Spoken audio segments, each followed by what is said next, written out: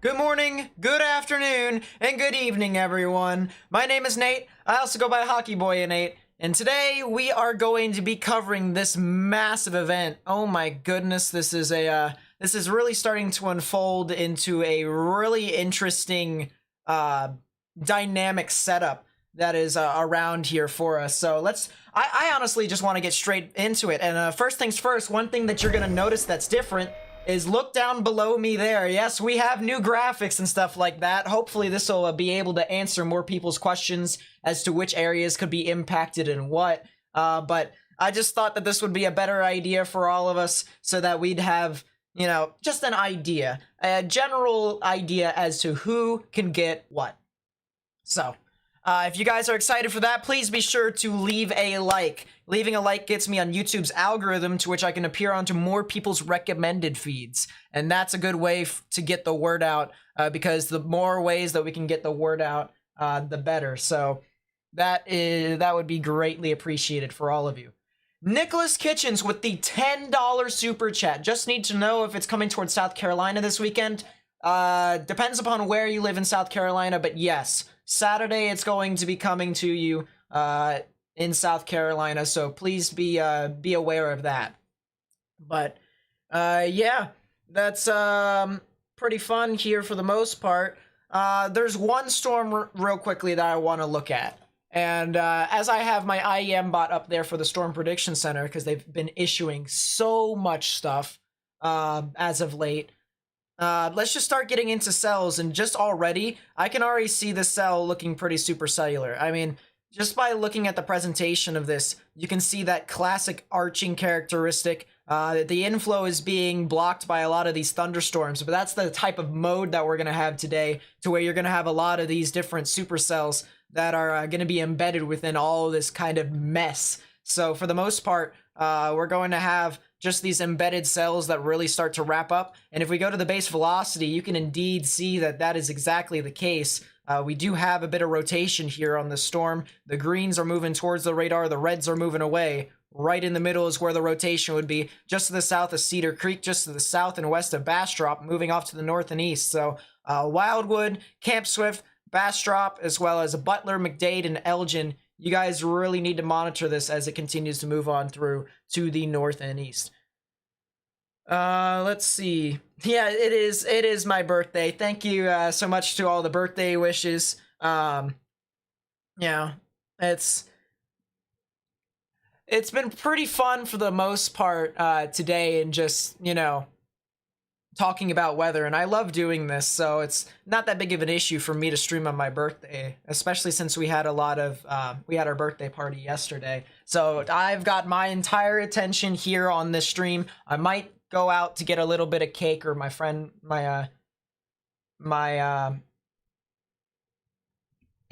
what's its face, my parents might get some cake for me and stuff like that, so who knows, we'll see. But yeah, that's pretty much what we're talking about, this giant scattered convection. Let's actually go over to the Storm Prediction Center real quickly, and let's talk about the convective outlook here, because there's so many things to talk about, especially with what's happened over the past you know, couple of hours.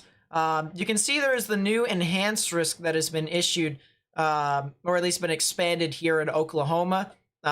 So you had your original wind risk, but then it got expanded a bit further on, and then your enhanced risk has a bit more of a comma type shape as well. So they've really edited the actual risk here in general.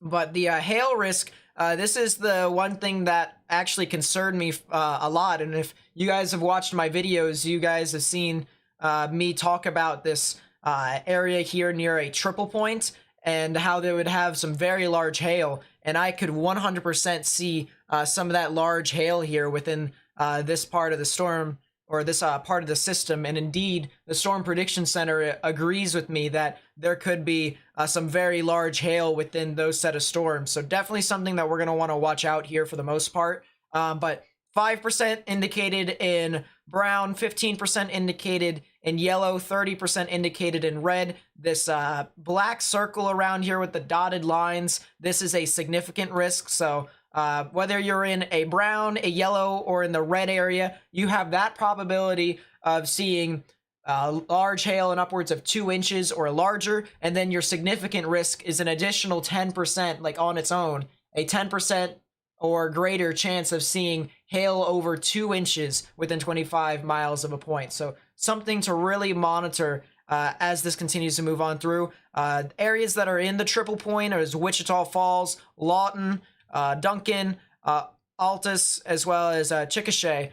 Those areas could potentially see some very large hail within those areas. So definitely something that we're going to have to really monitor as this moves on through. And we'll see that more as we start to get towards the late afternoon to the evening hours. This is basically the beginning of the event. This is typically what I do, where I stream the beginning of the event, and then whenever it ends, this is when the stream ends. But for the most part, we've been trying to stay consistent with whenever it starts. We start when it starts, and then whenever it ends. Yeah. So we don't want to be like too early, because if we are too early, then it's it affects credibility and stuff like that. But for the most part, yeah, this is basically what we are up against here for today.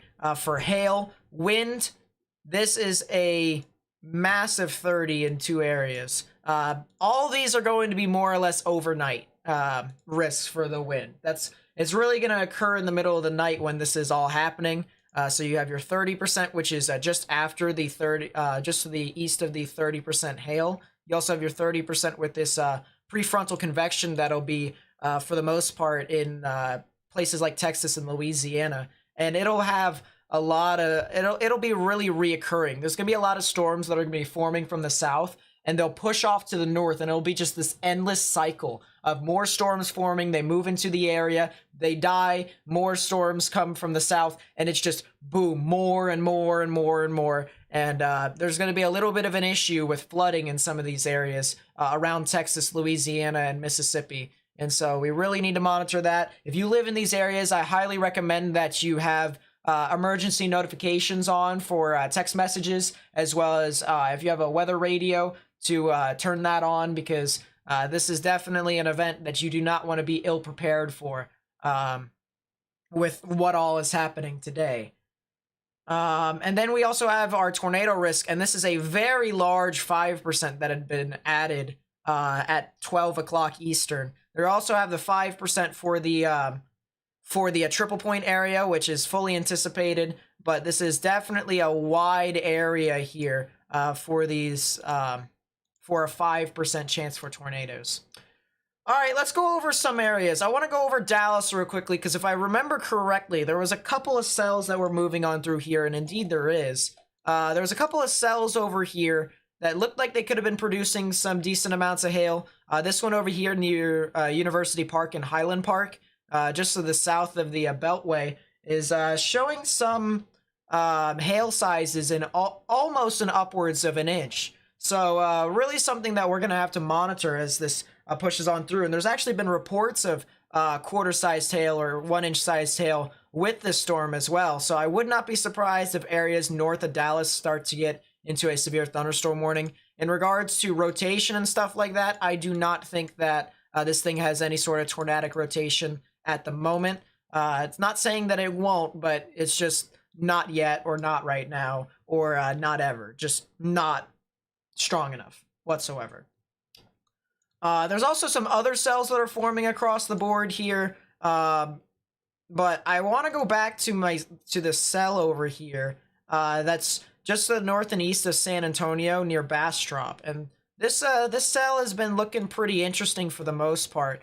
This severe thunderstorm warning is for Bastrop and Travis counties in Texas. That'll be in effect until 2:45 p.m. Central Daylight Time for 60-mile-per-hour wind gusts and quarter-size hail. It does not have a tornado possible indicated by the National Weather Service, but this does have some sort of indication of rotation. We're looking at the velocities right now, and you can see the greens are the winds moving towards the radar, the reds are the ones moving away. Right in the middle, this counterclockwise rotation is where it would be. And so right in these areas is what we really have to watch out for tornadic development. And if that does develop, then people in the path of it need to seek shelter. I want to also, I know I'm hopping all over the place, but there's just like so many thunderstorms that are really developing, and that's the type of day that we're really going to have today, to where there's going to be like so much prefrontal convection, or a lot of thunderstorms before the cold front that moves on through, that's just going to plague the area more or less, and kind of create this this flooding risk that I was talking about earlier. So there's so much stuff around at the moment that's kind of just moving on through. There's also another area of rotation right here, which is pretty interesting. I actually want to go onto Radar Omega real quickly. Will Pensacola get a tornado? You have a dance thing around 4 a.m. for Saturday. Pensacola is going to be impacted tomorrow, but it's going to be like late morning into early afternoon, maybe even the evening. So here is the cell over here near Lockhart, and I want to take a look at the velocities real quickly. And it doesn't seem like it's all too strong right now, I'm not gonna lie. So, oh my goodness, my Nightbot's doing things. Nightbot, give me a second. Oh, hi, Mason. Jeez, you scared the crap out of me. Well, anyways, I'll see you. I'll see you later, Mason. Alright, take care. Let's see.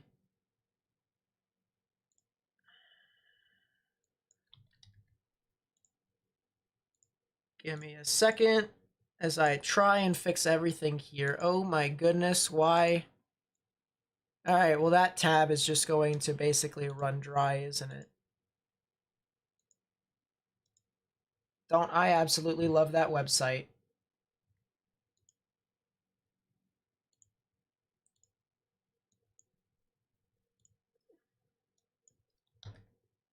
Submit. There we go. Now I'm fixing it.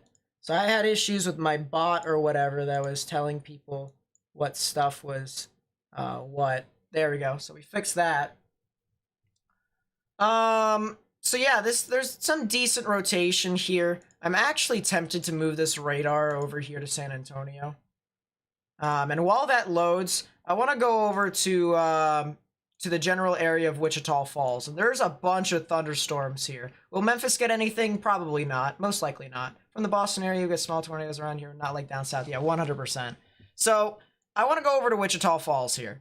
And right here is Wichita Falls, which is the area that we've been talking about for quite some time. There's some cells that are just to the south of it that are heading towards Bowie. There's also some cells north of it, so just basically further north along Interstate 44. And these cells are, not the main risk. This is producing some, decent sized hail for the most part. It's even got a severe thunderstorm warning for Wise, Montague, and Jack counties in Texas until 2:45 p.m. for $half sized hail. But I do not think that this is not going to be the main risk. All right, it's going to get worse later on tonight, and that's the reason why I'm saying if there's anyone who's in these areas that they need to continue to monitor this, and if they have any valuables outside, that they need to kind of bring those inside. So like, if you have pets outside, bring them indoors. If you have a car, put them in a garage. Just put any sort of cover over it that'll be able to, protect your property from large hail, because this is going to be some very large hail. And we'll discuss that in a bit with the models once we get done with talking about, just the rest of these storms. I'm gonna put my radar over here near Oklahoma City right now in radar scope. And I'm just gonna just going to leave that right there for now. So now we're going to go back to the storm that we were talking about, down to the north and east of San Antonio. Here is San Antonio, by the way. And here's the bunch of thunderstorms that are moving off just to the south of Austin. So we have San Antonio here, which is getting a lot of... got a lot of the thunderstorms here from this prefrontal convection. And you could see some more thunderstorms here that could be severe. But this over here I wanted to watch. This cell down here, because it looked pretty interesting on radar, just by looking at the hooking characteristic. And if I actually turn smoothing on, no, that's radar off. It looks kind of interesting for the most part. But this thing could potentially develop a hail core relatively soon. And it does look like it has rotation aloft, so it could even be tornadic later along the line. But as of right now, that storm seems to be in infancy as of right now. Tornado watch. A new tornado watch has been issued. So we're going to want to look at that here in a second. But a new tornado watch has been issued. I'm assuming for southeastern Texas. I'm assuming. But if you guys hear that that little ring, that ding or whatever, that's just my IEM bot updating me of what the Storm Prediction Center is actually telling me. So yeah, if you guys see anything, or if you guys hear anything, I should say, that's basically just IEM bot that's telling me that something new has been issued from the Storm Prediction Center. But some very large storms here for the most part that are moving on through in Texas. All right, let's take a look at that tornado watch here. And yeah, that's exactly what I thought it would be for, which is for southeastern parts of Texas and southwestern parts of Louisiana. So this is going to be in effect until 9 p.m. Central Daylight Time, and you could easily get some of these thunderstorms that could produce some tornadoes. I mean, the primary threats include a few tornadoes possible, scattered damaging wind gusts to 70 miles per hour, and scattered large hail and isolated very large hail up to 2 inches. So that's really interesting, and that actually might hint to a potential upgrade for the hatched risk, or the expansion of a hatched risk within some of these areas. So this is really something that I am curious to look at within the next convective outlook from the Storm Prediction Center, which will be issued within the next hour. So we'll keep that. We'll keep you all up to date with all of that for the most part. But as time goes along, we're really going to want to monitor these specific areas for the conditions we just said. As I said, few tornadoes within this this tornado watch. Damaging wind gusts up to 70 miles per hour, which is, if you think of it this way, is just a little under hurricane strength. The Category 1 is a 74 mile per hour storm. So, you know, it's not that far off if you think of it that way. But we're also saying that, you know, these areas could see these risks. So just another thing to kind of clarify for you all. And it's not just, you know, one area that's getting it, or like every single area that gets it. 1,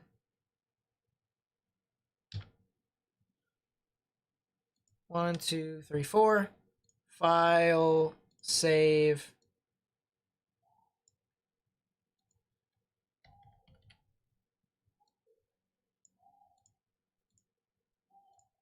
There we go. Okay. I think I have it all set up for us all as to the scroll text. So the severe thunderstorm watch is up, and so yeah, that should be good. I think, maybe, I hope.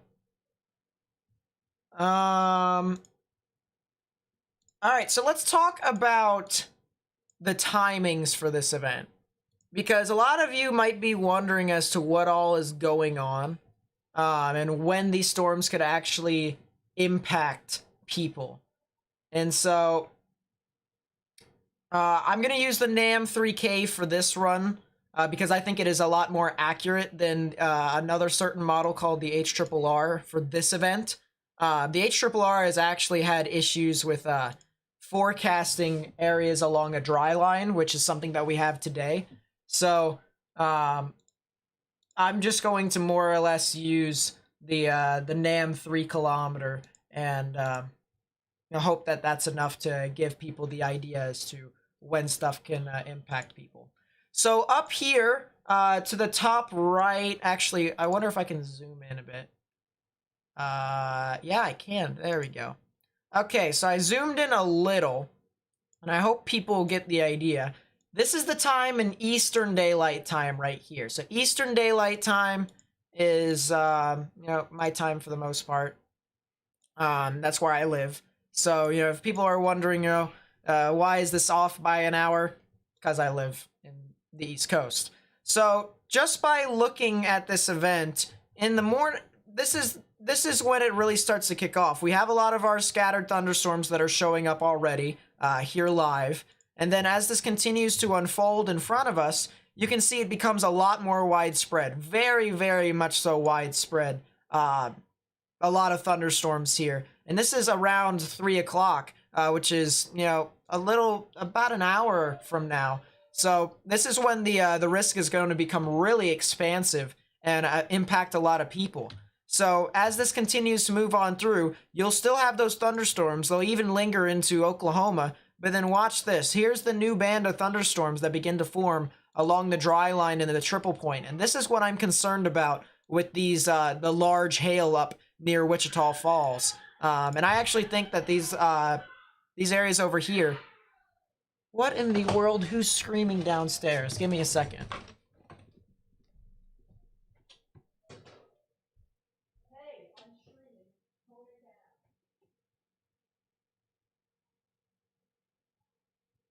Yeah, I'm telling you all to hold it down. I actually have a job. So just come on. I can come and hurt you, please.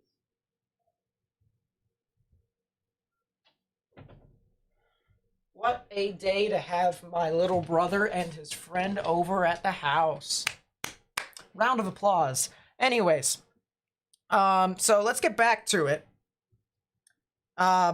These cells out and behind in the dry line here, they really start to kick off and they really start to fire up. And you can see how these cells continue to push on through and they actually just start to form along the dry line in general. These are some new cells that are beginning to develop here. And I actually haven't seen this on the NAM until just now because the prior model actually didn't have this. So some areas along this dry line could potentially see some very large hail. And it's definitely something that we're going to have to monitor as this continues to progress.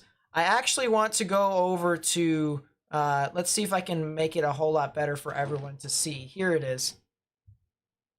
Thank you for the happy birthday wish. I really do appreciate it.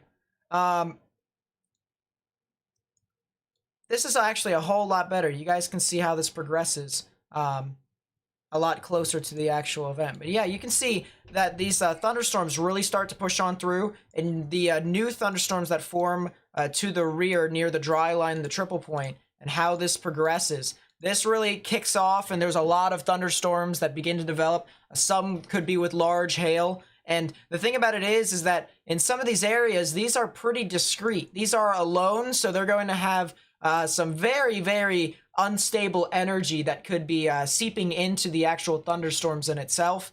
And that could potentially, spell danger for the areas within the risk here for significant hail. So we really need to watch this as this continues to move on through and progresses.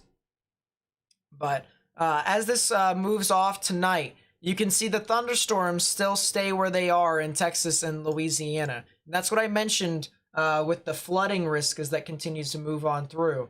But as as that continues to push off with these other cells that form along the dry line, these cells stay still these cells begin to develop and become a bit more clustered, except for the cell that actually head towards Dallas-Fort Worth, which is kind of interesting. It could be some large hail event later on tonight. But as that continues to move on through, that's when more people can start to experience the gusty wind portion of this event. As you can see with this giant bow echo or the QLCS here that can cause some really gusty winds. And so in some of these areas, they can really experience some gusty winds and upwards of 60 miles per hour, maybe even 65 miles per hour as this continues to move on through. So we'll have to monitor this tonight very closely, especially for the threat of tornadoes, as I mentioned, because there is the chance for it. And actually, if we take a look at the significant tornado parameter, back it up a little bit, you can see how the significant tornado parameter very much so is localized within the area of the tornado watch over here. You also have some very high parameters near the triple point, as well as all the way down riding the dry line. And so some very strong returns here coming from the NAM. And if this dry line right here, which is just these oranges are some really moist temperatures in dew point, and then these reds right here, like this burgundy-ish, is really dry temperatures. So if this dry line never moves over these this untapped energy and is able to override the capping inversion or the limiting factor in the atmosphere, then you could potentially see some supercells that could produce some very large hail. So definitely something that we're going to have to monitor as this moves on through. Do you think the storm they were talking about in that meso discussion in southwestern Oklahoma will make it to Oklahoma City? Yeah, it'd be later on tonight in my honest opinion, but yeah, I would think so. So I'm gonna put this up real quickly. For any of you guys who are new to the stream, please be sure to leave a like. Leaving a like actually helps me get onto people's recommended feeds and gets onto onto YouTube's algorithm. So by doing that, it actually spreads the word a lot more efficiently, and we're able to get my stream out to more people. So by leaving a like, that actually helps me out significantly. And if you're new to my channel, please be sure to subscribe.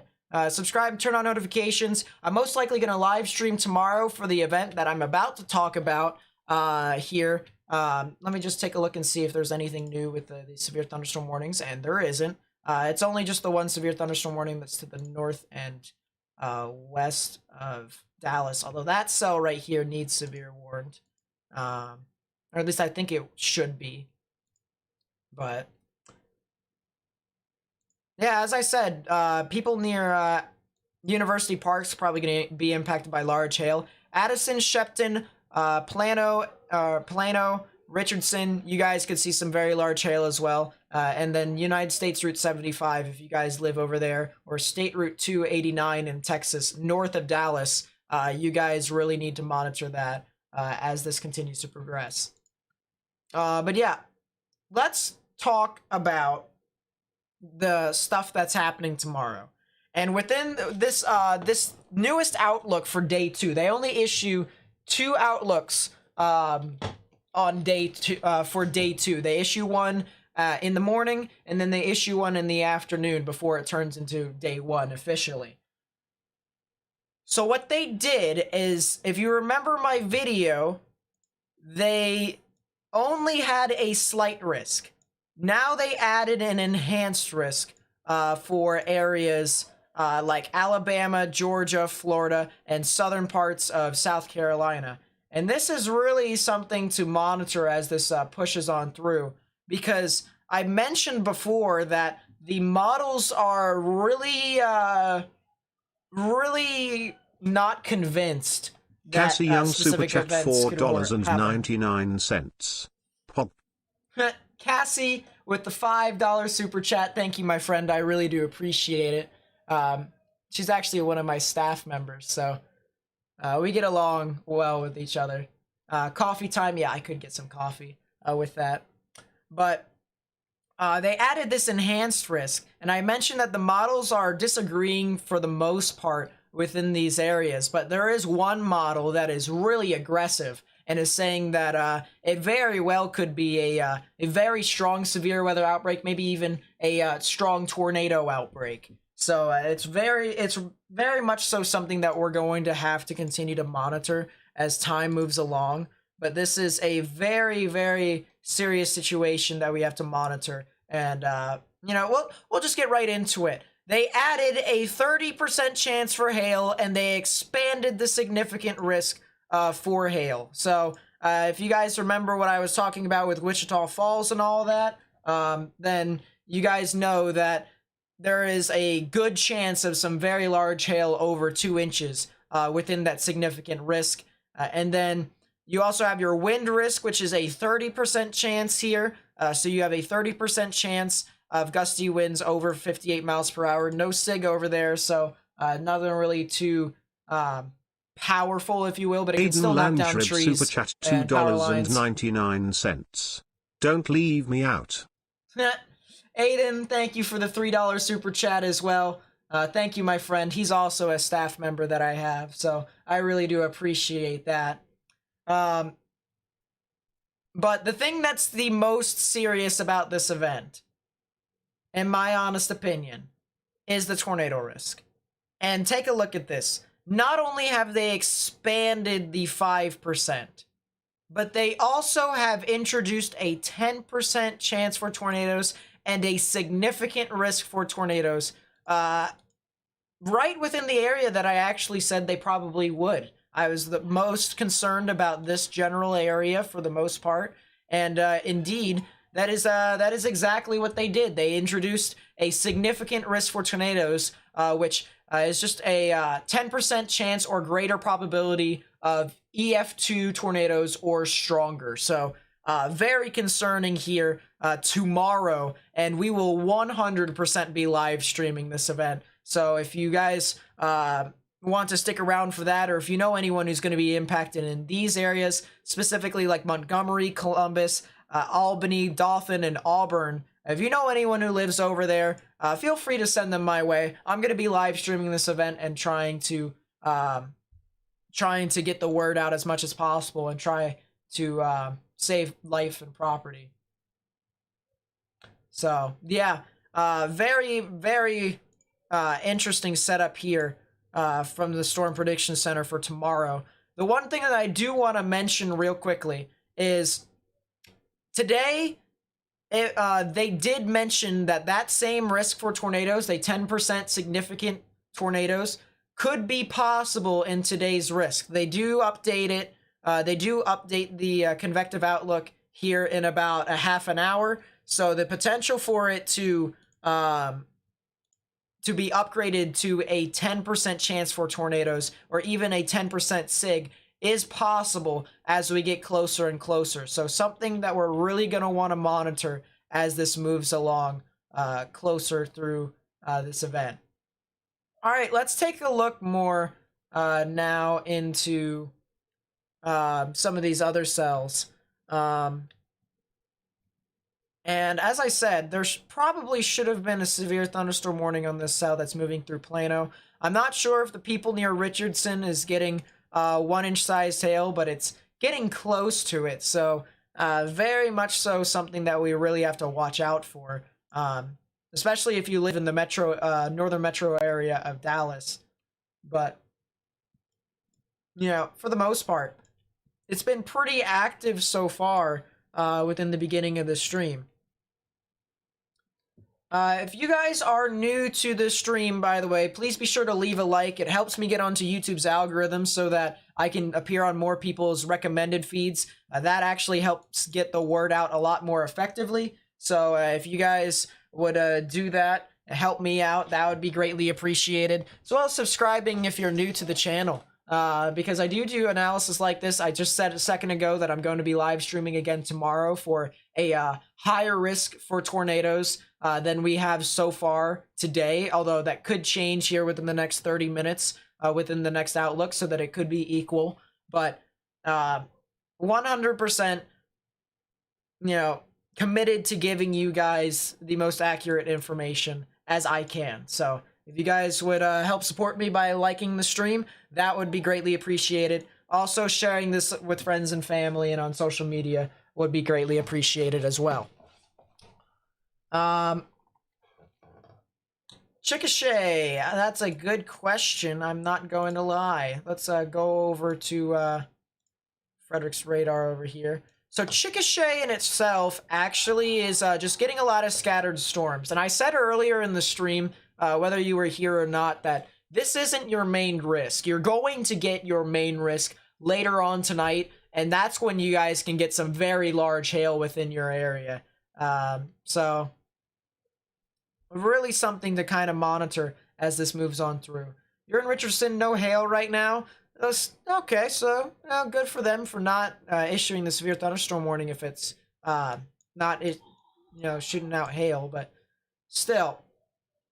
Yeah, Chickashay, you guys, this is not your main risk yet. All right, your main risk is going to be later on tonight when these storms from the actual triple point, which is just basically a close area near the low pressure system, start to fire off and really start to become discrete. So definitely something we're going to have to want to watch as this moves on through.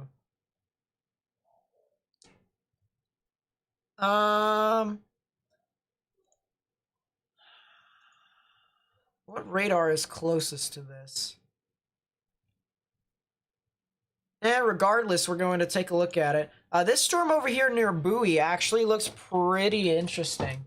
It has a little bit of rotation on it at the lower levels. It's not exactly all too organized right now, but it does have an inflow notch. And one thing that's cool about my program here is I can actually take 3Ds of thunderstorms and be able to show up right here, and I can look at specific precipitation amounts and it'd be able to show me. So we do have a bit of an inflow notch here. The way I am able to see this is by looking at a specific amount of precipitation. So I'm looking at slight precipitation right now, slight rain. And the way I can see the inflow notch is if it creates this little cave here, then this is where the inflow, where all the energy feeds the thunderstorm. And so if this thunderstorm can continue to feed itself, continue to sustain over time, then you could potentially get a strong supercell that could potentially be tornadic later along the line. So very Mel Knight Super something, Chat really something we're gonna wanna watch. $2.99. Thanks N8 for the videos/stream and happy B-Day. Melnij, thank you for the $3 super chat. Thank you for the happy birthday wish. I really do appreciate that as well. And yeah, no problem. I love doing the videos. I love trying to get the word out as much as possible. So I will continue to do that as long as you guys will have me. So really something to where I really do appreciate all the support that people give me. So thank you for that. But yeah, this is this definitely shows an inflow notch here. I want to go over to the lit volume real quickly. This is not exactly helping me all too much, but there we go. We'll cut that over. So here's the actual supercell in itself. You can see how messy it is within these areas, but it's definitely a pretty strong supercell, although I will have to say some of the areas are being held down by the limiting factor in the atmosphere. But really something we're going to have to watch out for as this continues to progress, and whether or not it will be a tornadic supercell is yet to be determined. But I would say if you live in Bowie, or if you know anyone who lives in Bowie, you guys really need to want to watch this storm, because it's already showing signs of it potentially becoming tornadic later along the line, and if it does end up becoming tornadic, then it'll be forming almost right on top of you all. So we really need to watch out for that. Yeah, Diane.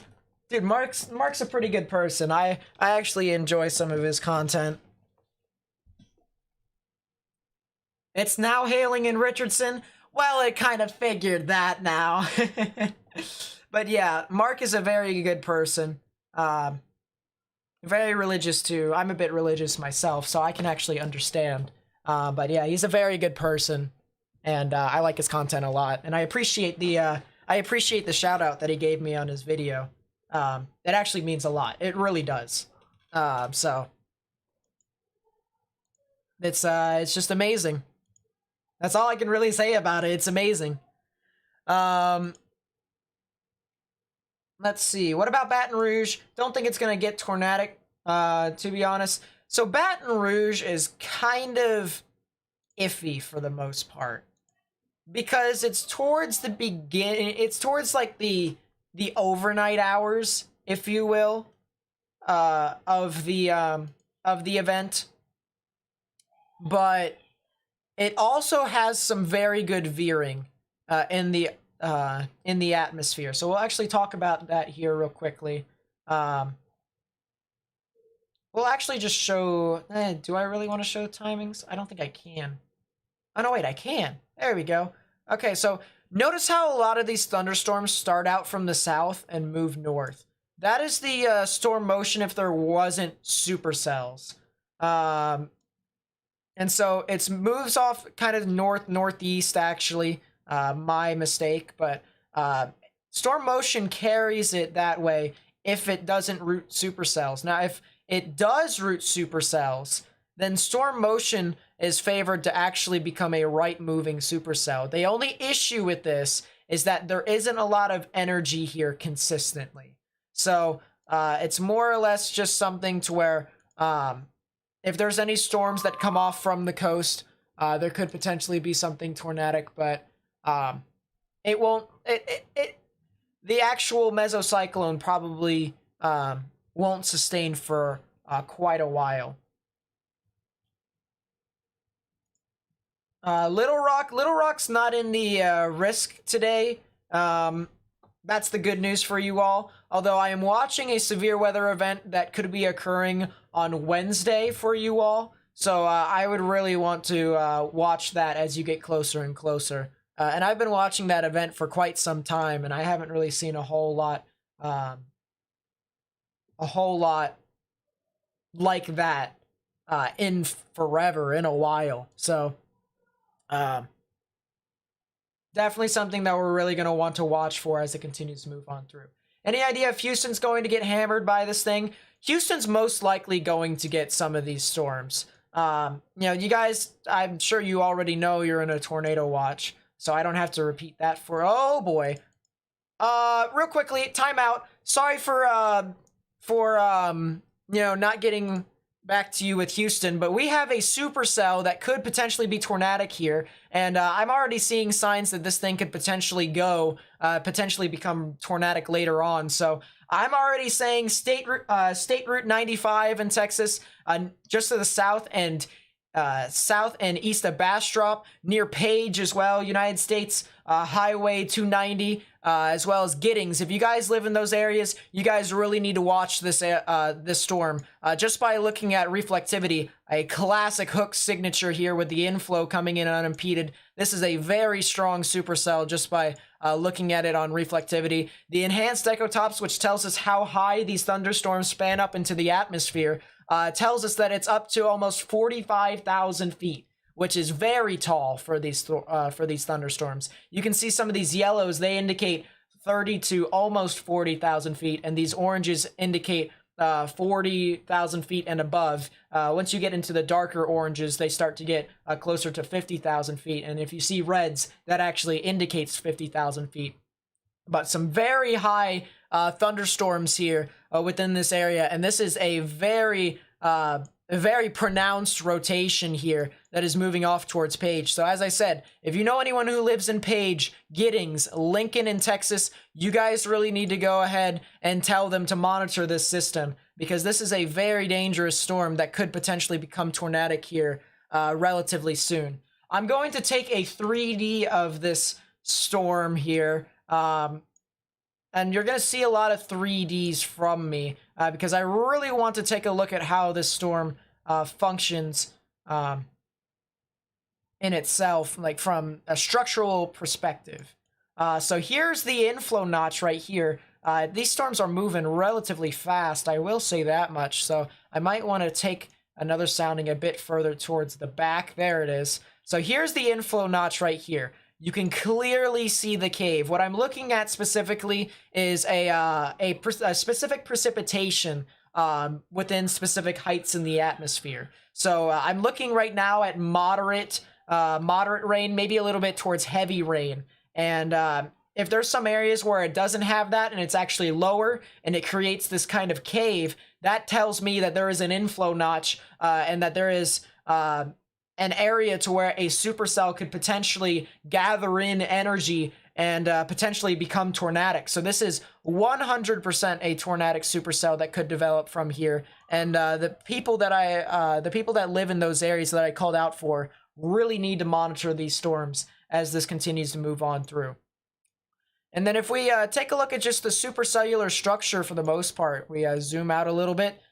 These cells are pretty strong. They actually, as I said, suspend up to 40,000 feet up in the sky. But just by taking a look at the structure in itself, as it's going to be pretty messy for the most part. It's supposed to be messy, but you can see the updrafts here holding up a lot of this rain here in the upper parts of the atmosphere. So this is very, very strong supercells that are moving through here in Texas.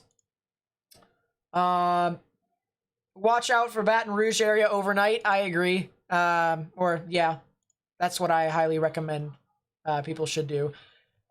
Guys, there is a new severe thunderstorm warning. A new severe thunderstorm warning for guess what?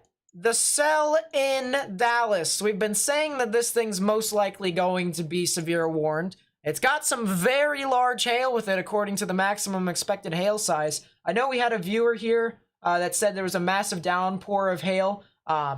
Whenever it's safe, could you actually get some measurements or something like that? Or actually, if you don't mind, going to my Twitter or something like that. So here's my Twitter right here, at Nate_Snyder, which, by the way, if you guys want to follow my Twitter, feel free to do so. And if you find anything on Twitter, at me so that I can show it here on stream. But if you have like some large hail amounts, feel free to send them to me, because I actually am curious as to how large the hail actually got in some of those areas there in Dallas.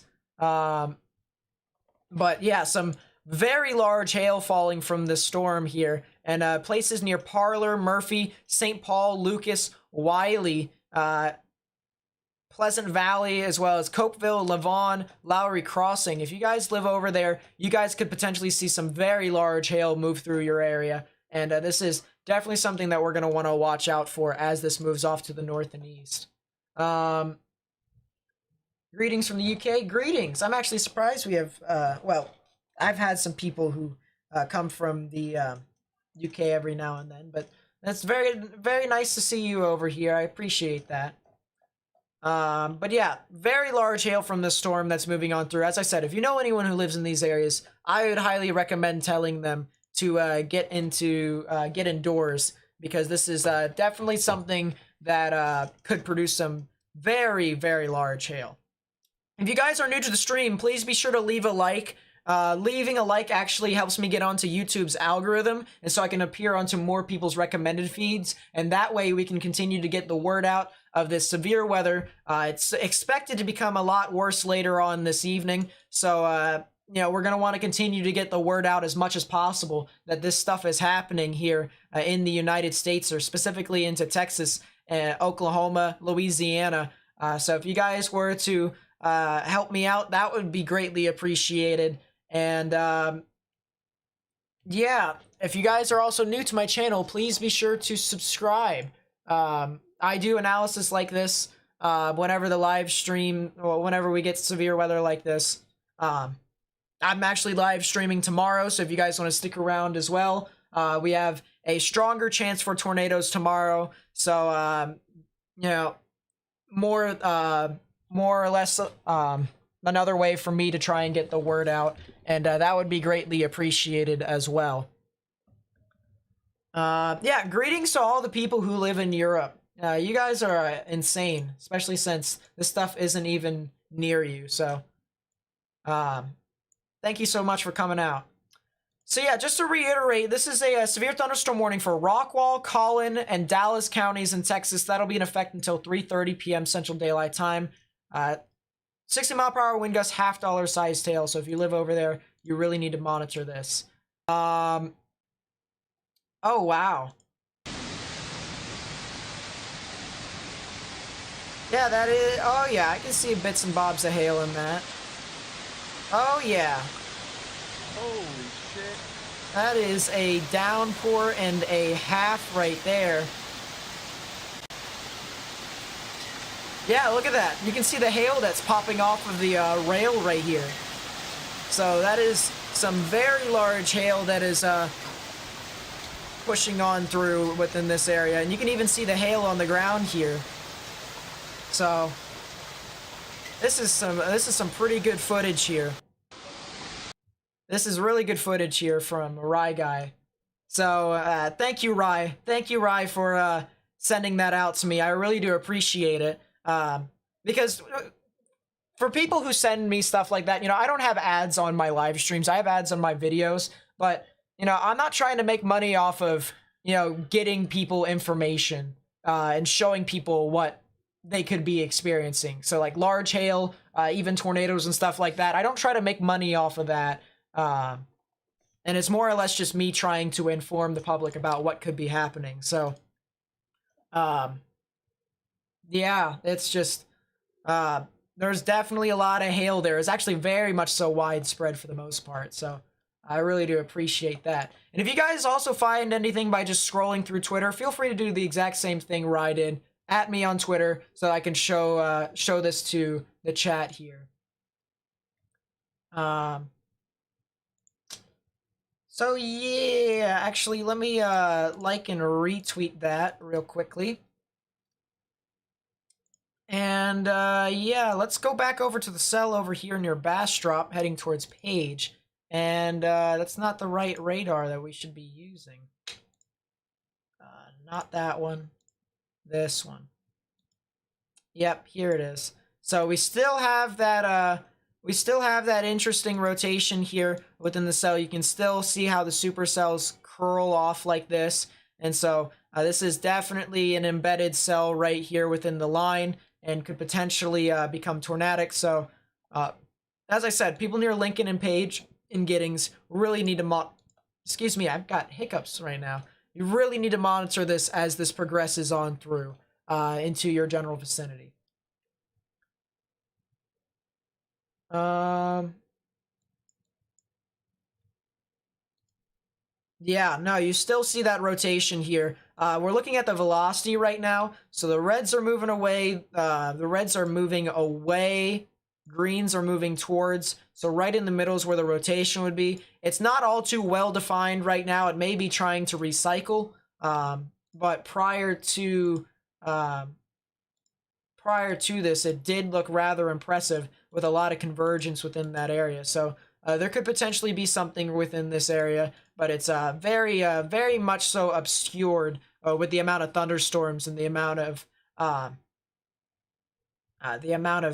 energy that is here today within this area. So definitely something we're going to want to continue to monitor as this progresses through this evening.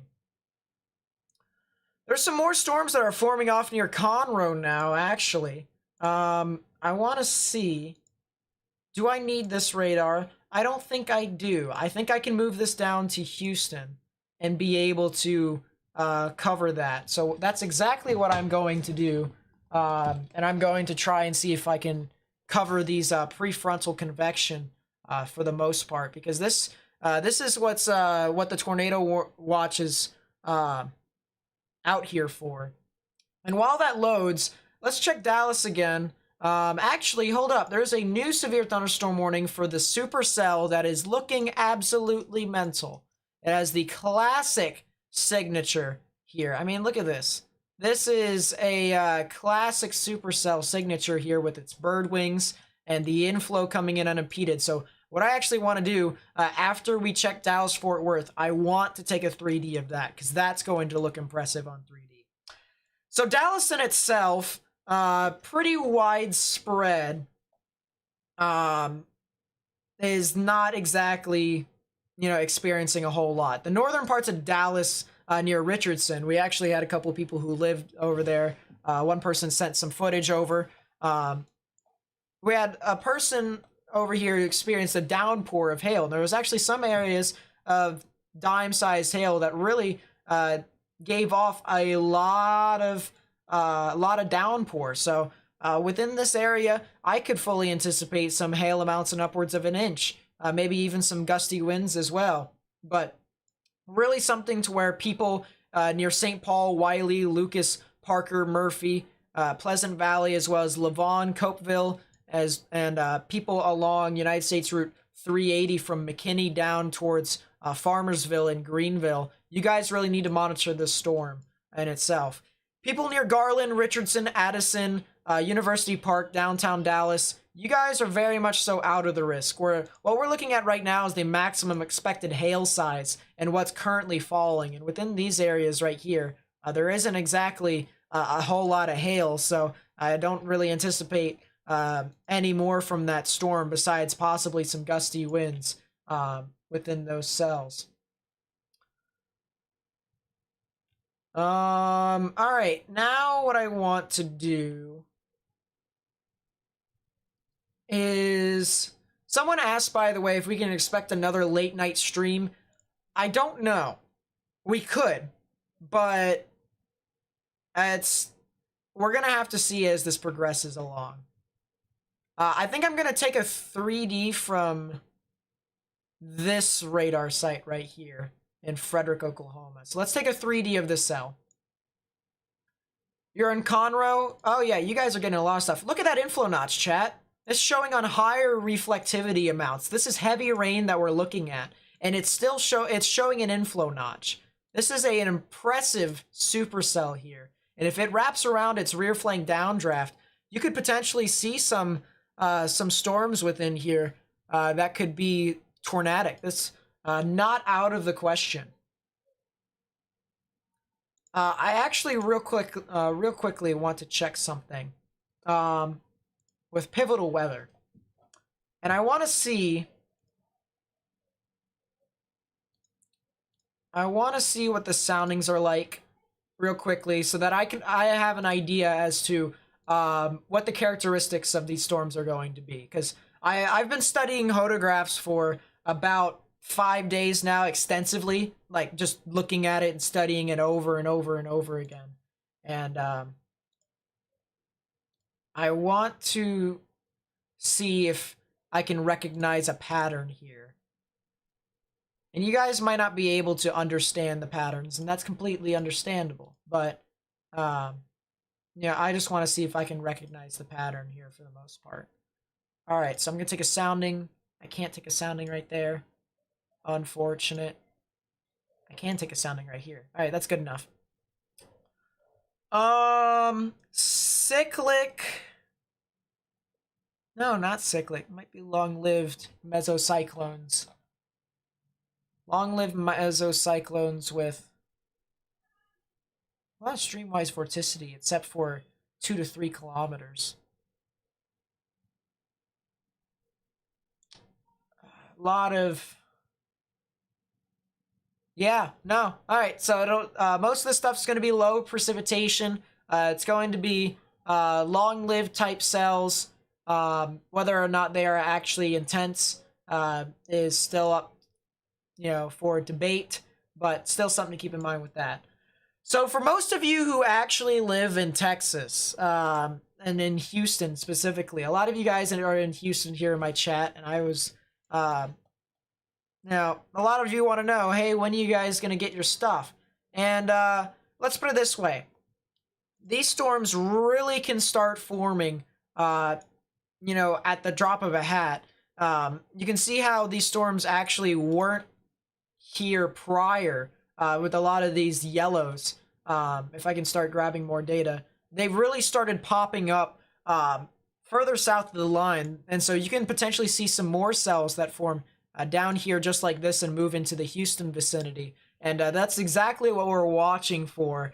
And that's the reason why you guys have a tornado watch for your area. So really something we're going to have to monitor as this moves on through here this evening. Can I study Hodos for tomorrow's event? Yeah, they're going to be long-lived storms, most likely. Like long-lived strong tornadoes, if they were to form. But that's according to the NAM 3K. The HRRR says linear. We go to significant tornado parameter because worst case scenario indicator. We gotta figure out what the worst case scenario is. Gotta be prepared for it. That's my philosophy. So let's take a box sounding. Yeah, long-lived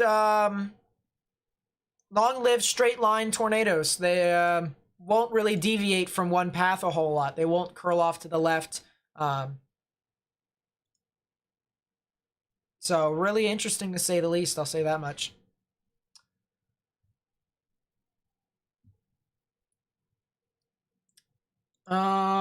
Was a tornado watch issued near Wichita Falls? I don't believe it has.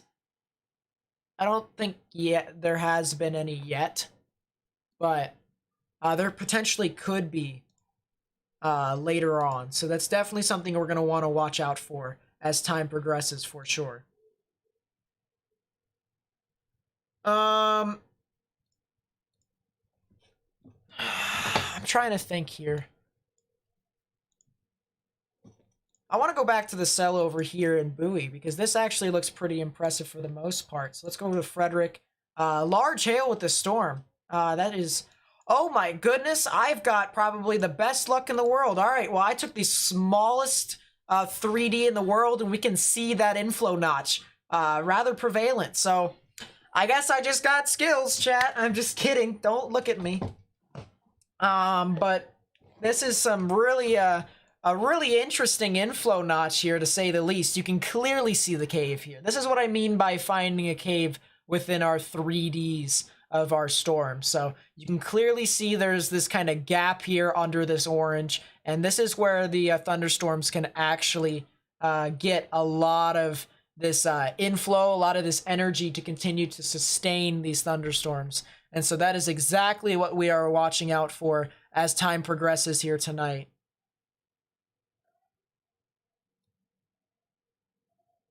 It's good to prepare for tomorrow. Consider the Hatch 10 zone for tornadoes. Oh, 100%. I agree. Tomorrow is a very concerning event. And as I said, I will be live streaming that event too. So if you know anyone who lives in those areas, or if you just want to come out to help me get the word out, or if you just want to watch because you want to watch, I will be live streaming tomorrow. I'm going to try and upload a video tomorrow morning, but if I live stream all the way throughout tonight, like a lot, if I live stream all the way throughout tonight, then that's going to really, it might hamper me uploading a video tomorrow morning, but we'll have to see. We'll have to see as we get closer. But yes, I will 100% live stream tomorrow, no doubt. Called the Horseshoe? Yeah, right, yeah, the, southern part of the inflow notch, that's the horseshoe right there. That is exactly correct. Yeah, I want to go over to... Someone said Dallas. What in the world is this cell doing? It has some decent rotation. What in the world? It's some weak rotation, but it's looking very interesting for the most part. I want to actually take a storm motion from warning here, see what the actual maximum expected hail size is.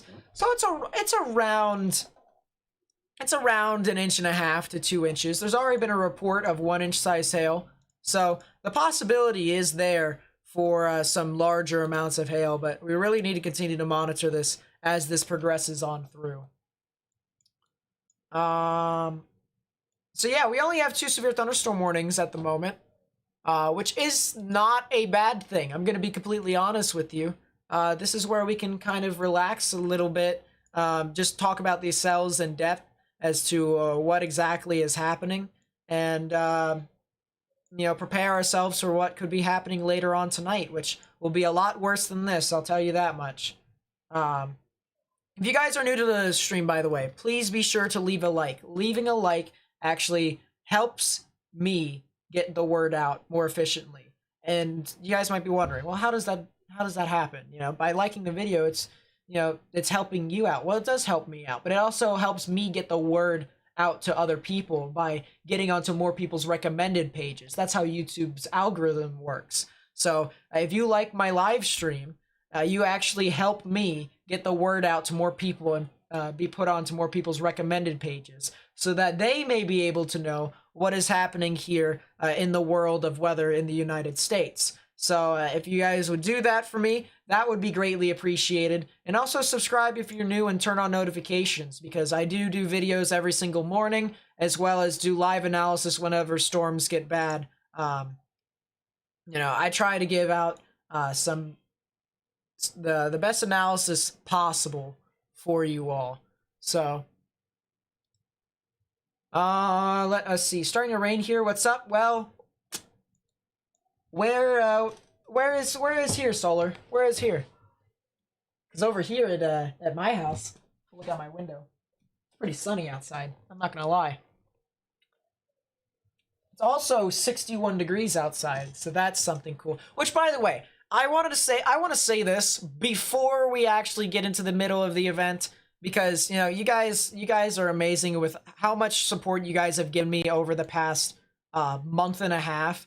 It's been absolutely phenomenal. So I just wanted to say this. With the amount of funds that have been contributed to the live stream and to my channel over the past month and a half, I have actually bought my dream weather station. And I actually have it right here. And this wouldn't have been possible without you guys. So I hope you guys know that you guys are making my dreams come true. And it's just, I can't say it enough. You guys are amazing. So, thank you so much for all of the support. Could you talk about the weather in Dallas-Fort Worth on Tuesday? Yeah, Tuesday, Wednesday, Thursday is a very big span of potential major severe weather outbreak.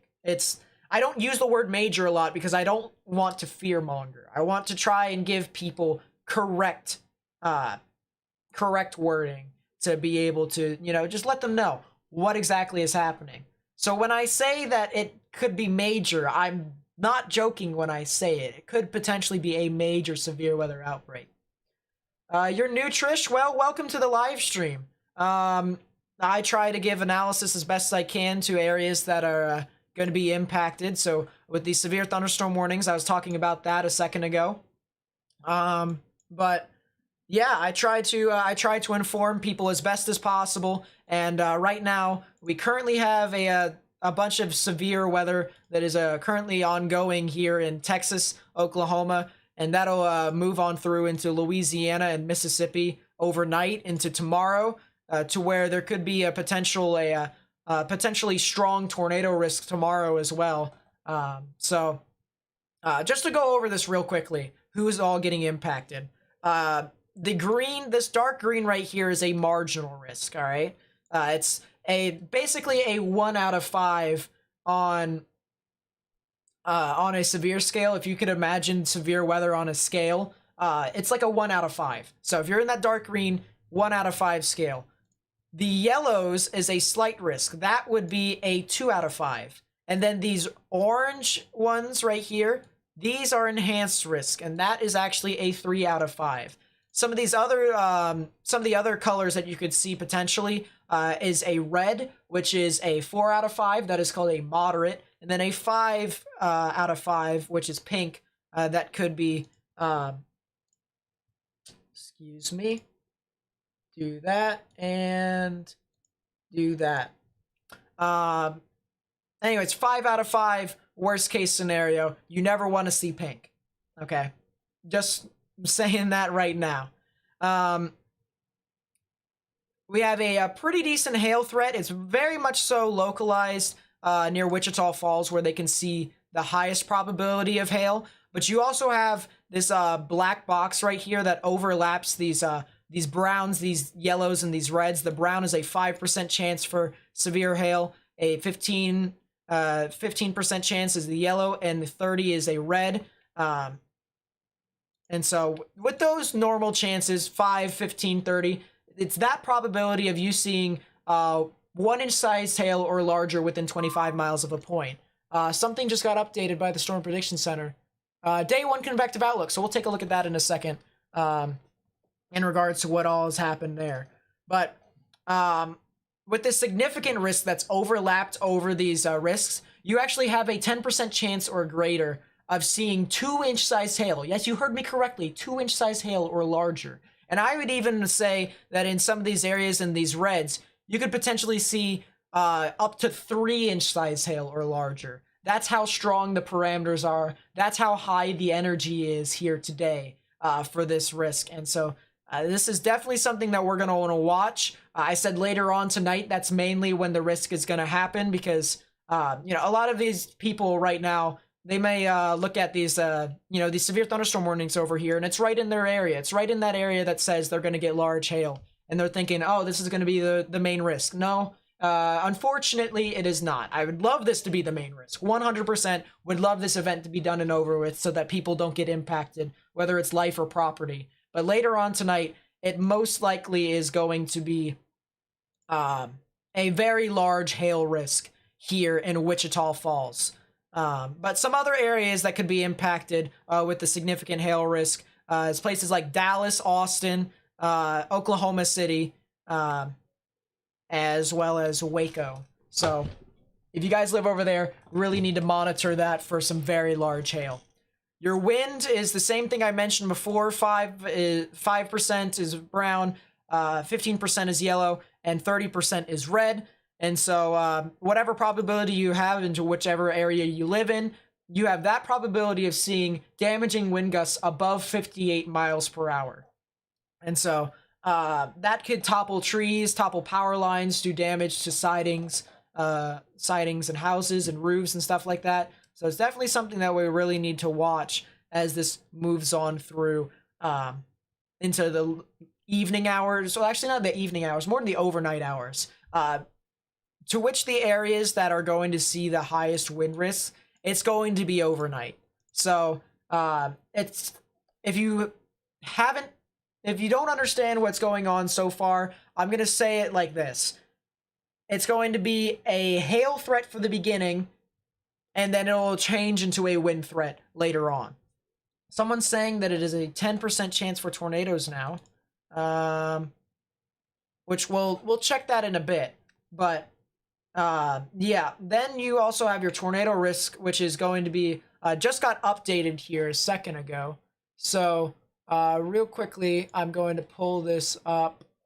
I do not see it quite yet, so I'm going to go onto College of DuPage and try and pull it up here for you all. So text products, severe weather text. Oh yeah, there's your 10% chance for tornadoes. And it's right within the area that I was mentioning earlier on in the stream. There was a person that asked about Baton Rouge and Lafayette. And I said, the photographs are really strong down here. But if the energy is not strong enough to make it like overly strong. So the 10% chance for tornadoes, in my honest opinion, is warranted within this area.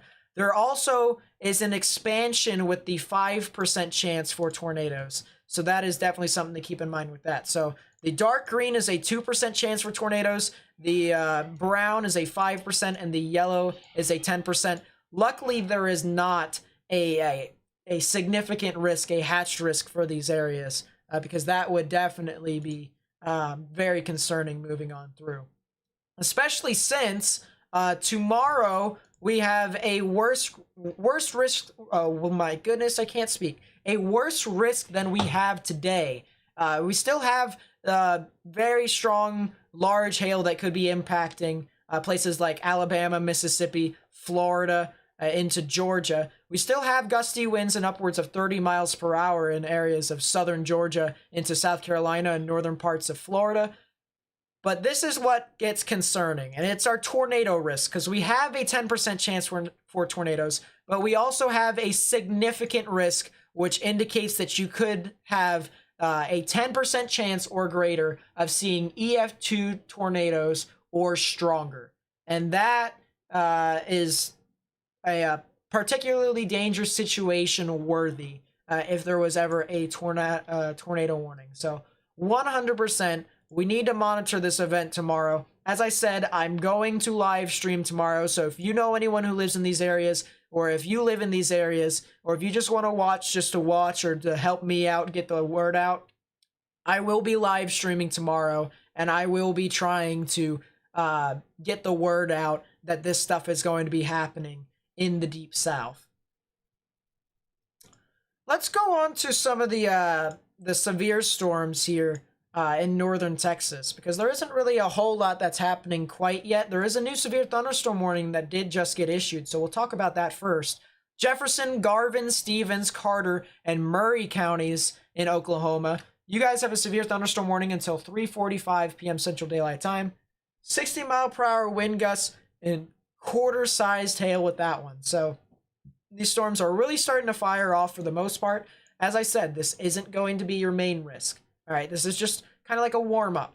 But regardless, I'd highly recommend bringing your pets indoors and keeping your cars under some sort of cover, because that could do damage to your property. And that is not something that you want to explain to the insurance company, I'm sure. Unless if you're Reed Timmer, then he loves running into hail.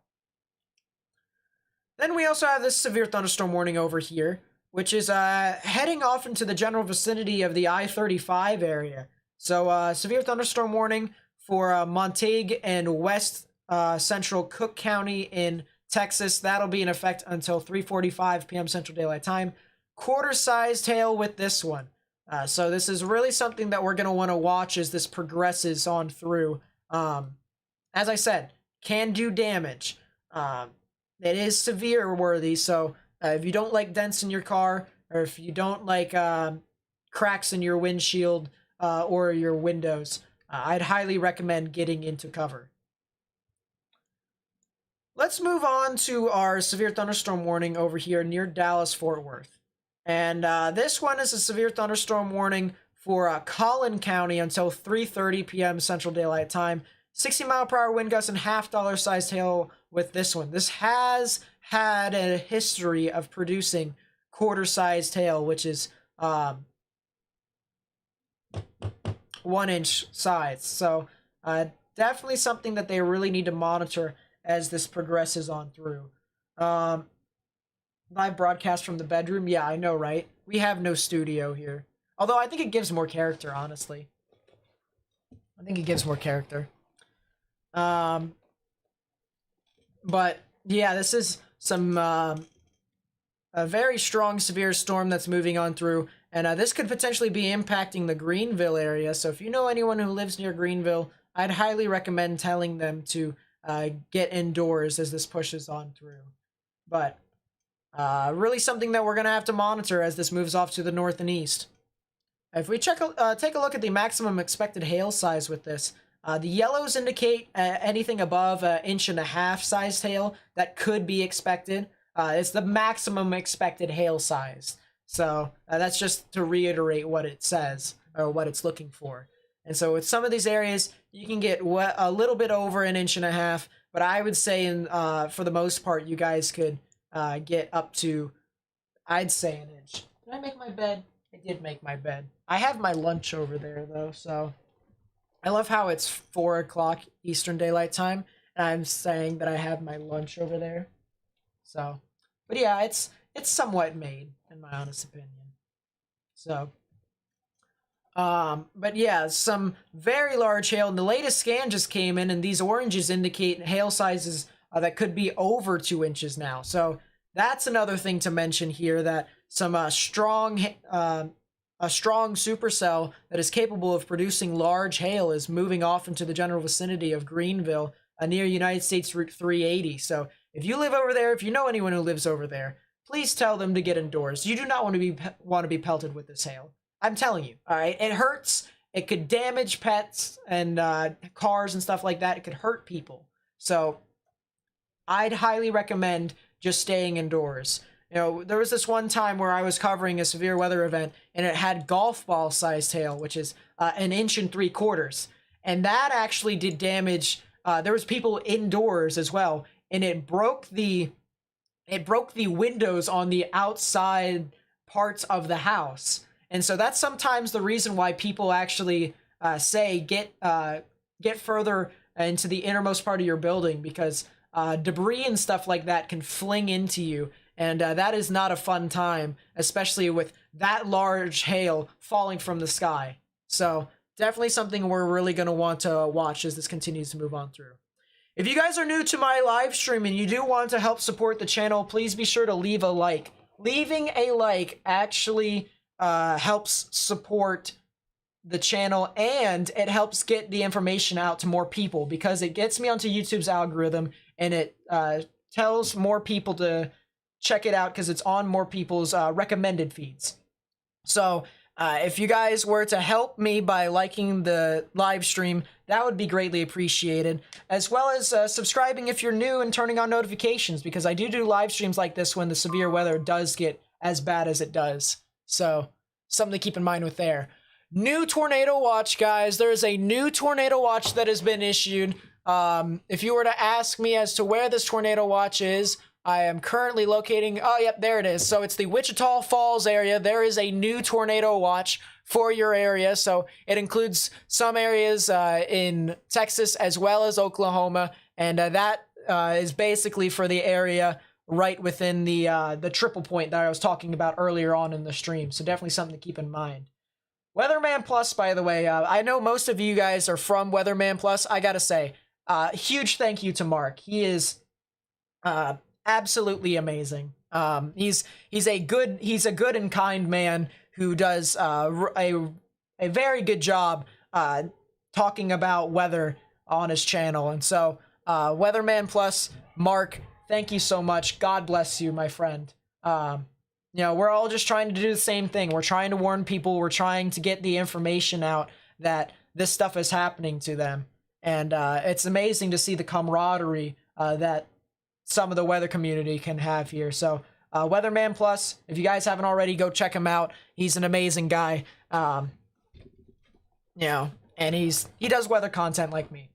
But thank you so much, Mark. I really do appreciate it. They also added a sig risk for today. Did they really? My goodness. They did add a sig risk. It's for the latter end of the event towards the morning hours. So there could potentially be some significant winds over... Actually, oh my goodness. So I just realized this. This significant wind risk, guys, the significant wind risk actually makes it so that you can have damaging wind gusts from 74 miles per hour and above, which is hurricane force winds. So just think about that real quickly, guys. Just think about it. Hurricane force winds on land with thunderstorms. Not hurricanes, not tropical storms. Thunderstorms. Something to consider. Let us see. Hobbyist, meteorologist, storm chaser from Germany. Your storms are impressive for Europeans. Actually looking forward to the next few days, especially Tuesday next week. Yeah, Tuesday, Wednesday, and Thursday is going to be really crazy. So we're going to want to really watch for potential tornadic development. Very strong severe weather outbreak that could happen from Tuesday, Wednesday, and into Thursday potentially. So really going to want to watch out for that for the most part. Guys, we are almost at 5,300 subscribers. At the beginning of the day, we had 570. So the fact that we've grown this much, you know, especially with Mark helping out, you know, you guys are absolutely amazing. With all that you do. So thank you so much for the support that you guys give out to us. It is really amazing what you guys do. And we'll continue to try and inform people as best as possible. If you guys find anything on Twitter, by the way, and I know some of you may not use Twitter. There's the new Tornado Watch, by the way.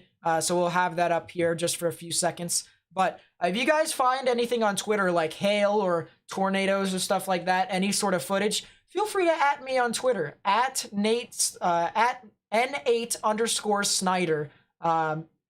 We try to just show people what's occurring, and we try to warn people with that evidence. And, because I feel like I can speak for everyone when I say seeing is believing.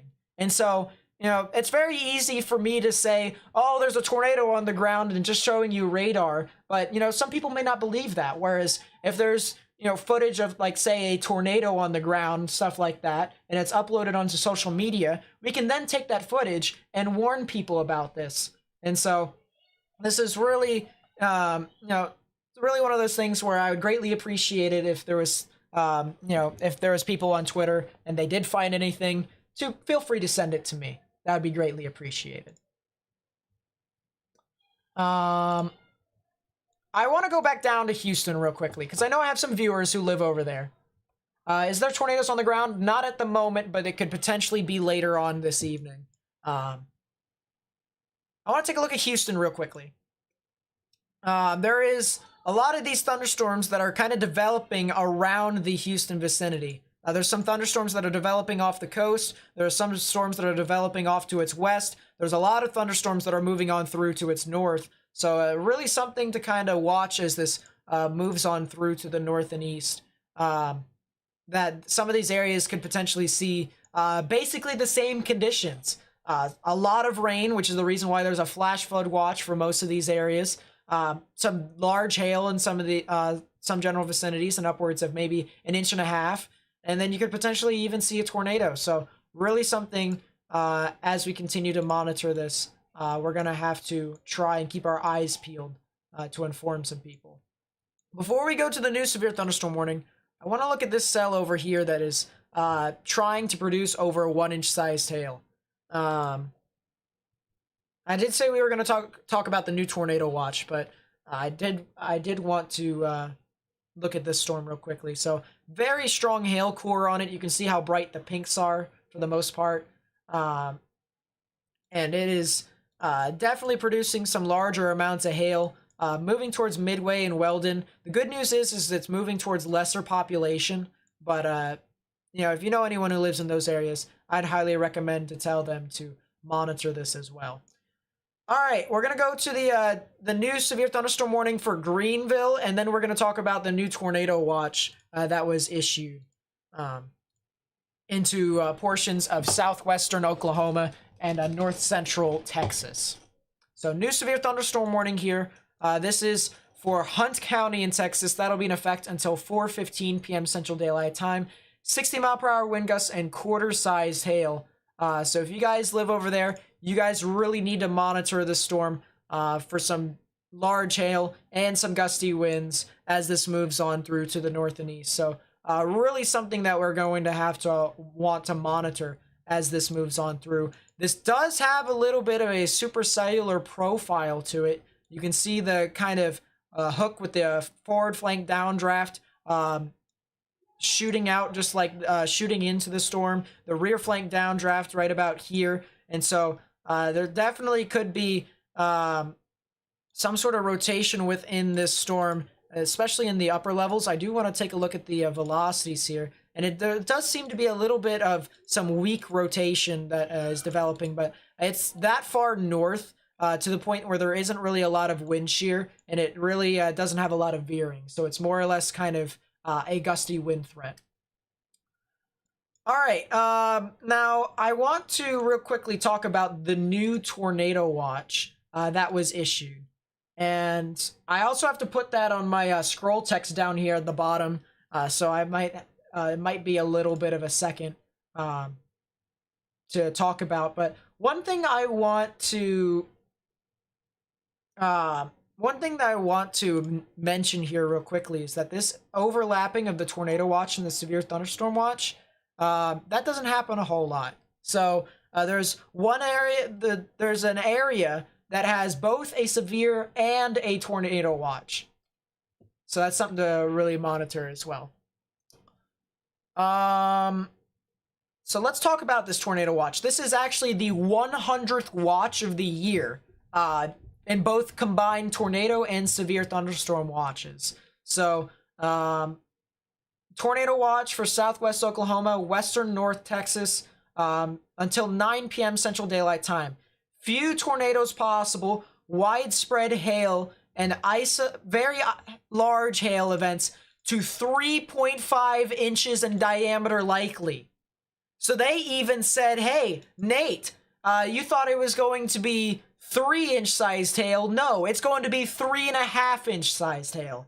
And that is very large, guys. That will 100% do damage. So that's all the more reason why, if you're in this tornado watch, not only should you be indoors, but you should get everything that's outside under some sort of cover, because there could be some very large hail that could potentially do major damage to cars, pets. Do not leave your pets outdoors if you have any. Because I would highly recommend just bringing them indoors, or else they will 100% be injured. Maybe even, I hate to say this, but maybe even killed. So it's really one of those things to where you have to take this seriously. And then you also have damaging wind gusts and upwards of 70 miles per hour likely. So this is something that we're really going to want to watch as this progresses on through.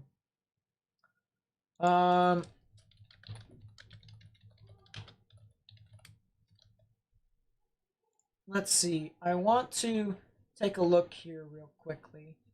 Pretty crazy. Yeah, pretty crazy for the most part. If you guys actually want to engage in a weather community, this is more targeted towards a younger audience, because the platform that I have for this is more towards a younger audience. But if you guys have Discord at all, any of you have Discord, feel free to join my Discord server. The link is in the chat here right now. I'm sending it right now. This is Twist of Fate. And so, if you guys want to join that and be engaged with this system, yeah, that would be greatly appreciated.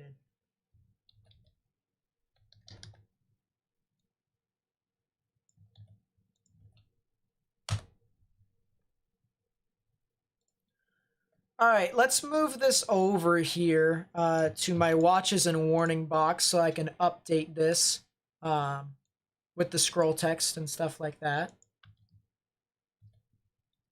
So tornado watch. And real quickly too, I want to pull up the probabilities for you all. So this is the probabilities of what type of severe risk you guys could get. And so for tornadoes, the probability of 2 or more tornadoes is 50%. And that's actually pretty good for this event here today, if I do say so myself.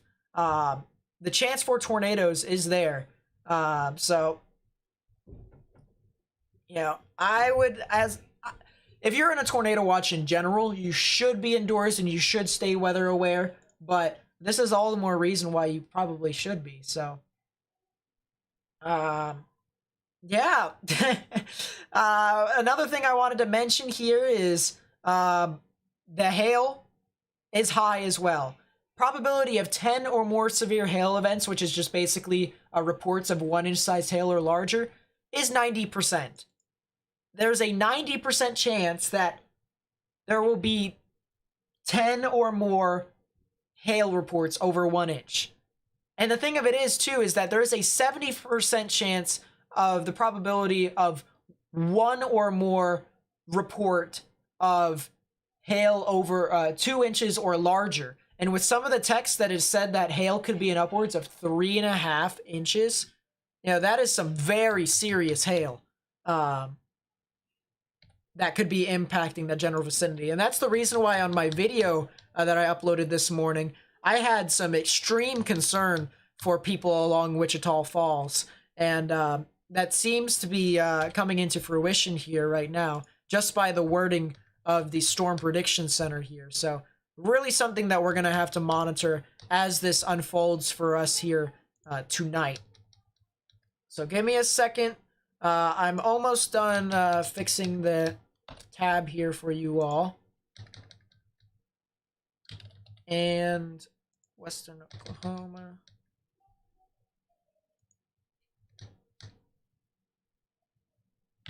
Issued a tornado watch. Perfect. Likely 1, 2, 3, 4, 5. Space. File. Save. And boom, we have updated our thing now. So yeah, this is really something that we're going to have to watch. In addition to that, I did want to make it clear for you all that there has been a tornado risk, a higher tornado risk that has been added to this event here tonight. This will be an overnight risk. There isn't really a lot of energy to create strong tornadoes. There could be one, but there is a 10% chance for tornadoes within 25 miles of a point, or 25-mile radius. So if you live over there, you guys really need to monitor that as much as possible. Let's see. Is Oklahoma going to have any tornadoes? Well, it depends, because you know, this green area right here is actually the 2% chance for tornadoes, which is quite marginal for the most part. But the 5% chance for tornadoes, which is right along the Red River, you guys could potentially see something. And I actually have a lot of confidence in that area around there. So we're really going to have to monitor that to the best of our abilities and see if we can continue to watch out as this progresses for all of us here. If you guys are new to live stream and you do want to help support the channel, please be sure to leave a like. Leaving a like actually helps get this live stream onto YouTube's algorithm, into which that actually sends it out to more people on their recommended feeds. So I know there's some people who are here from their recommended feeds, and that's exactly how more people got the information out, because there could be some people that that don't know that this is happening. And the more information that we can get out to the more people who potentially could get this information, the better. And so if you guys like the video, like the live stream, that would be greatly appreciated. And then subscribe if you're new and turn on notifications. I do live streams like this when it gets pretty bad. So if you guys want to be with me and try and warn people about the impending danger of severe weather, then that would be greatly appreciated. But yeah, you guys have done an amazing job here today. As I said, the beginning of the day, I started with 5,070 subscribers, I should say. Now I have 5,317. So you guys are absolutely insane. And I thank you all so much for what all you have done. Greetings from Argentina. Greetings, Fernando. Hello, hello. Do the majority of people in Tornado Alley get nervous when warnings are issued? Most families have precaution in place. Just curious. Figured most are so used to it that they blow it off. I mean, I feel like that could be the case, but there's also some people who have could have been impacted by the tornadoes, and I'm positive that they would have reacted in the correct way. But I don't know. I would say that most people do react in the correct way, but no, there could be some people who just are ignorant to the situation. Could be. I want to talk about the storm here that just left Dallas and just went over towards Greenville, because this thing is starting to rack up some hail reports. Look at this, guys. We got some hail reports and upwards of golf balls. And I was talking about before as to how golf ball sized hail can damage windshields and even break windows on the outer parts of buildings. And that is exactly what has fallen here in Lavon, Texas. So I'm hoping that the people of Greenville are taking this seriously for the potential of some large hail with this storm. But as this continues to move on through, I would highly recommend staying indoors, especially areas around Greenville or around the Interstate 30 area. as well as Campbell and Naylandville and Commerce. You guys could potentially get some very large hail as well. So a lot of you, I know I've prolonged this a little bit, and I'm sorry for doing this. I probably should do it. New mesoscale discussion concerning Tornado Watch 100, as well as new mesoscale discussion concerning severe thunderstorm watch. So we'll look at that in a second. Tony Dance Super Chat €5. From Italy. I like this kind of streams. You are the best, smiley face.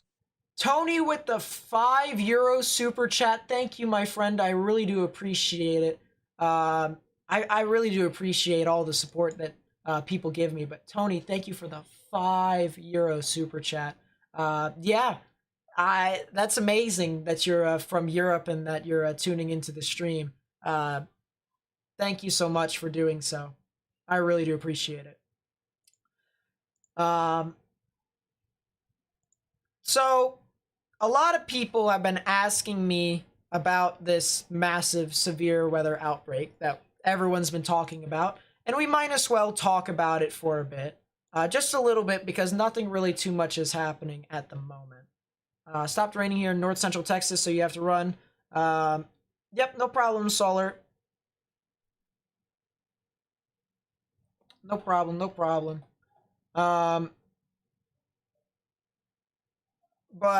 let's talk about this.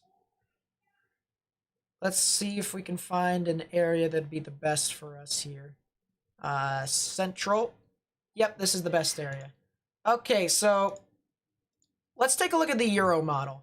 And the Euro model is portraying this event as a pretty significant event for the most part. And the way I can actually see this is because if you see the low pressure system, you can see that right around here, this is Tuesday, it starts to develop and you start to have more of your storms that begin to form along the line. Tuesday is kind of like the feeder event into Wednesday, because Wednesday is going to be a lot more significant. Then here's Wednesday, and you can see a lot more of a widespread risk here that extends from practically the border of Mexico and the United States all the way up into the Ohio River Valley and even into the Mississippi River Valley. And so the potential for severe weather is very widespread, very widespread. And the thing about it is, with this event here, by the way, thank you for the happy birthday wish. I really do appreciate that. The thing about it with this event here is the shear with this event favors tornadic cells. And what I mean by that is, well, let's take a look. I'm going to draw it out for you. So here's our low level jet. This is just wind at the 1 kilometer vicinity. We're 1 kilometer above the ground. And so you can see our winds are moving to the north for the most part. They start to curl off to the north and east actually a little bit, but you can see how these winds actually stay to the north for the most part here within this. Security Guard 92 Super Chat £1. Security Guard with the £1 Super Chat. Thank you, my friend, as well. I really do appreciate that. I really do. So here's our low level jet. You can see the direction in which it's going. By the way, it is a very strong low-level jet because it's in some of these reds, which is in the moderate to strong amounts of shear at the low levels, which is around 40 to almost 50 knots of wind shear at the lower levels, and that is pretty good for a severe weather event. But then you have the 500 millibar wind shear, and I'm going to draw the I'm going to draw arrows as to the direction of where that's going as well. So here's some of the arrows and its directional wind shear. You can see that there are some crossovers down towards the southern parts of the risk. There's also crossovers here towards the Mississippi River Valley. And so these areas to where these arrows are, if you can imagine them kind of curling up with height. So the black arrow is the lower parts of the atmosphere. The red arrow is the upper parts of the atmosphere. And so this curling in the atmosphere here, I'll actually make this blue here. This curling in the atmosphere with height indicates the chance for supercells and even some tornadic cells. So Tuesday, Wednesday, and Thursday, there is indeed a giant risk for some severe weather across the board here within the United States. We don't know the severity quite yet. That is one thing that I will say. But as time moves along, we can only, we can only know more and more information. Well, we'll begin to know more and more information, I should say. And even Thursday looks pretty bad as well. Even into Friday as well. Friday seems to be pretty bad. So, this could be a very long multi-day severe weather outbreak. Maybe even a tornado outbreak if this continues to move on through. So something to really monitor as this pushes off. Do I want a Bible? I actually have a Bible. You see that that bookshelf over there? My Bible is all the way right there. Right at the top of my finger. I am religious, and so I do keep one around. I do. But that is basically the basis of this event here for Tuesday, Wednesday, and Thursday. The potential for a widespread severe Security weather Guard outbreak is 92 there. Super Chat £5. Loving this stream. Helping me to stay awake for night shift that I am doing. Well, I'm glad I am of service to you, even if you may not be living in these areas. Thank you so much for the £5 super chat. I really do appreciate it. And now I can kind of understand why your username is now called Security Guard, if you are a security guard. But thank you so much for the £5 super chat. I really do appreciate it. All right, let's talk about the new mesoscale discussions that got issued. So this will be able to give us an idea as to what the Storm Prediction Center actually thinks about the events that continue to move on through. And so, let's see. Here's one mesoscale discussion which concerned the tornado watch. Mesoscale area most favorable for a tornadic supercell during the 5 to 7 p.m. period, which would be right within this area. And I would 100% agree that area is primed for some supercellular development. And so we'll see later on tonight from the 5 to 7 p.m. Central Daylight Time period, as that continues to progress, that is when things will really get pretty bad. So, all we can do is hope and pray that people don't get severely impacted. But with a tornado watch that says that these areas could be getting an upwards of 3.5-inch size hailstones, that's not looking all too good for what all could be occurring with this event. But very strong storm for the most part, system moving into some relatively moist atmosphere, and we need to continue to watch that heavily as time progresses. If you guys are new to the live stream, please be sure to subscribe as well as hit the like button. It helps get onto more people's recommended feeds and gets the word out a lot more effectively, so that we may be able to warn people of the impending danger. So, if you guys would do that for me, that would be greatly appreciated. If you also have anything on Twitter, like, hail or tornado, stuff like that, any sort of pictures that happened today, feel free to send that to me, just like Tyler did here, at Nate_Snyder, so that I may show to the live stream what all is happening, specifically because, we all know, or at least I think we all can agree, seeing more or less is believing, and we want to try and convince the general public of the impending danger that is coming on through into the general vicinity of what we are saying for. How long will I be streaming for? Here's the thing. I want to say all the way until tomorrow morning, but I honestly have no clue. Because it's really kind of iffy. There's a 10% risk for tornadoes, but it's a non-sig chance. So I can't exactly say that, I have a definitive date, per se, but still. Is Dallas getting anything? As of right now, they're getting a lot, just some scattered storms. Nothing too significant. But we'll continue to watch your general vicinity as this gets closer and closer to you. By the way, there's only one severe thunderstorm warning at the moment, so I want to show you guys something.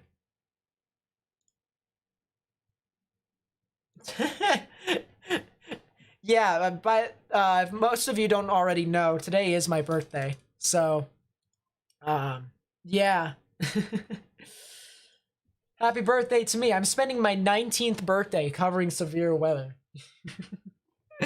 But I'm actually happy covering it. Yeah, doing this is one of the best things I can do for myself. Terry Super Chat £2. Happy birthday.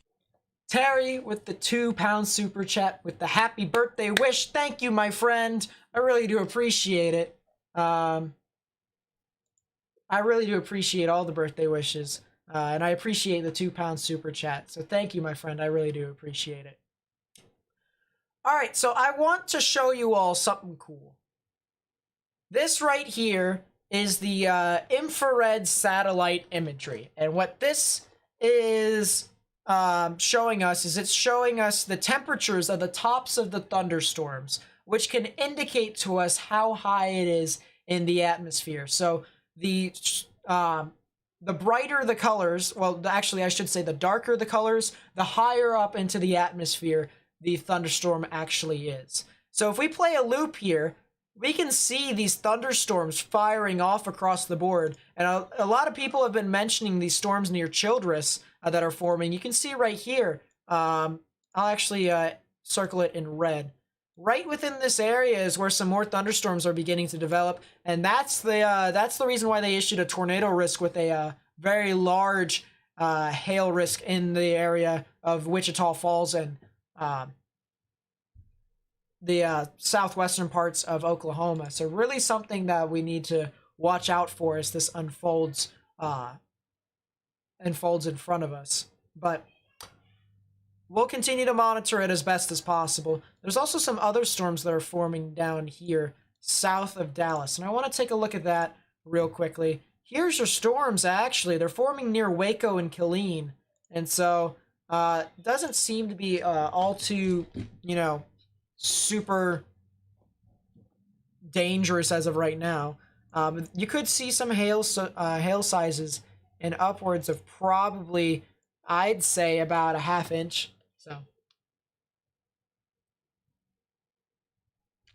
is Lake Charles going to get anything? As of right now, no. It's kind of, it's kind of not really all too active for the most part as of right now.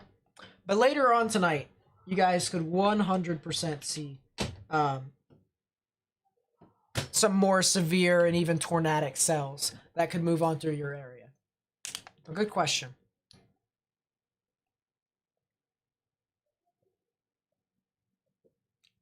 Even I gotta drink water.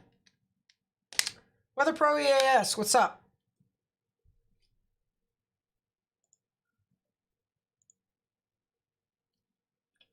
We had a lot of people that joined our Discord server. Holy crap. My goodness. As I said, if there's any of you people who have Discord and want to join our Discord server, we talk about weather, we talk about it live, we have, people who know what they're talking about as well. And if you don't know, if you don't know what they're talking about, or if you want to learn more about weather, they can teach you as well. So if you guys want to join the Discord server, the link is in the chat right there that I just sent. So please be sure to join that.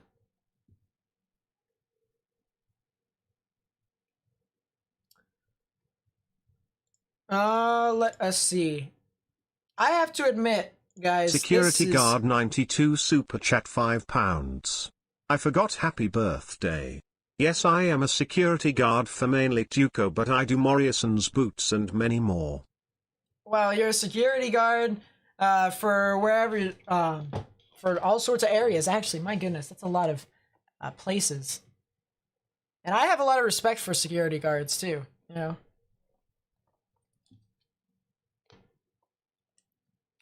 God, I'm getting super parched for some reason whatsoever. What's the temperature in this room? 77. Is my fan just not working? It is working. Oh well. Anyway, security guard, thank you for the happy birthday wish and the £5 super chat. I really do appreciate that as well. So thank you, my friend. Thank you much. How bad could South Carolina get rain and stuff tomorrow? It's very hard to say for sure because, as I said in my video this morning, there's two models that are kind of fighting for dominance. And so later on tonight, we'll probably have a better answer as to what South Carolina could get. But it really could get some gusty winds and maybe even the chance for tornadoes. Not a super high hail threat in my honest opinion, but just wind, maybe the chance for tornadoes, in my honest opinion. There are any storms heading towards Wichita, Kansas? Not today, but Tuesday, Wednesday, and Thursday, there's the potential for supercells to head towards Kansas. So watch out for that as well. Yeah, now I gotta say, this is really mesmerizing to watch. I mean, just seeing it all blow up and it just goes, just like, it goes, you know what I mean? So it's pretty crazy, to say the least.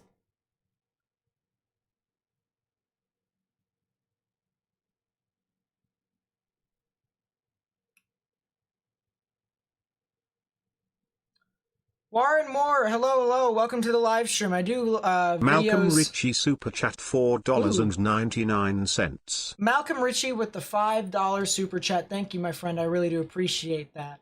I really do. Warren Moore, we basically do live analysis of severe weather as it comes, and as it gets pretty bad. We also do videos every single morning explaining the severe weather risk as well. So, yeah, Wichita Falls is in Texas. I gotta update that. Fun times for the most part. Gotta say that. Oh well, we'll fix it in a bit. But yeah, Wichita Falls. I actually might be able to fix it right now. Hold up. Power. Shell Renee super chat $4.99. Had a derecho come through Maryland in 2012 that put 5 very old and tall trees on our house which came within inches of hitting my daughter. Wind, imp. Wind is not fun, I will have to admit that. But yeah, thank you for the $5 super chat. You and Malcolm, Shell, thank you so much. I really do appreciate it. You guys are awesome. So I appreciate all the support that you guys have. I'm gonna save this as a copy, put this on my PC, put it in weather, and yep, save. Don't show this dialogue again. Got it. And then we're gonna go over to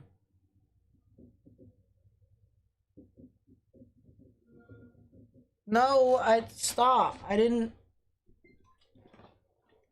Give me a second, guys. I have no clue why my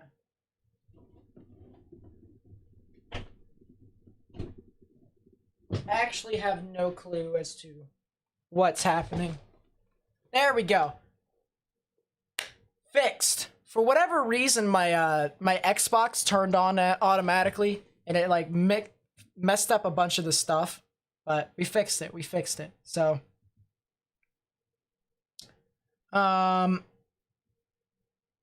Yeah, let's change this again. And luckily we can do it right now when there's nothing really happening. Okay, file, save as, bottom bar. We're going to want to do it as a JPEG.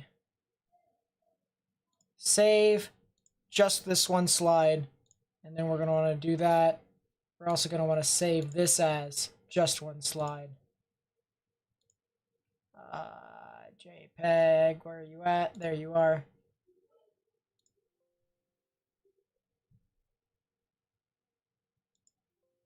Just this one slide. Boom. All right, perfect. So now what we can do is we can go over and we can fix it into where, you know, if people have any questions of what all is happening, they can still look at the bottom bar without it being incorrect. I feel like Alexandria might get something big, but that's about it. Baton Rouge is going to be fine, and it's going to miss, especially if it's a fast-moving storm. Well, the issue here is that the storms are coming from the Gulf of Mexico, and they're pushing off to the north. So the cells that are going to be hitting Alexandria are going to be hitting Baton Rouge and Lafayette as well. That's the point that I was trying to make.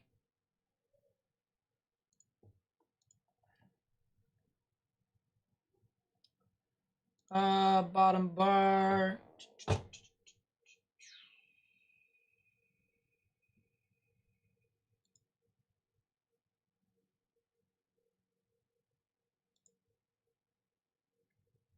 And then I think it's this one that we have to take off.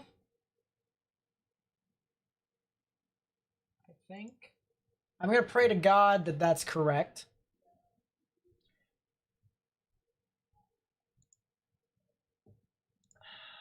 I hope it is. Save as JPEG.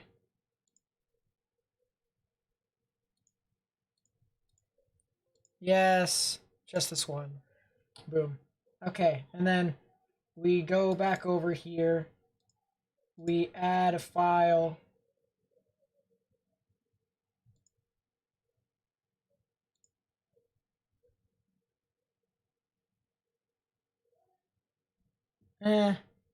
Something's wrong. I knew it. I knew something was wrong. We fixed it. We're gonna fix it right here. Save. All slides. Yes, that's fine. Okay, so we're gonna do that. And then we're gonna do this. Add files. Give me a second. Here, if you guys have watched Monty Python in real life.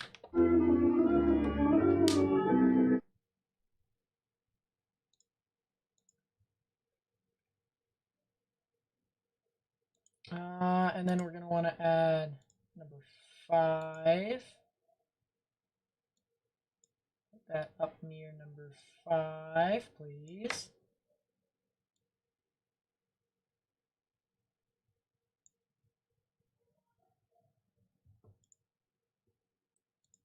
Delete that. Done. And there we go. I think we actually have it all fixed now. I think. We're gonna hope. We're gonna hope and pray.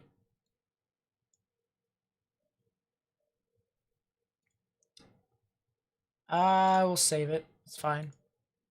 Moment of truth, chat. Did it work? Have I ever done any storm chasing? Yes, I have. I did storm chasing back in August for a 10% chance of tornadoes in my area. It did work, guys. There it is. Wichita Falls, Texas. You know, I get a round of applause in the chat for yours truly. Anyways, so this storm, we were talking about a storm over here just a little bit, near Childress. And this is starting to head into the tornado watch that is within this area. But a very large storm that's beginning to develop already has thunderstorms over 41,000 feet.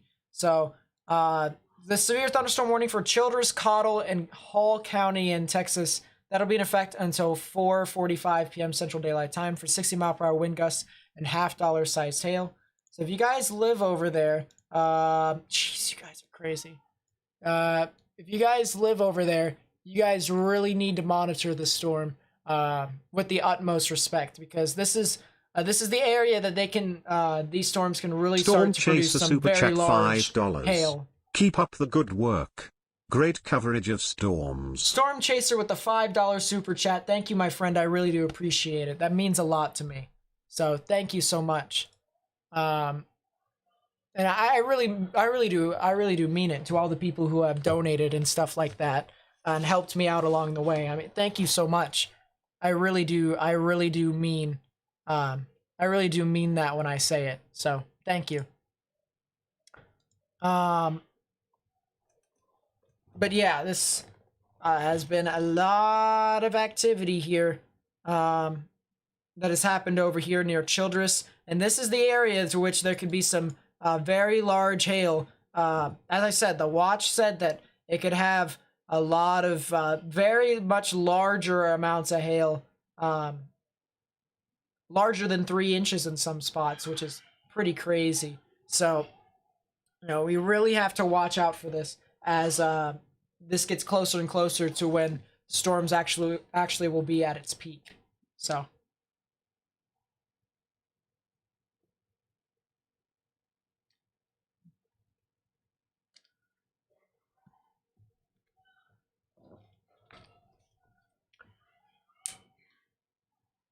Let's see. You don't have bad weather fake? Well, it may not be impacting you directly. It's going to be impacting other people, though, and that's the point of this live stream. We even had some people send us footage and stuff like that, so yep.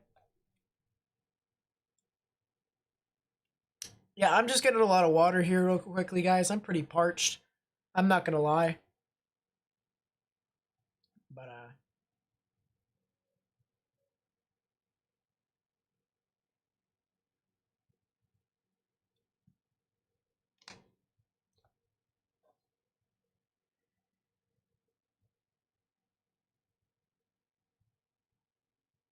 I'm going to hold this pressure point real quickly so I can relieve some stress. Yeah, so it's surprisingly warm in my room. I actually need to fix my fan so that it actually can shoot into me rather than just shoot into the side of my bed. It probably would help if it actually gave me some air, wouldn't it?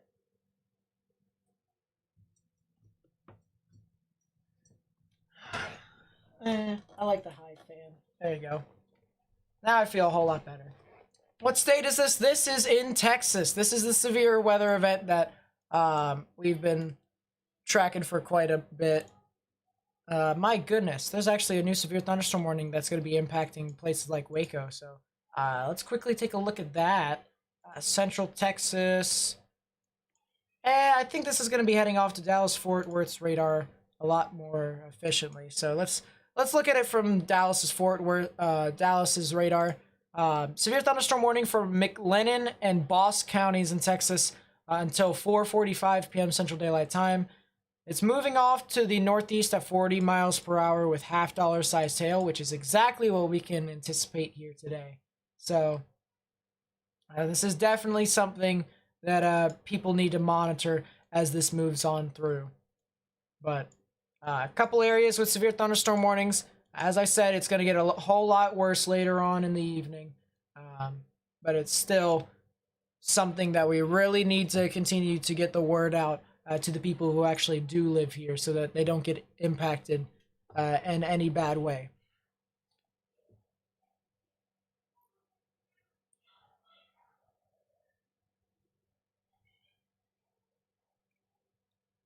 Strong storms heading into Florida. My goodness. Florida always gets thunderstorms. You know what I mean? Like, I don't understand how that works exactly. I mean, it's got a lot of moisture for the most part, so I mean, I guess thunderstorms just pop off, but yeah. Is Dallas, Texas in the clear now? It depends upon where you live in Dallas, but I would say in regards to severe weather, it's in the clear as of right now. You guys could potentially get some more severe weather later on tonight. So definitely something we're going to have to continue to watch as this unfolds around us. But yeah, multiple severe thunderstorm warnings here. This is, as I said, it's going to be a very large hail threat for the most part. So we really have to watch it as it continues to progress. I want to take a look at that cell near Childress because it's been booming quite a bit. Dallas is definitely not in the clear. Well, yeah, it has a thunderstorm in it, but it's not all too strong. Like, you can see some of these values here. You have a couple of reds here, but sorry for blinding you all. You have a couple of reds here and stuff like that, but it isn't like intense to where you guys can see some hail. It's just some passing by thunderstorms. So definitely something we need to continue to watch out for as this moves on through.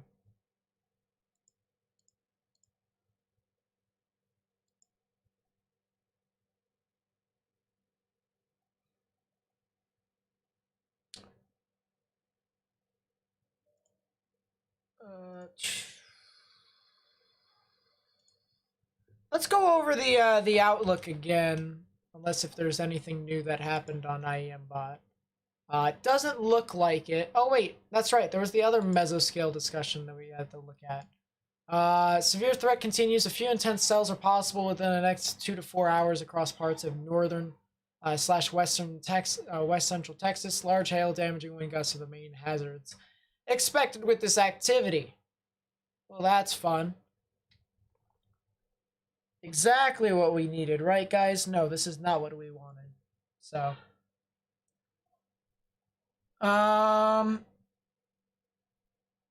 let's take a look at the convective outlook here, guys. There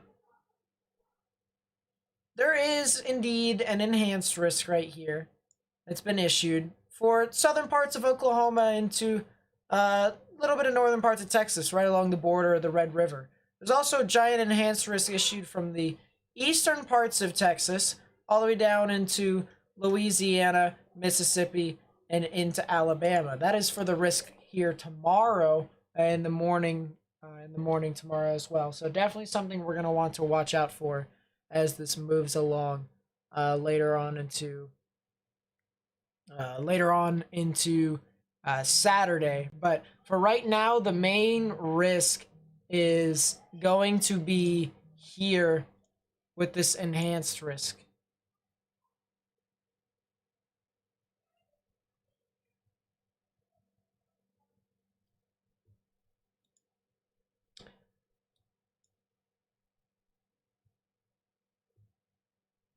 So as I said, my concern here for this event is that cell over in Childress, if it starts to move into this area of Oklahoma and Texas, near Wichita Falls, near Frederick, over to the Chickasha areas, that's when it can tap into some of the most intense energy out there. And that is not exactly the best case scenario for us as this continues to progress here today. But we'll watch out for it as long as we can.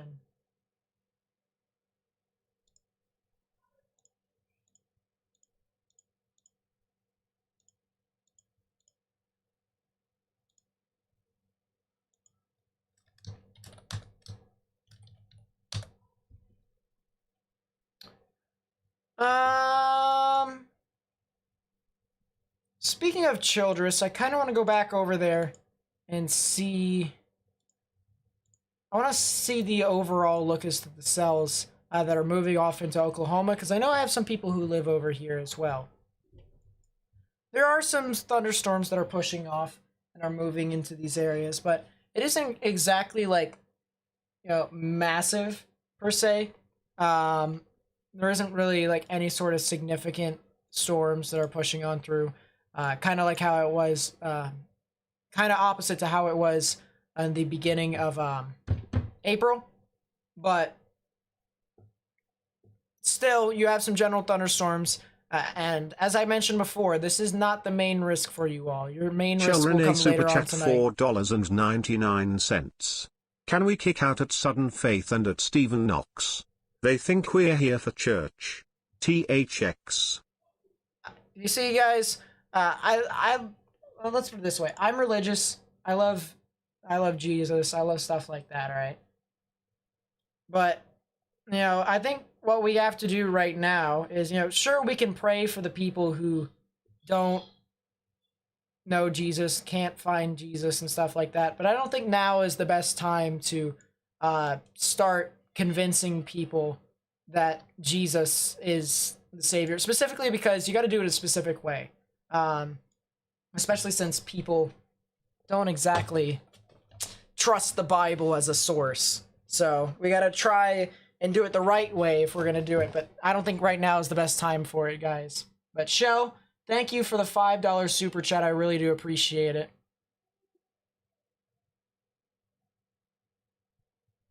Jeez, this is very much so crazy. Anybody from Illinois?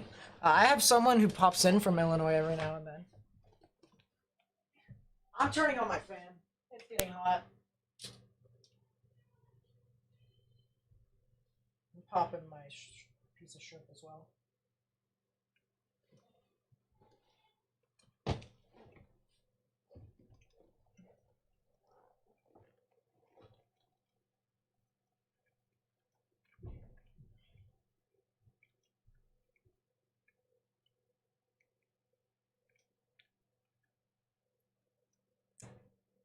Plano, Texas weather? Yep, sure. I know we have a lot of people from Plano here. By the way, hello, hello. So there isn't any thunderstorms that are really pushing off through your area right now, but later on tonight, or later on this evening, a lot of widespread storms here that are pushing off through. And this could easily be severe and produce some larger amounts of hail. So really something we're going to have to watch out for as this progresses here later on tonight.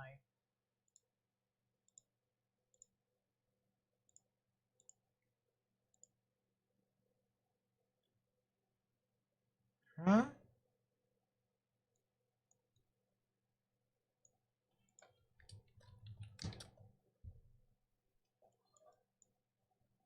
This storm right here near Commerce is really starting to kind of wrap up a little bit.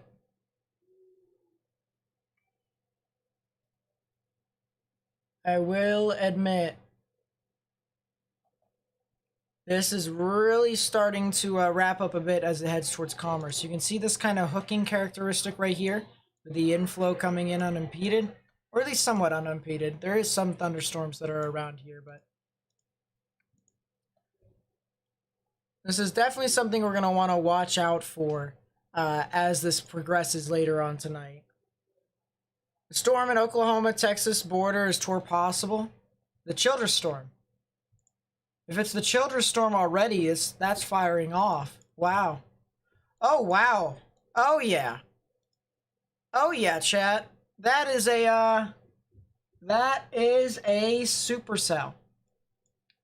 I 100% agree. So there are multiple areas here right now that could have a bit of rotation and could be pretty interesting for the most part. So, friend lives in Irving. Yeah, I can do that real quickly. Just real quickly. I don't typically do forecasts and stuff like that, but because there isn't too much happening, I guess it doesn't hurt. Okay, so it's Dallas-Fort Worth again. Yeah, so Dallas-Fort Worth right now is out of the risk for the most part. Here's Irving. Here's Plano, Richardson, Fort Worth, Saginaw, stuff like that. There's a bunch of scattered storms right here for the most part, but there isn't really too much happening here. So this is definitely something to watch out for as this pushes on through for the most part. But yeah, Commerce actually has a little bit of rotation here. You can actually see this kind of weak curling a little bit. It might be a little bit of a stretch in my honest opinion, but you do have a little bit of curling here with the storm, so it might be trying to become supercellular, maybe trying to develop a mesocyclone, but it's moving further and further away from the radar, and once you get further and further away, there really isn't any sort of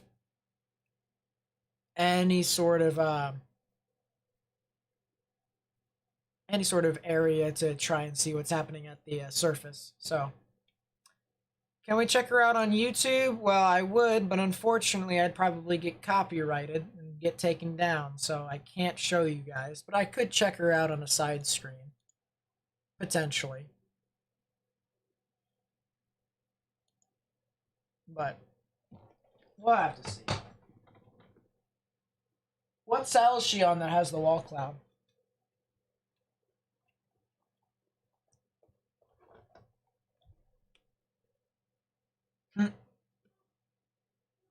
Okay, see you later. Seems legit.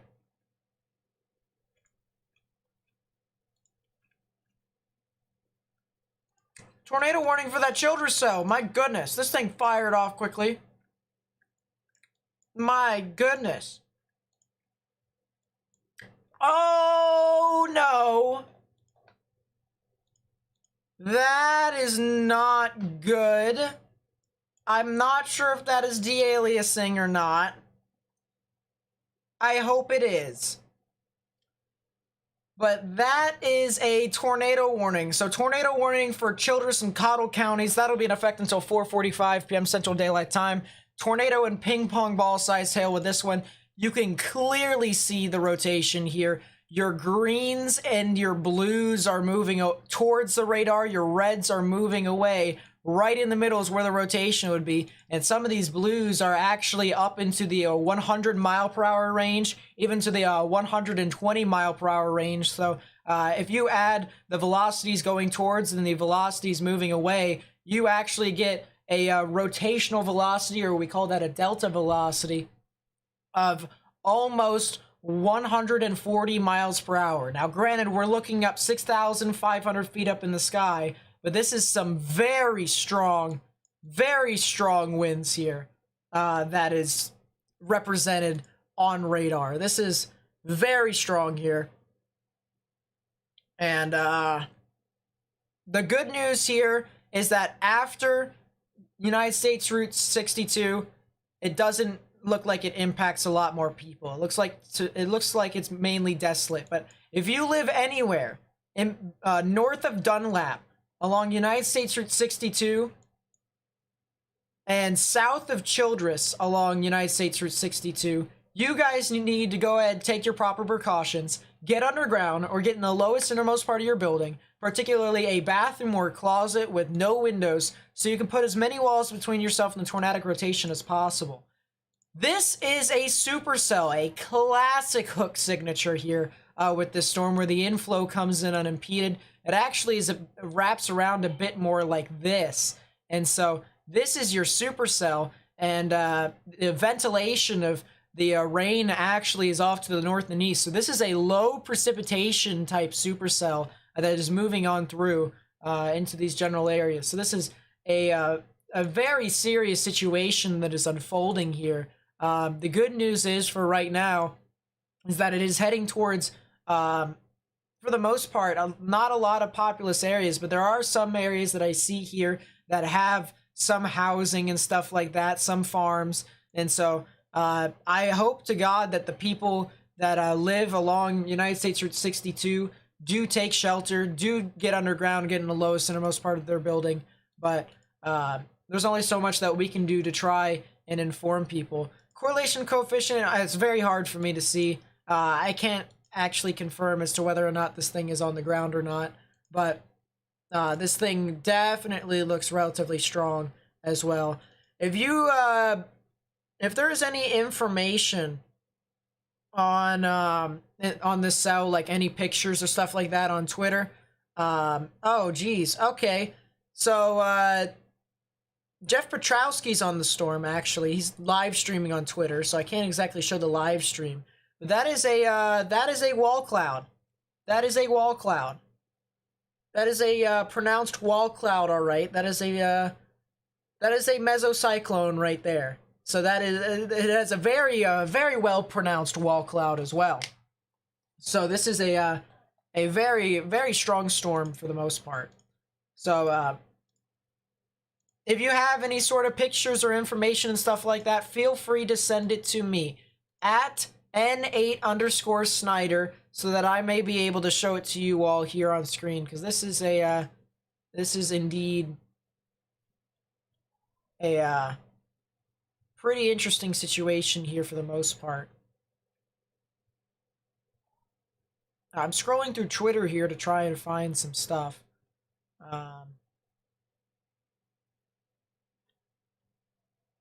There's some of the timings here from Span. So noon to 7 p.m., noon to 9 p.m. So that's, yeah, some of those areas, even into the overnight hours, 100%.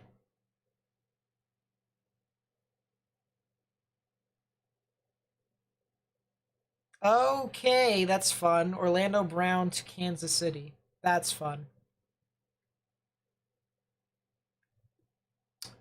Yeah, I'm trying to find something here. Can't really see a whole lot. Tornado warning. So the population of this area, this is the good news here, guys. This is what I was looking for, one of the things I was looking for. The population here is only 33 people. So that is really good. So this is the type of cell that we want out in the open to not cause damage. But regardless, this is still a very strong supercell that's showing up here with our presentation. Would not be surprised with all of this whatsoever. Let's see. Someone sent me something on Twitter. Oh yeah, look at that. There's your wall cloud. Right. Let's see. So here's your wall cloud right about here. This is your rear flank downdraft right about here. Well, surging around, so you're actually this is more a forward flank downdraft, rear flank downdraft right here, and so this is your wall cloud, and I'm assuming he's looking at this from the east. So he is over probably on the United States route, I'd have to say, and he is looking at this cell directly. So definitely something that we're gonna have to watch as this progresses later on. But a very something very strong on the signature, and now I'm starting to see something on Jeff Petrowski's stream of some very low clouds and a funnel cloud. I'm actually seeing multiple funnel clouds on this storm here. So the potential of this to maybe even be a multi-vortex if it translates to the ground is possible. But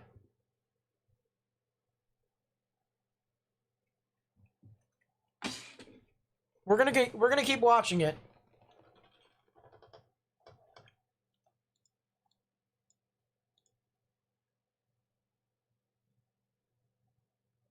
But yeah, as I said, the good news is that this doesn't look to be impacting a lot of people.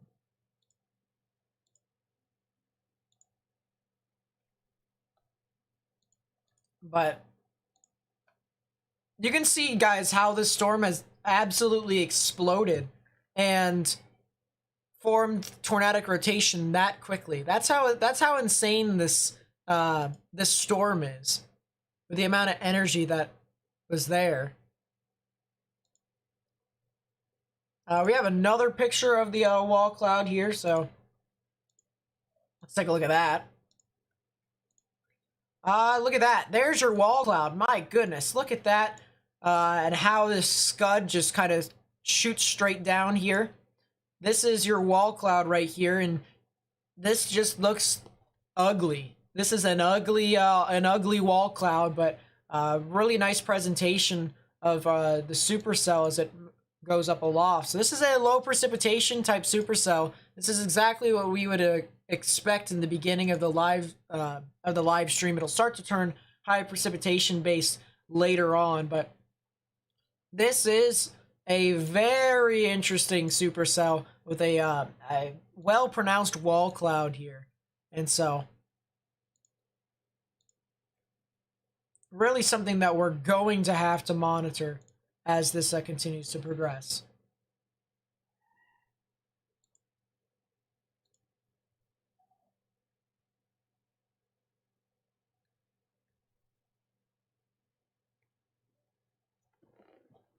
It looks like it's now starting to move over the United States Route 62 area, so that's the good news. But I will move off to some of these other cells that are, you know, in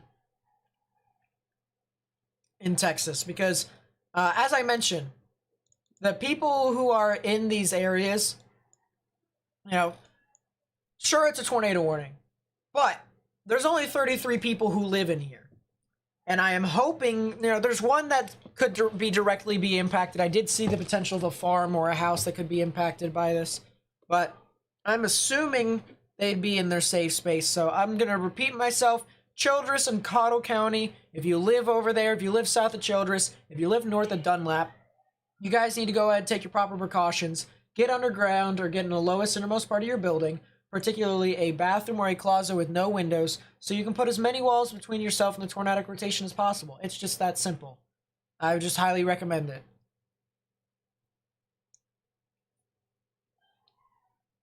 So, looks like it's starting to move over the roadway, but I'm going to check out some of these other cells.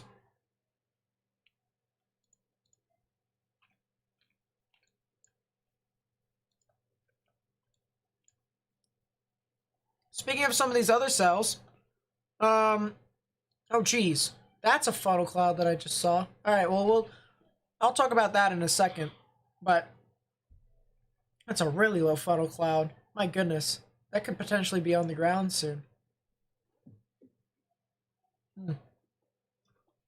Anyways, a lot of scattered thunderstorms north of Conroe, but you guys can see here in Houston that there's more and more thunderstorms that are starting to develop, and the trend here, sorry for blinding you all again, the trend here is that these thunderstorms originally were forming north of Houston, now they're forming in Houston. So the trend, most likely, as it continues to move on through later on this evening, is that more thunderstorms are going to try and form south of Houston. So as this continues to push off over time, we're probably going to have more and more thunderstorms, which will most likely create a flooding risk. And there already is a flash flood watch for some of these areas. Levy Newell, there is reports of minor street flooding in downtown Giddings. So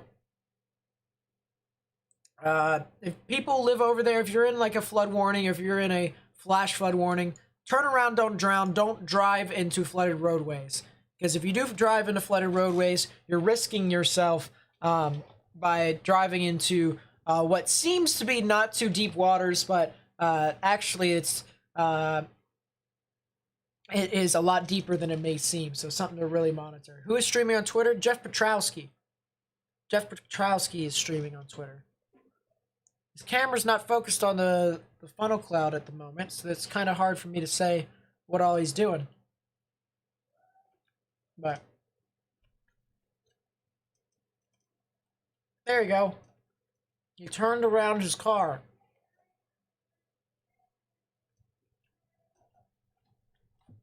I don't know what he's doing. Anyways, let's go back to Dallas-Fort Worth. Let's see what storms are around here. And there's actually quite a few storms around here, actually. Doesn't seem to be tornadic, which is the good news here.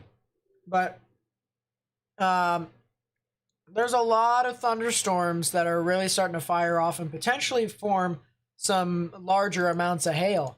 So places near like Oak Grove, Kaufman, even areas near Terrell, Elmo, Wills Point, as well as Canton, and anywhere along I-20 in those areas. You guys really need to monitor this storm as this pushes off. Potentially some large hail and upwards of maybe even an inch as it moves on through into your area. So you really need to watch this as it pushes off into your area.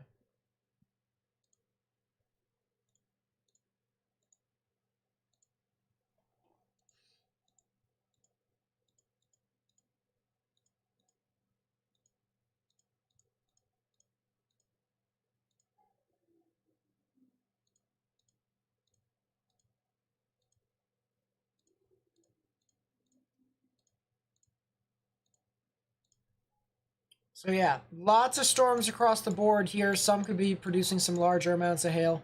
There's a storm up here near Thackerville that actually could be producing some larger amounts of hail as well. So I definitely want to watch those storms as they continue to progress, but they don't look all too serious. Here in Oklahoma, they don't look all too serious either. I mean, there's some cells that have some a lot of lightning with it. So Chickasha, there's some storms that are over there that are really starting to kick off with these storms. There doesn't seem to be a whole lot of activity with that. There's a lot of storm chasers that are on that the tornado warning cell. That's kind of interesting as well. So I guess we'll start to see more coverage from that on Twitter as time moves along, but definitely seems to be a lot more activity. That is a pretty good picture of a wall cloud. Hold up. We gotta take a look at that real quickly. So this one right here, this is a pretty good picture of the wall cloud. You can clearly see the kind of lip right here. Kind of lip with what seems to be a funnel cloud right here. It doesn't reach all the way to the ground, I will say that. There's also a funnel cloud right here.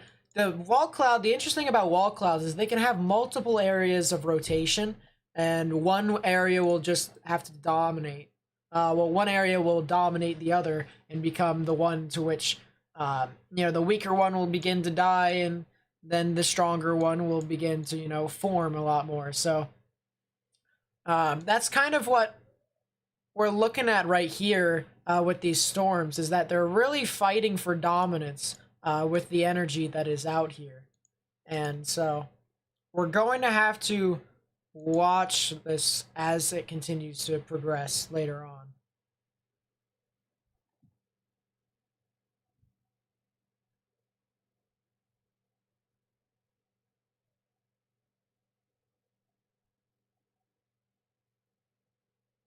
Thank you for the birthday wish. I really do appreciate it. That is a wall cloud too. Jeez, that is a really nice wall cloud right here. Look at this. Clearly a wall cloud. That is a whole mesocyclone right within there. These storms are looking ever so beautiful with some of these pictures. Power flash caught on camera in far north Dallas just now. Oh yeah. Oh, that's some strong gusty winds right there. 100%.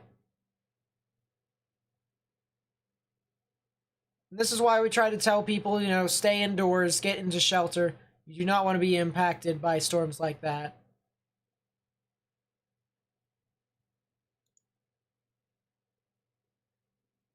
I was watching Jeff's stream, Carl. The same thing, that it looked exactly like the funnel that he pointed out on his stream. So it more or less, it had like a tube surrounded by scud.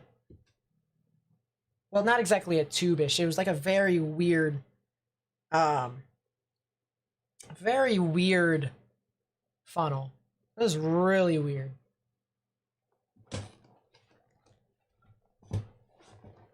Jeff Petrowski, if anyone who wants to watch that, his live stream and stuff like that, he's right here. Go on to Twitter. You can watch him. He's currently repositioning right now, but I can't show his stuff because copyright issues. But there's definitely a lot of action with that storm over there. 100%. Let's go back to that cell, speaking of which. Because some of these other cells aren't exactly doing all too much. And, yeah, this thing still looks pretty good, I'm not gonna lie. It actually has... It might have recycled. No, it didn't recycle. It just... We're so high up in the atmosphere looking at this that it's very hard to say for sure what is exactly happening according to radar. But that's another picture of a massive wall cloud. Trying to drop funnels. Yeah. That right there is a good picture. You can clearly see maybe a funnel right about here. This looks to be a bit like scud. But maybe right about here is where I'd watch out for funnels. Maybe right here as well.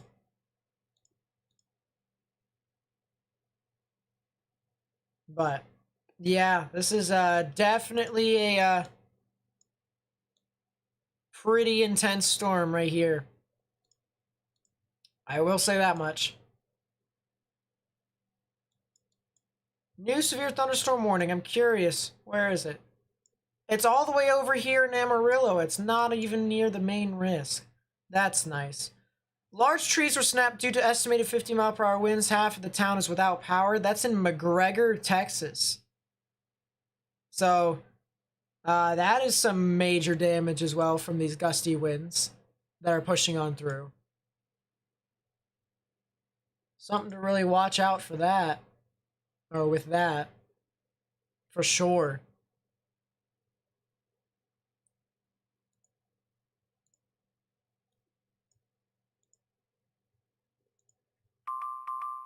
What in the world just happened?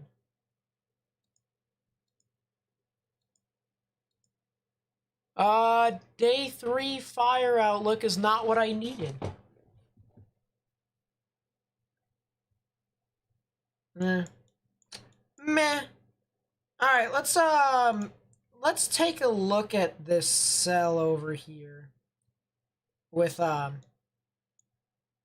Radar Omega.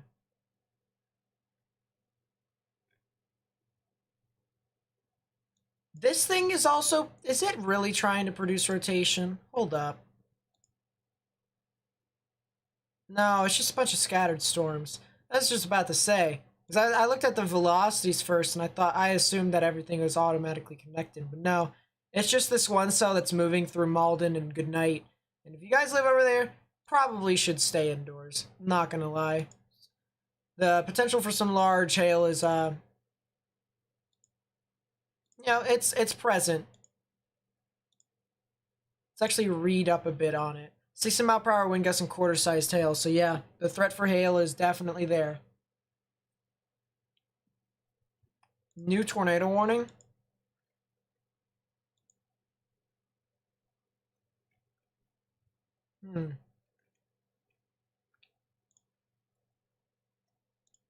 See if I can scan over, see where all the stuff is.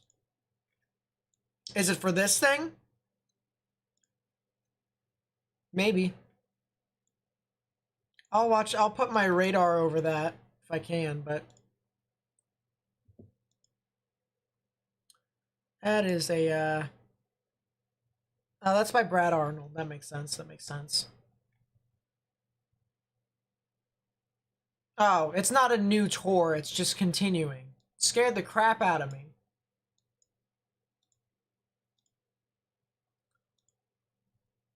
You scared the absolute crap out of me. I'm not going to lie. So this thing still has some pretty decent rotation here. You can actually see where it is. Green's moving towards, gray's moving away. Right here's where the rotation would be. It just moved over the United States Route 62 area. Sporadic golf ball sized hail with this storm. Mostly quarter to ping pong ball sized hail. So this is a pretty strong supercell. I mean, we can see it goes up to 45,000 feet. And, you know, I think we can thank God here that this storm isn't impacting a lot of people. Because this looks like a classic supercell here. So, thank the good Lord for that. We'll have to admit.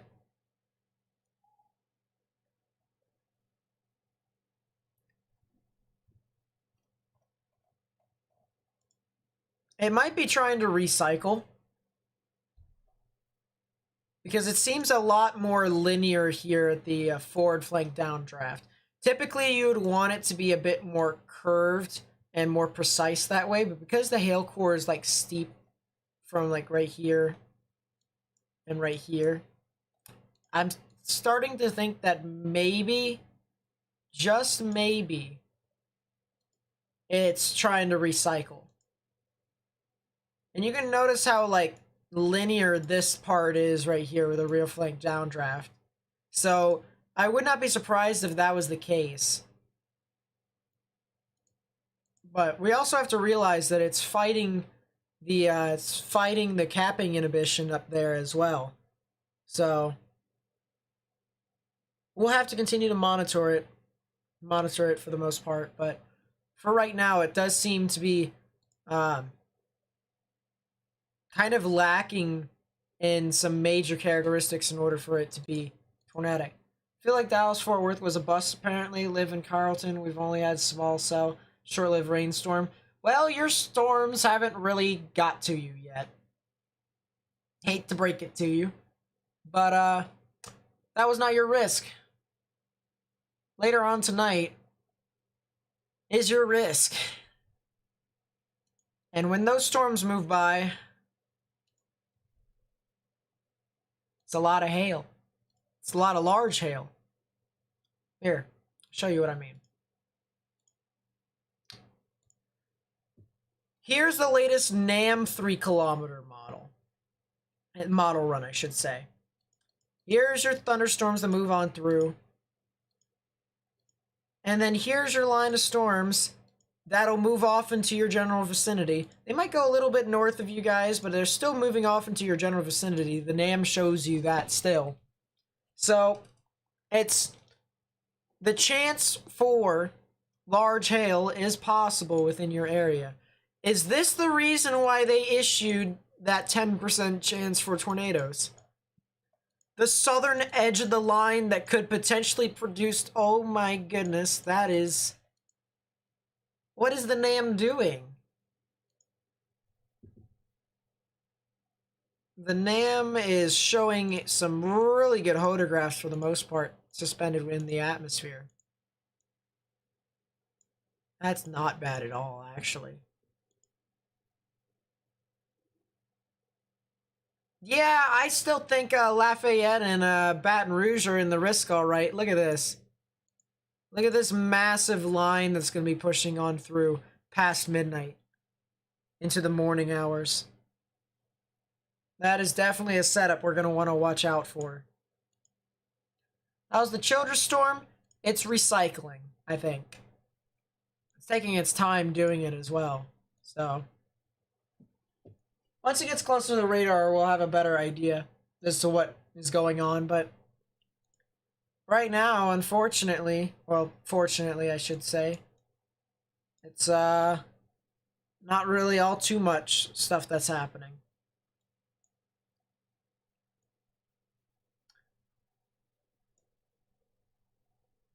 All-night stream? Maybe, probably not. I'm still waiting for these cells. I mean, look at these cells right here along this dry line. Pretty sporadic. If that can continue to form further south, then we might have an issue on our hand, but... what do I feel about Tangipahoa Parish for severe weather? Let me get that real quickly. Can I look at Houston? Yeah, let's put the, let's put this up here real quickly. So here's Houston. You guys have a lot of scattered showers that really just start to fire up next to these MCSs. So a lot of these supercells here within this line that could potentially end up being tornadic later on. But I think the thing that has the highest chance for some tornadic rotation or something to be tornadic is this one over here. Just to the south and east of College Station. And that'll be heading off towards the Huntsville area. So really am going to want to watch that as it pushes on through.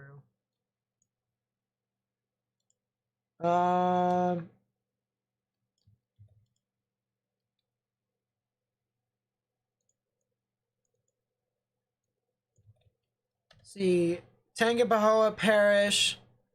Yeah, you guys could definitely see your... you guys could 100% definitely see some severe weather into the early morning hours. Early morning hours is when I would say that you guys could get something. But we'll have to continue to watch as time progresses.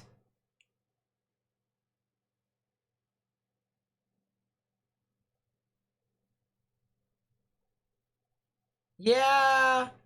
it is. I would have to say it's pretty muggy for the most part. Well, it would be pretty muggy now. Pretty gusty for the most part there as well.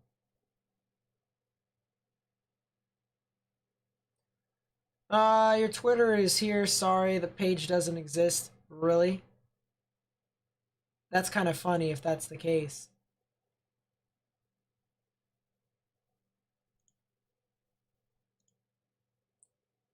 Alrighty. I think I can. I think now would be a great time to take a little bit of a break. This is a pretty good picture right here of some flooding with this creek.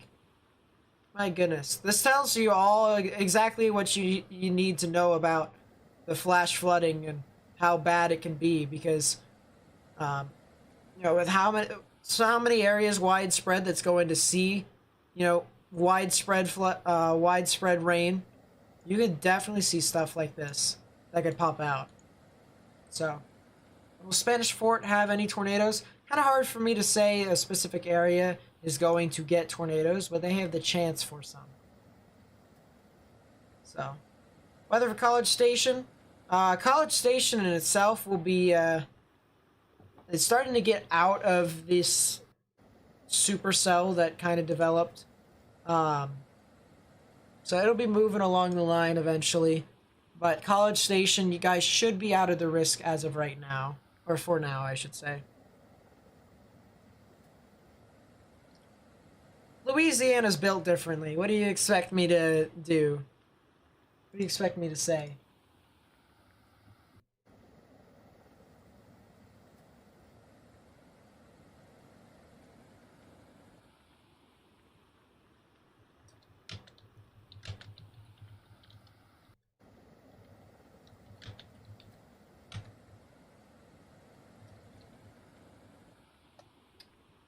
Yeah, I think right now would be a good time to take a little bit of a break. Um, yeah, happy B-Day. Thank you so much. Springfield, Missouri getting tornadoes next week. They could potentially on either Tuesday, Wednesday, or Thursday. Something of the sort as we get closer. But Reed Timmer just passed Pecos near Childress. Yeah, I wouldn't be surprised based off of that.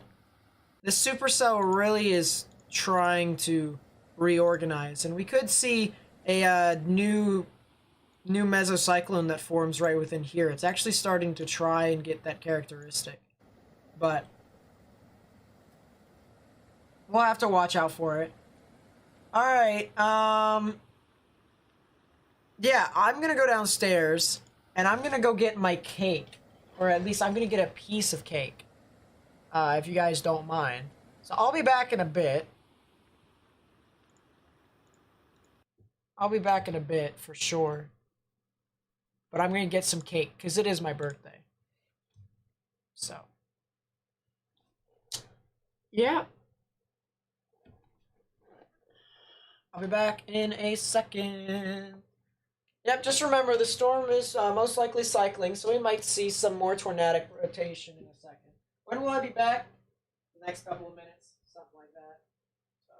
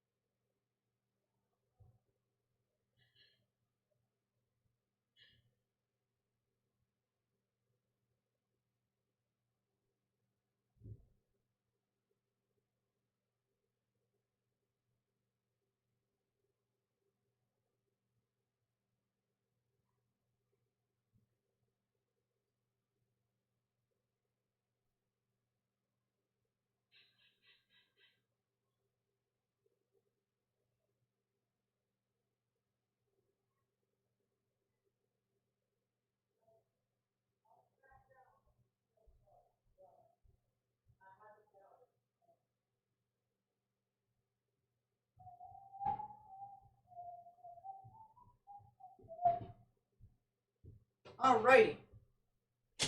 We are back. And we have food. We gotta make sure we stay healthy here, chat. Put my weather station probably like right here. There we go. There we go.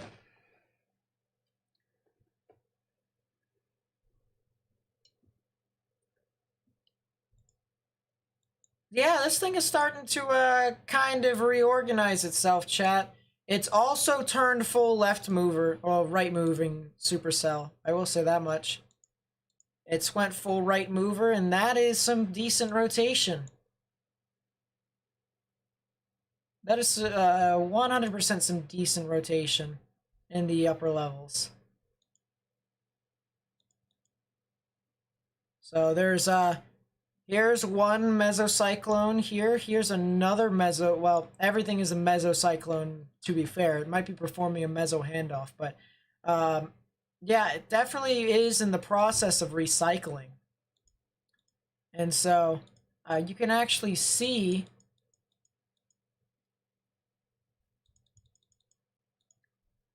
here. It doesn't really translate to the ground, but here is your new area of rotation, which if we go up just a little bit more, we're looking up about 7,000 feet up in the sky. This is where the rotation is a bit more pronounced in here. It's not exactly like all too significant, but it's still pronounced in there. But here was your old rotation. Your old rotation that created all those wall clouds and those funnels. So your new rotation's developing out here. Old one is lagging just a bit behind. So that's one thing.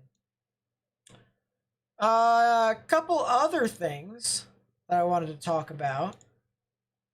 Why is there a giant... Why is there... Severe thunderstorm warning here from Maverick Zavala. 60-mile-per-hour wind gust quarter-size sail. That's really interesting.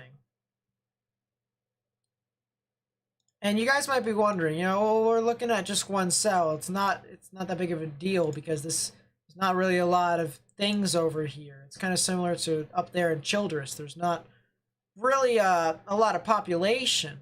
And what I mean is, will this unfold into something later on tonight? Could there potentially be some more thunderstorms that develop along around that thunderstorm and potentially move off to the east that way?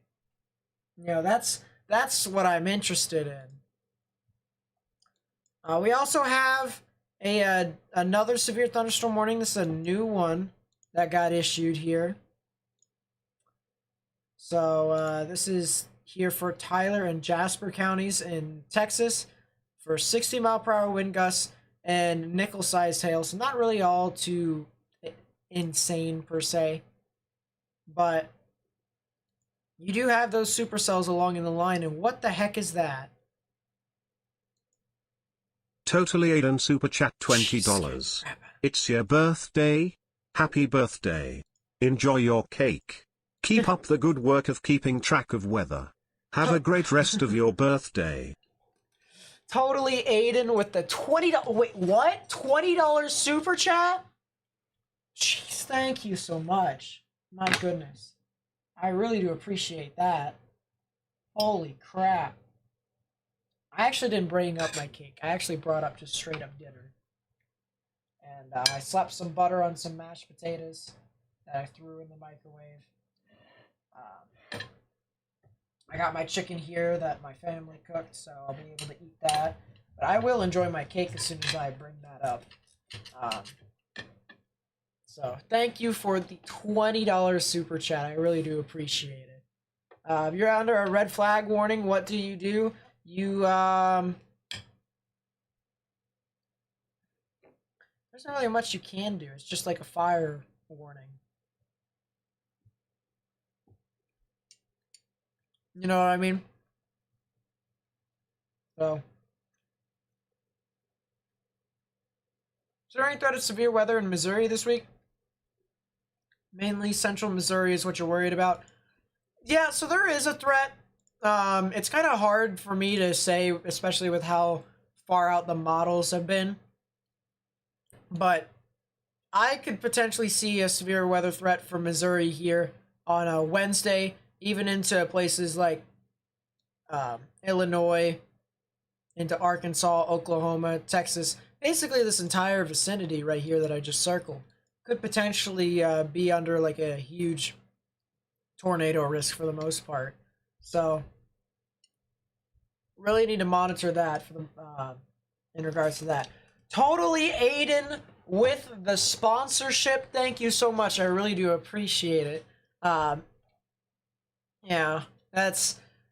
I can't exactly add you to the list of sponsors because I'm doing this stream for the most part, but thank you so much for the list for the sponsorship. I'll add you to the sponsorship list tomorrow, and so then we'll be able to have you displayed, and that'll be pretty cool. But thank you so much for doing so. I really do appreciate that. So this cell is really starting to kind of just say, hey, let's recycle. Because look, this is what I was talking about with the arcing motion. It's starting to try and wrap around its rear flank downdraft. And with that being said, it's exactly what it's doing. Got some walnut-sized hail here. So that's pretty interesting. Tornado chance for Kansas on Tuesday, Wednesday, and Thursday. You have a good chance, but I can't exactly say like with definitive confidence because we are pretty far away. So, Amarillo. Is there any rotation on the Amarillo cell? Let's take a look. That is some high DBZ numbers there. I will say that much. If we took a makeshift 3D, which isn't really a 3D, it's just them saying the highest amounts of precipitation is higher amounts in the thunderstorm. There is some pretty high values of DBZ here. So I would anticipate that it would be more or less severe. And just by looking at the velocities, it doesn't seem to be all too tornadic. Or it doesn't look as tornadic as, say, its counterpart to the south. But still, it looks like a hailer. It looks like a big hail threat. Actually, ping pong ball size hail and 60-mile-per-hour wind gust. That's what the report says here, the warning. So this is a pretty large storm that's hailing quite a bit. So that's the good news. Nevada, Las Vegas has never had weather warnings. They barely have had weather warnings, but I've never seen it live and stuff like that. Could Kansas City have a tornado Tuesday? They could, but I think Wednesday's more favorable for it.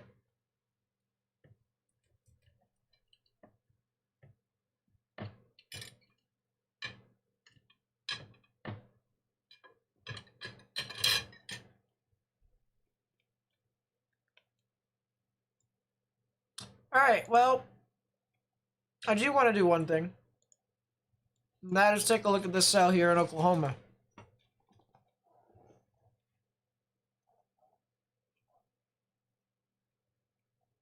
Specifically, here near Yukon. Because this cell right here has had history of producing hail. Let's see.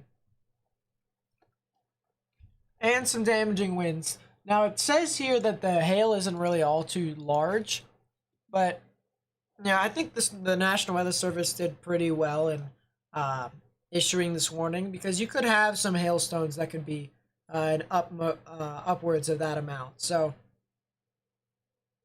I would really continue to watch that as time moves along. I'm still watching this cell over here near Onalaska. I'm actually just watching these supercells along the line here to begin with. Some pretty pretty interesting things that I'm seeing from radar.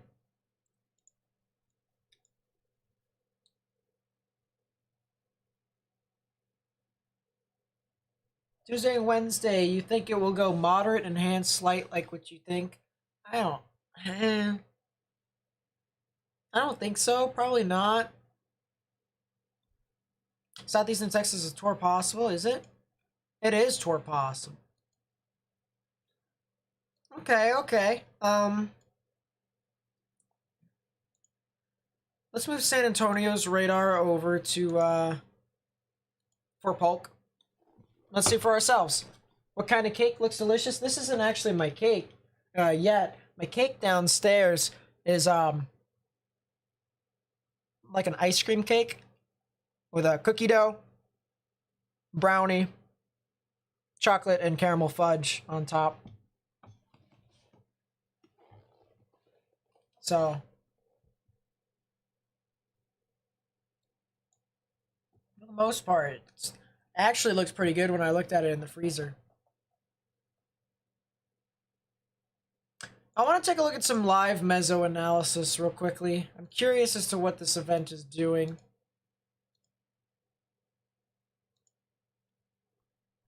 I mean, to most of you, it may look like it's not doing anything, but...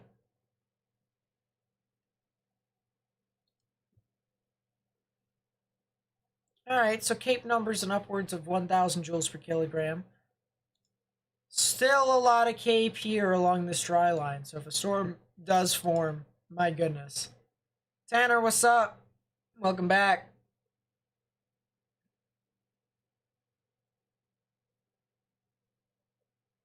There is not a lot of Cape up here in northeastern parts of Texas. This is the stable air mass that is kind of holding this thing in place.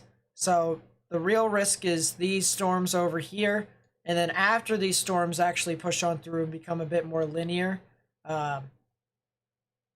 then these storms will actually end up doing that as well, and they'll push off to the east.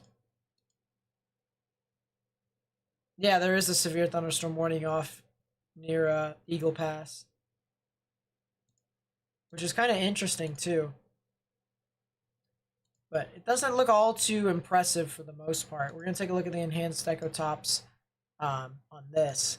And they go up to like 35,000 feet in some spots. I just saw 36 actually, so 36,000 feet in some spots. It's not really all too tall. But as I said, it's pretty interesting to see these thunderstorms develop here. And if they're, you know, maybe there could be the possibility of thunderstorms forming in some other areas.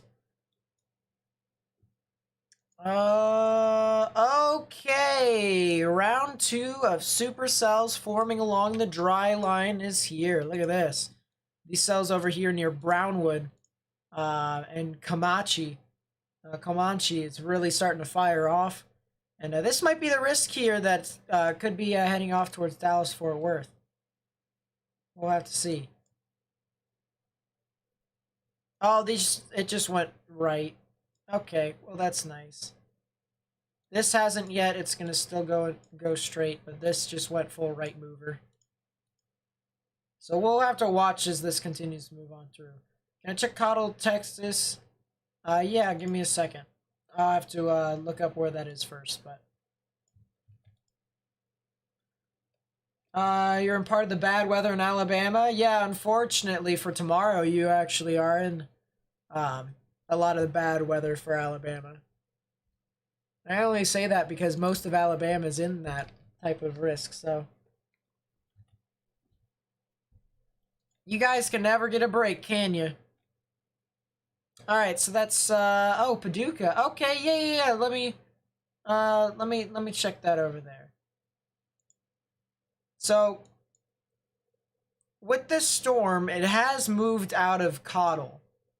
And it's now moving into the general vicinity of places like Fard and Hardman.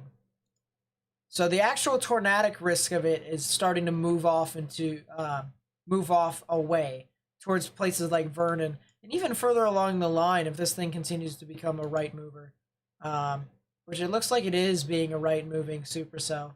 Then we could potentially get some action along the Red River here. But yeah, for the most part, if you live near like Paducah, Dunlap, you know, Swearingen, Jacobs, Narciso, you guys are out of the risk. So that's the good news there.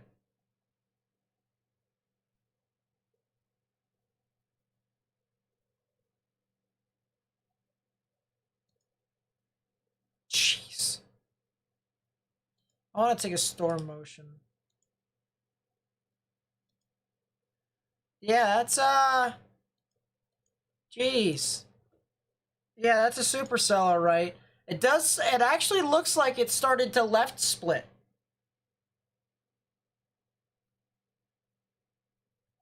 Thank you, Storm Chaser Kurt Yow, for the birthday wish. I really do appreciate it. I know, right? Totally, Aiden. That cake really does sound pretty good. I probably should finish up my dinner in order to actually get some.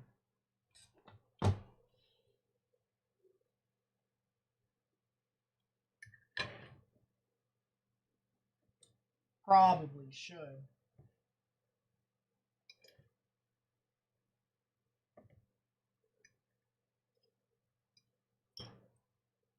But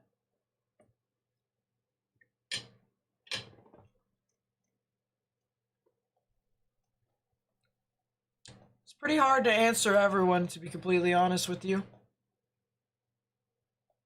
Cape sufficient enough for large tornadoes Tuesday and Wednesday. Yeah, it's hard to say because the energy is so weird across the board for that event. Um, the GFS paints a lesser picture than the Euro, but then there's just like barely like there's some cape on the Euro for Wednesday, and it could potentially do something. But I'm anticipating a bit more cape, honestly, just a bit. But I can't say if there's like gonna be enough cape. What am I having for dinner? Potatoes and chicken. What a birthday dinner. Yeah, this thing does look like it began the left split, so you can actually see this thunderstorm right here. And if you just notice how it kind of just goes off to the north, you'll actually see it here at the next couple of frames. You'll see this one part of the cell, and half of it goes north, half of it goes east. And this actually is a sign, a telltale sign of a supercell beginning to redevelop itself. We call this a left split. So by looking at this, you can see how, you know, here's the storm right here, moves off to the northeast, and boom, it just continues to move off. And with that, whenever a storm left splits, it actually tends to die out, whereas the one that keeps going right, that continues to strengthen. So something to keep in mind with that. Something to definitely monitor with all of that.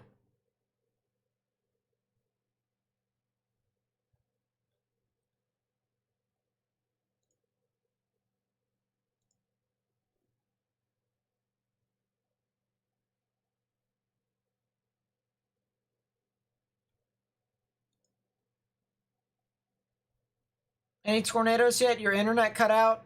No, we had a couple funnels though with this cell over here that's that passed just to the south of Childress, just to the north of Paducah. So there's a bunch more thunderstorms that are forming out with this storm as well. So not just this one anymore.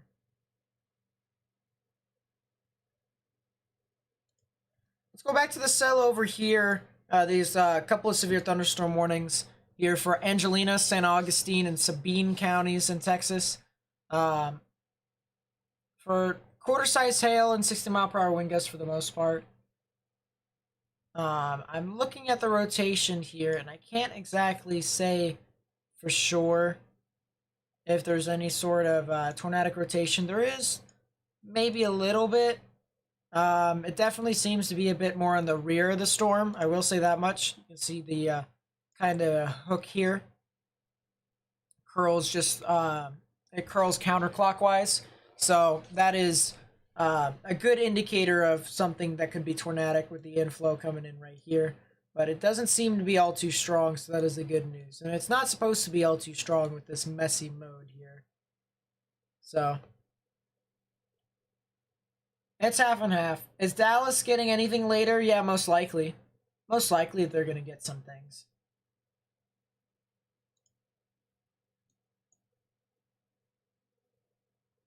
Someone said Clarendon is tightening. Is it? Hold up. Could you imagine if I knew Texas geography? That one?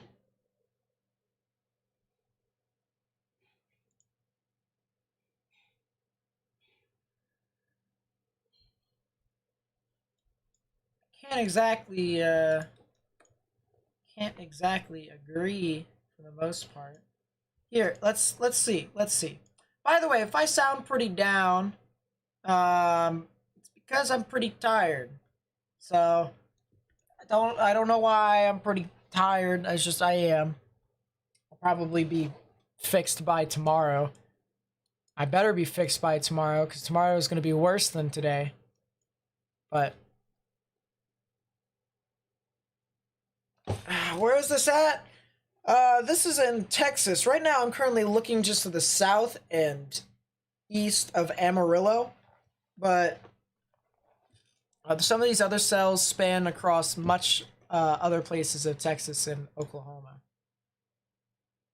Someone said, oh, crap. Yeah, that thing has a little bit of rotation on it, doesn't it? Yeah, that could possibly be on the ground. You know, I wouldn't be surprised if it was, honestly. But it's really hard for me to say. I'm going to try and download a couple more images to see if I can come up with a better conclusion. While I'm at it, I have a piece of my chicken.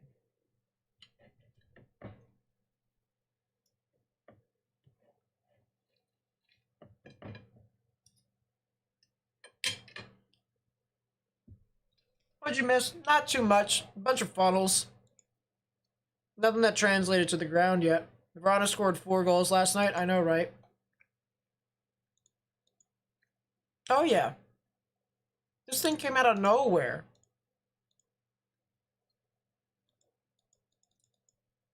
But it definitely could have been tornadic. I actually would not be surprised if this thing was on the ground. And the good news is that it didn't impact people. So there we go.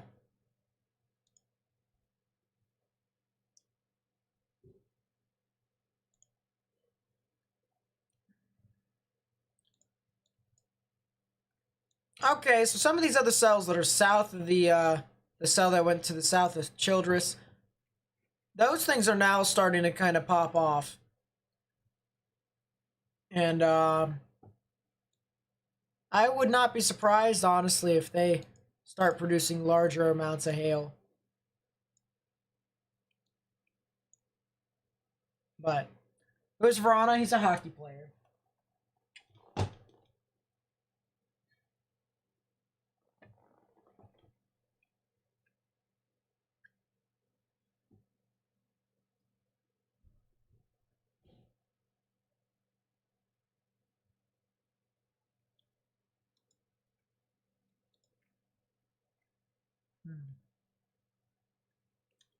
So I'm looking at the storm chaser's perspective of the storm, and I can clearly see there's a wall cloud there. Either that or a scud. But there definitely is something over there.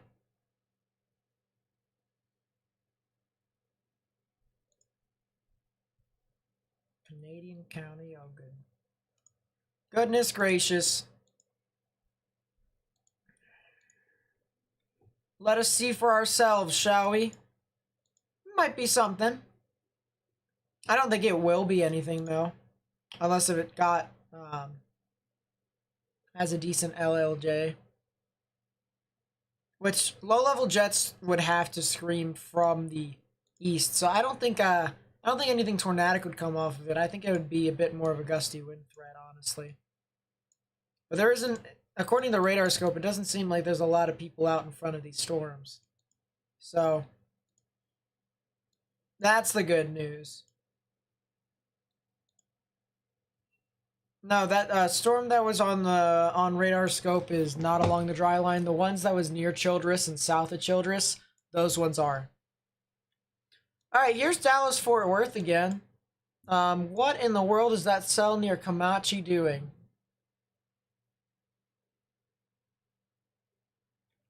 Guess we'll have to take a look at that in a bit, because that's also forming along the dry line too, or kind of a little bit in front of the dry line.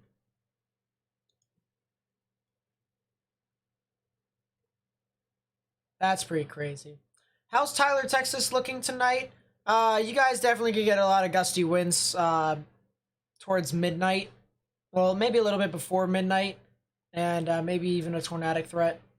But I'd say more or less a gusty wind threat for you all, Cam. For the most part.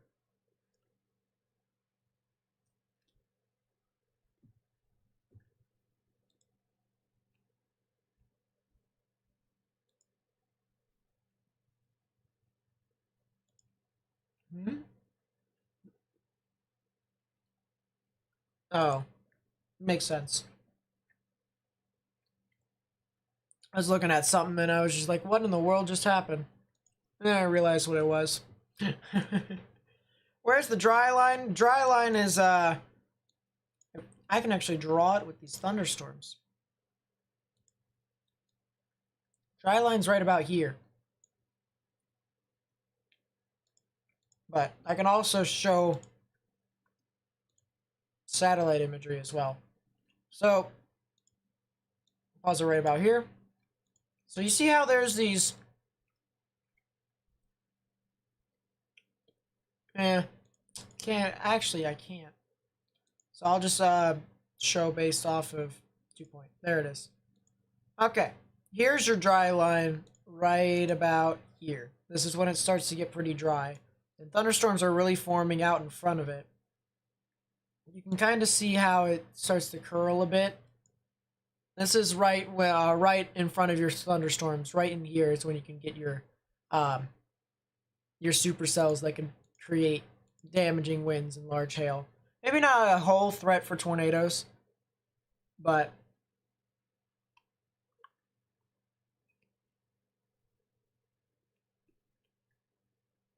it's still there.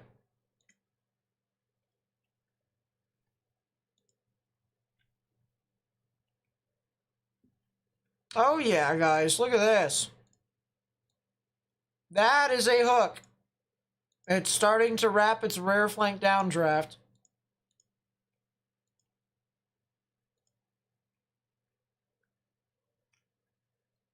Oh yeah. This thing is looking crazy. Check Tulsa. The heck's happening in Tulsa? Scattered thunderstorms. Tulsa's fine. Is McKinney, Texas safe from all this? Well, let's find out. What about Macomb, Mississippi? Let's find out about that as well.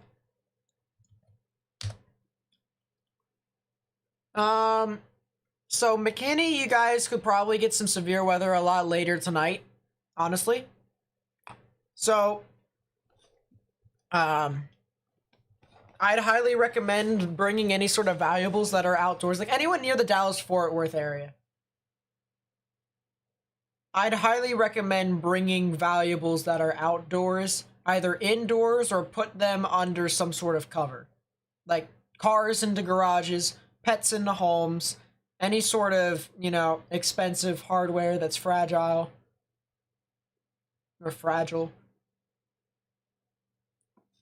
I'd highly recommend bringing them indoors. Yeah, I would honestly do that, because these storms are really moving on, are probably most likely going to move on through your general area. Check Oklahoma City. Nothing's happening in Oklahoma City.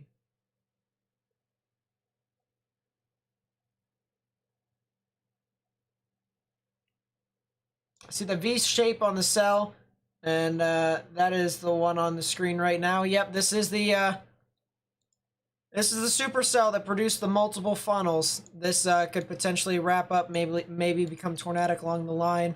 The helicity is not exactly it's not exactly the best helicity right now, but it definitely looks pretty good for the most part.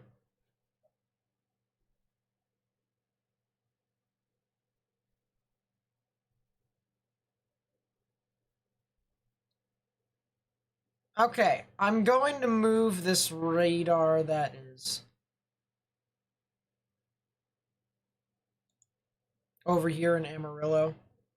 I think this rotation and/or tornado, if there was one, already formed/died, so if it did have a debris signature, would have told us before, but I don't think anything's on here right now, so we're going to move this to Abilene.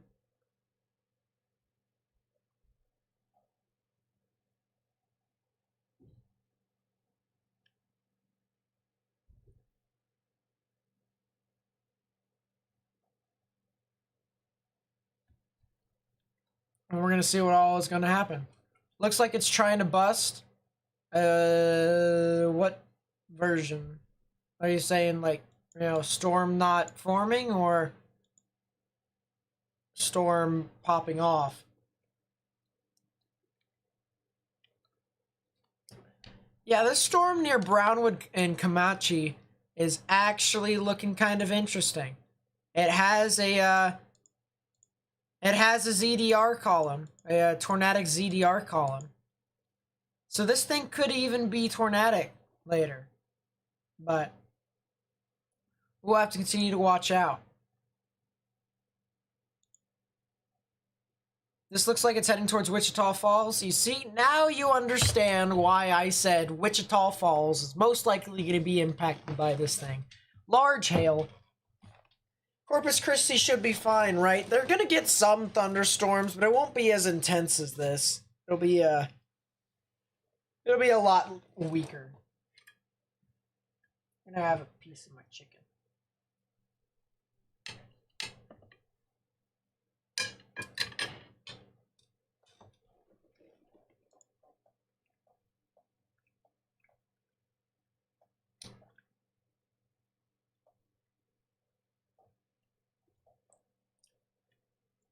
There is not a tornado in Las Vegas.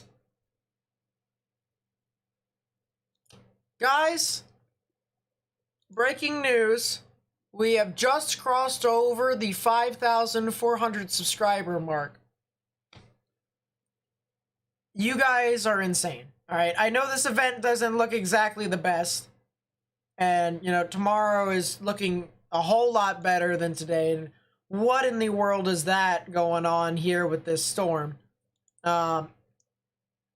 know, I know stuff doesn't look exactly all too, you know, peachy keen for us today, but, you know, for all the people who have supported us, whether it's liking the video, subscribing, turning on notifications, and sharing this with friends and family and stuff like that, you know, all the people that help contribute to the stream, you guys are amazing. You know, I wouldn't be able to do any of this without you all. So the fact that we're over 5,400 subscribers right now is absolutely mind-blowing, in my honest opinion. There isn't a tornado in Vegas. It's just the person said they had a fire warning. And they said that there was a tornado. Into which I said, stop the cap. What time should Dallas-Fort Worth expect storms? That's actually a very good question. Let's time that out for you all. Because, believe it or not, we can actually do that. So, NAM 3 kilometer. Let's actually go to U.S. cities. Dallas-Fort Worth. Here it is. Precipitation. Look at this. This is pretty cool, isn't it? So, here's the general thunderstorms that we're moving on through earlier. But then you can start to see some of these thunderstorms that are forming off to the side really start to push off at around the 10 to the 11 o'clock hours. Some could be hit or miss, but just based off of how the cells formed, you know, there isn't really a gap anymore. There's a kind of this. Well, let's go back. All right, let's go back, and I'll show you what I mean. So there's these main 3 storms. Jeez, there's these main 3 storms right here. Here's Wichita Falls. These we already know they're going to be moving further east. James, thank you for the birthday wish. I really do appreciate that.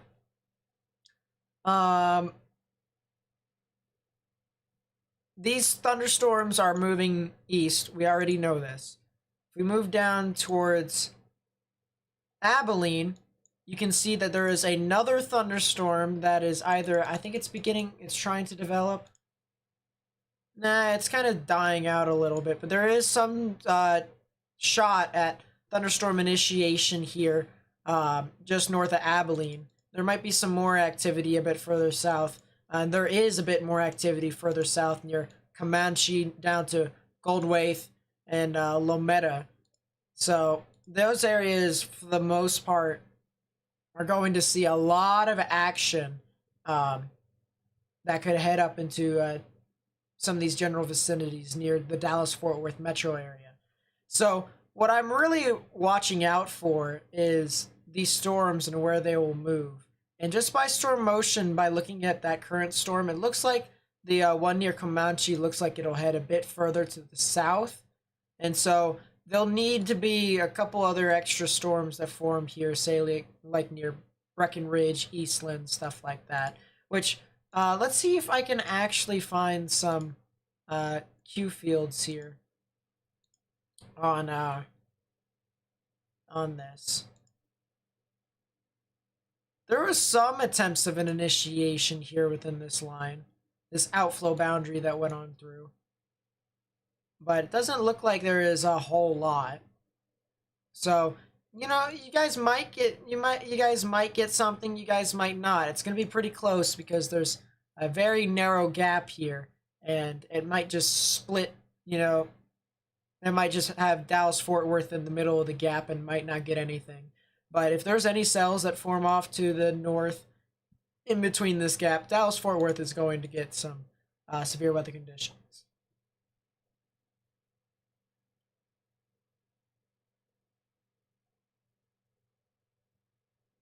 Yes, there is a tornado watch in Houston. Here, if we take a look real quickly, I'll zoom in right here. So the weird red boxes, they are tornado watches, and the weird blue box that fits in between the red boxes, that's a severe thunderstorm watch. So, yeah, we have 2 tornado watches and 1 severe thunderstorm watch at the moment, which is pretty crazy.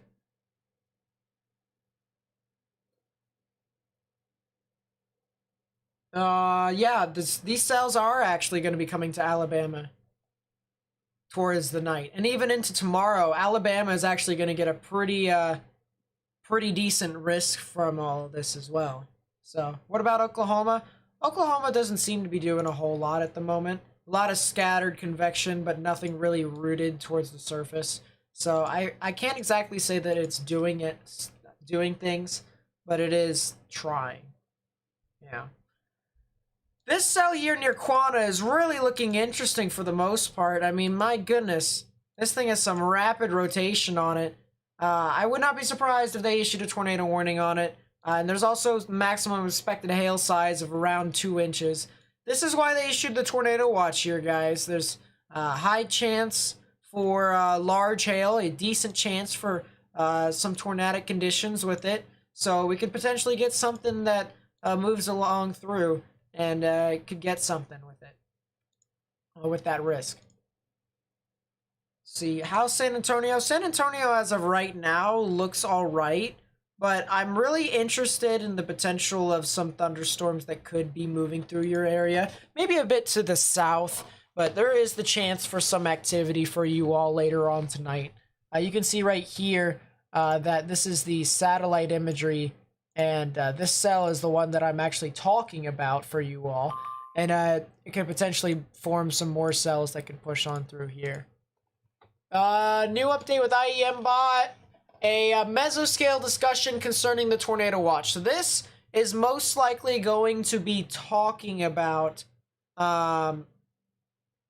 this is most likely going to be talking about the supercell right here heading towards Vernon. So we'll watch out for that real quickly. There's also been look at all these storms that are in northern Texas that have gotten severe warnings now. Almost every single storm here in northern Texas into the northern panhandle has a severe thunderstorm warning.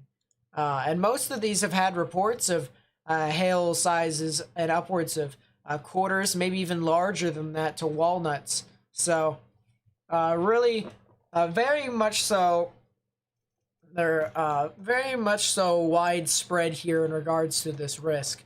And it's definitely something that we're going to want to continue to monitor as this pushes on through to the east towards places like Vernon, like Seymour, like Wichita Falls. Those areas we definitely need to watch out for.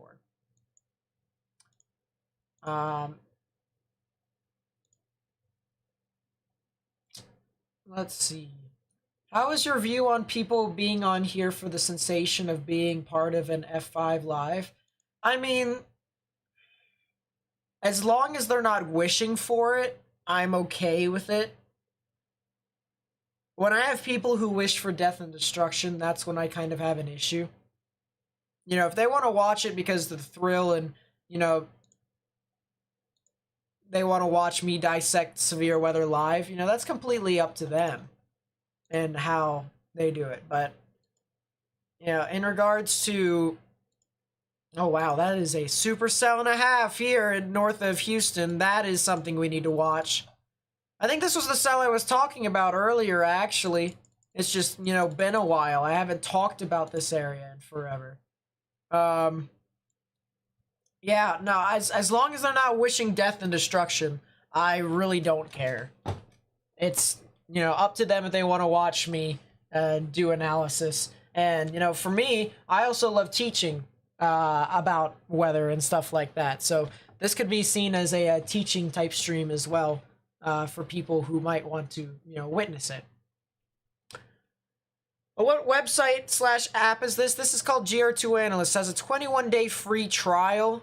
But then after that, it shuts off unless if you have a key, which you have to purchase for $250. And I know that sounds like a lot, but you can practically customize however way you want. Like, for instance, all right, I'm going to show you all something pretty cool here. Ready? Boom. Most people already know what this is, but this is a 3D image that I can take of storms. I can look at specific amounts of precipitation and I'll be able to dissect it for myself. So for instance, I'm looking at some heavy precipitation right now.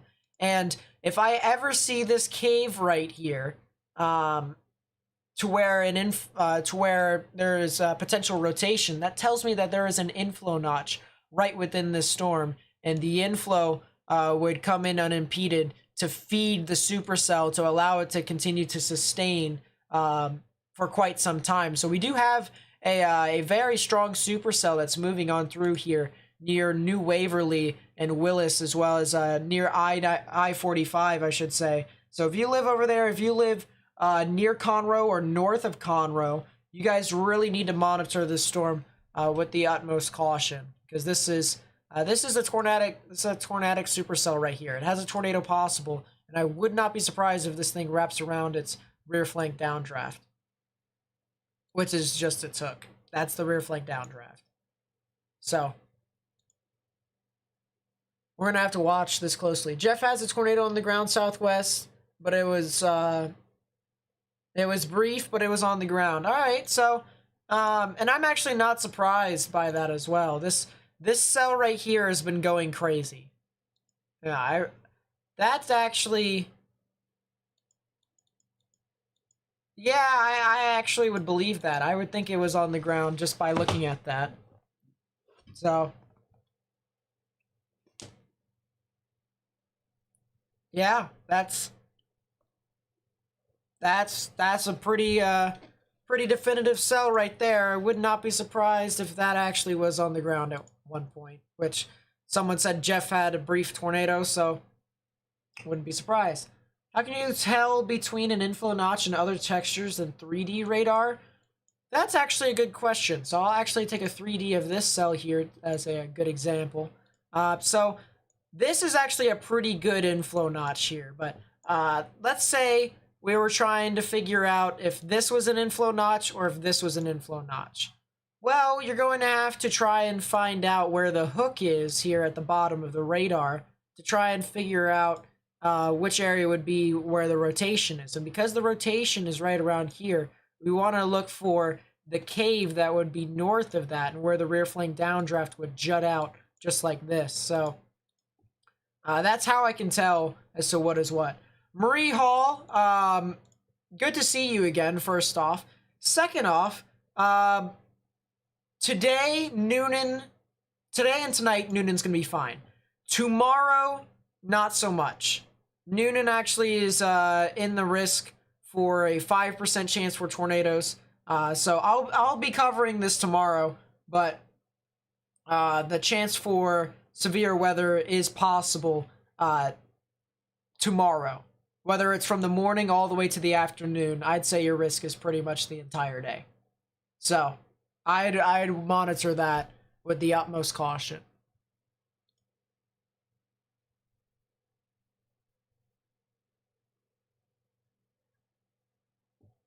Let's see. Wall cloud, oh boy, hold up. We got a wall cloud report by Matthew Gaylor. Moderately rotating wall cloud 4.5 miles to the west. Current at Cooper Break State Park. Okay, that makes sense. Macomb, Mississippi. That's right. I was going to do Macomb, Mississippi, wasn't I? That makes a lot of sense. So Macomb, Mississippi in itself is most likely going to be in the slight risk for tonight. Oh, well, actually, it's in the enhanced risk, I should say. So you'll get your storms from late tonight all the way into early tomorrow morning. It'd be like way past midnight for you all. So I would really watch out for these storms. Make sure you turn on a radio or something like that. But unless if you don't have that, into which I'd recommend turning on emergency text messages from EAS, stuff like that. All right, here's the mesoscale discussion for this. Actually, hold up. Let's go to the Storm Prediction Center itself and go to the mesoscale discussion. There it is. So hail damaging wind threat will accompany developing storms in the next 1 to 2 hours. Tornado threat will persist through 7 p.m. through large hail will be the primary concern, which is true. For the most part, that is exactly what is the main risk here. But Wichita Falls definitely is an area that needs to watch out. 100%. And then there was a new mesoscale discussion, but we'll look at that in a bit. Brian Chase Super Chat $20. Happy birthday, Nate. Get some Starbucks for tomorrow. Brian Chase with the $20 super chat. My goodness. Thank you, my friend. Unfortunately, I'm probably not going to be able to leave the house because I'll have to live stream. But it's definitely going to go to some sort of food. I'll say that much. But thank you, Brian Chase. I really do appreciate it. I really do appreciate all the support that everyone has in general, whether you do super chat, whether you like the video, you subscribe and stuff like that. I really do appreciate all the people who help me out. So thank you so much. Yeah, this thing is looking relatively interesting here with this rotation. Right along near State Route 6 in Texas. So I would not be surprised if this thing actually did produce a tornado. Does have some pretty good rotation. You can see the greens. We're looking at the velocities here. The greens are moving towards the radar. The reds are moving away. Right in the middle right here is where the rotation would be. So we'll have to continue to watch it as time moves along. But There is definitely some rotation here with these storms.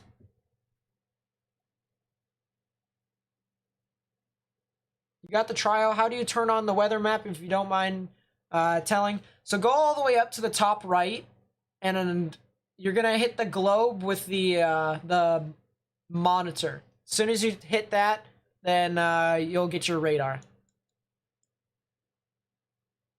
What do I think about Tuesday's upcoming severe weather? Not gonna be as good as Wednesday. Wednesday's gonna be worse.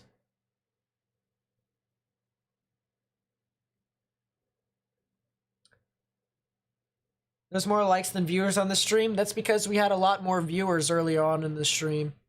A lot of people came out to the live stream today, and I was actually pretty happy about that. So that's I as I said, I appreciate all the people who like the video. By the way, here's the new tornado warning. New tornado warning here for Ford and Hardman counties in Texas. That'll be in effect until 6:30 p.m. Central Daylight Time. This also has golf ball size hail with it that could fall. So this is really something we're gonna have to watch, especially. You know, I'm gonna play storm motion here. According to the track, it says that it's moving southeast, but I actually don't think it's moving that far southeast.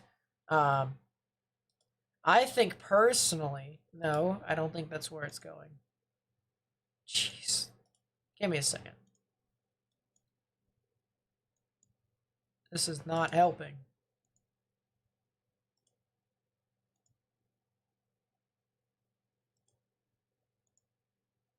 No, alright, I think this has the best representation of where this thing is going. It's not exactly... I think it's going due east, personally. Just by me looking at how it's been recycling constantly, it's heading in this general vicinity. And so Vernon and Oak Laurenian, jeez, I cannot speak to save my life.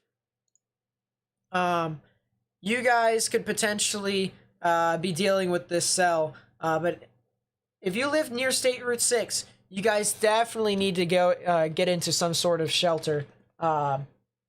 It's practically right on top of you. I don't think there's anyone that lives along these areas, but, you know, can't exactly assume these things. So if you live along State Route 6, south of Quanah, or north of Crowell, or if you live near Medicine Mound or north of Margaret, you guys really need to go ahead and take your proper precautions. Get underground and get in the lowest, innermost part of your building, particularly a bathroom or a closet.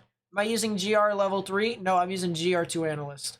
GR level 3 is the lower resolution of this.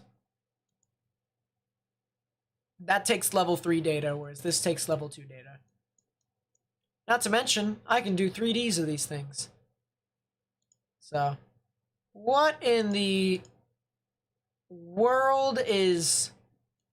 My goodness, look at this supercell, guys. This is a supercell and a half. This is wrapping around a lot of its rear flank downdraft. Classic hook signature here, I'll say that much. I mean, look at this.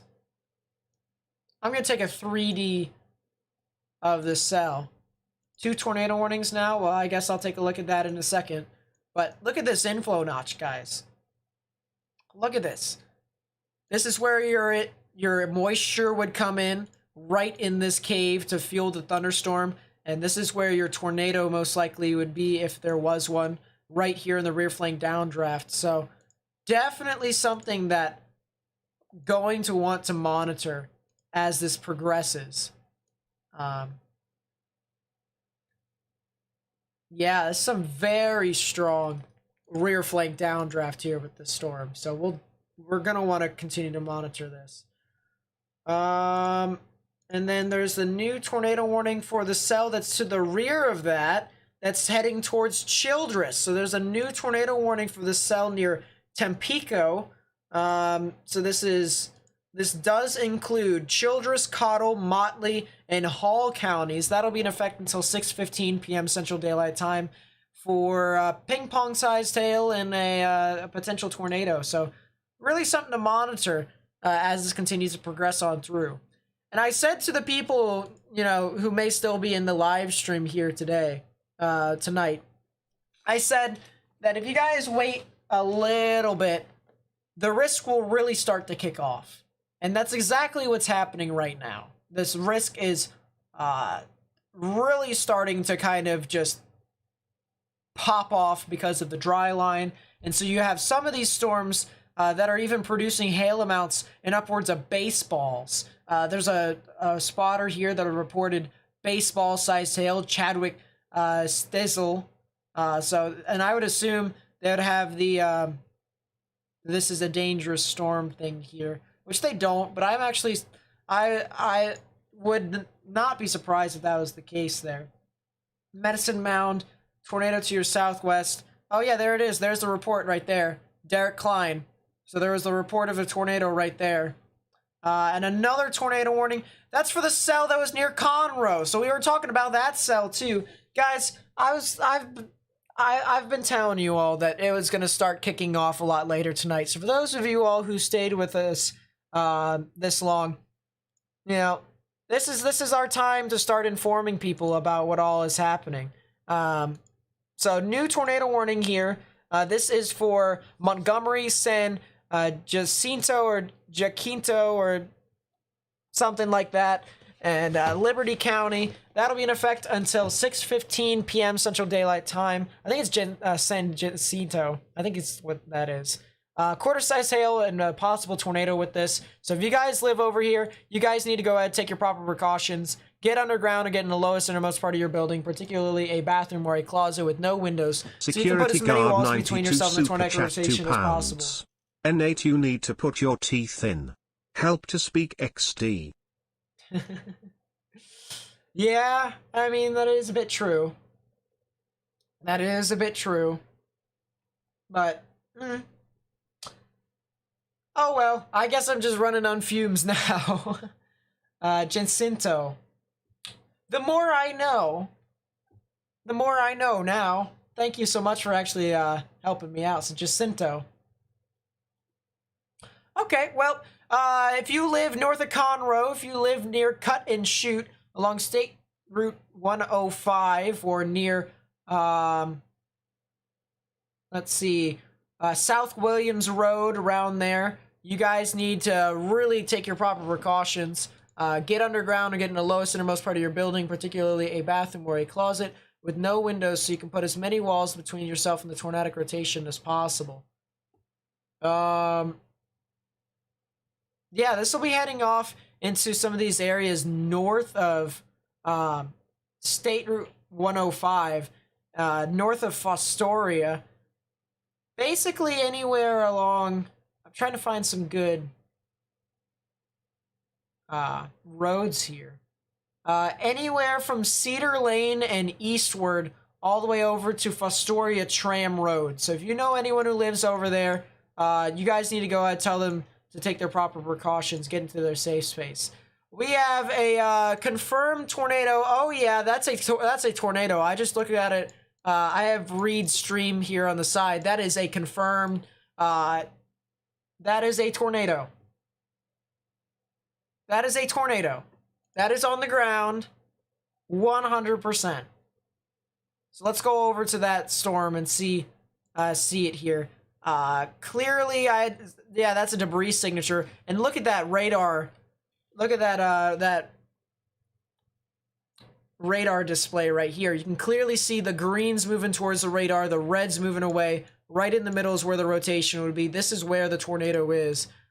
We actually have a almost an 85 mile per hour delta velocity, which is how fast the actual tornado is rotating. So this is indeed a tornado that is on the ground. It does have a correlation coefficient drop for the most part. The spectrum width drop 100%, I'll say that much, if it doesn't have correlation coefficient drop. But I just took a look at Reed's stream right here, and this thing was on the ground 100%. It was not exactly a funnel. It was a bit larger than a funnel. So maybe a mix between a funnel and a cone, but it's like a very, very small type tornado. And there's the funnel cloud again, and it's still on the ground actually, so it's not a funnel cloud, it's still a tornado on the ground. But it is a very weird looking tornado, I will say that much. What is CC? That is correlation coefficient. It looks at the density of what all is being reflected back from the atmosphere. And so if it's like air particles or dust or stuff like that that gets kicked up, it gets shown as a low correlation coefficient. And if it's rain, then it's more towards the reds and stuff like that. So, yeah. Funnel cloud 2/3 to the ground, 6 miles northwest of your location, now obscured and precip. Yeah, just by looking at Reed's stream, it does look like it is a bit more rain-wrapped. I will admit that much, but this is a very, very powerful storm that has now produced a tornado. So, I'm sorry. Another report of a tornado here. This is on the other tornado warning here in northern Texas for Childress, Cottle, Motley, and Hall counties. This was back near Turkey. So a tornado report here near Turkey and Tampico. And the chance for some tornadic development is here. Maybe even a tornado is here as well. So this is definitely something that we gotta monitor extensively. I mean, just look at Texas across the board. You've got so many severe thunderstorm warnings with tornado warnings within them. So this is something that we really have to watch out for. And this is the type of event that we're going to really start to get into. So we really need to watch out for this as time progresses.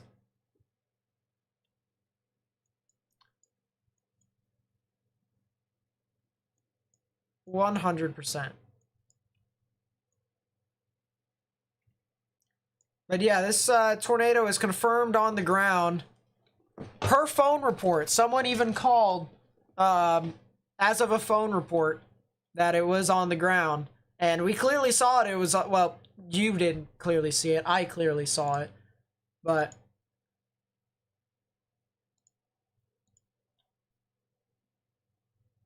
yep, alright, we got a couple stuff from Twitter that people have been sending me. As I said, if you guys have anything on Twitter, you guys are seeing anything on Twitter, feel free to share it with me.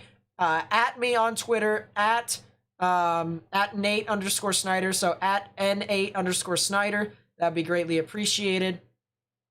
But this was the funnel cloud that was with this storm. This is why I was saying it was pretty weird, because it almost looks like Scud, except this thing is 100% rotating. So there's your clear funnel, and then your which, by the way, McB, thank you for sending that to me. Not making money off of it, you're fine. And then this is your tornado that's on the ground. You can clearly see it right here. Boom. That is on the ground, 100%. So, yeah, stuff has really started to kick off now. Say that much.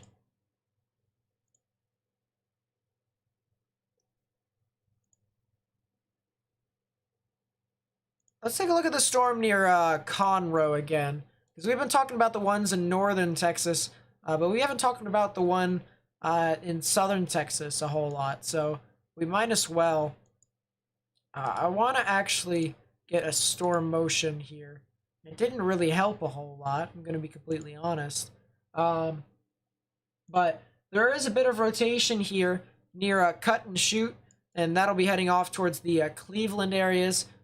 North Cleveland as well, maybe a further bit north than that, towards County Route 2025. So if you guys live over there, as I said, you guys need to go ahead and take your proper precautions. Get underground and get in the lowest innermost part of your building, particularly a bathroom or a closet with no windows, so you can put as many walls between yourself and the tornadic rotation as possible. Let's get some timings out for this. Let's see, Cleveland. Or let's actually start with Fostoria. Fostoria, in about 10 to 15 minutes, you guys really need to get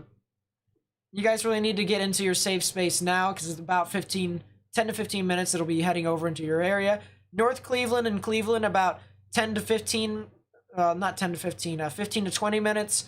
So you have a little bit of time, but not a whole lot of time. So you really need to go ahead and get into your safe space, in my honest opinion. And as that continues to move on through to the east, places like Rayburn and Romare could potentially get impacted by the storm as well. But definitely something to where if you live near the intersection of J. Hawker Road and say Fostoria Tram Road, you guys definitely need to monitor this storm extensively. Get underground or get in the lowest innermost part of your building, particularly a bathroom or a closet.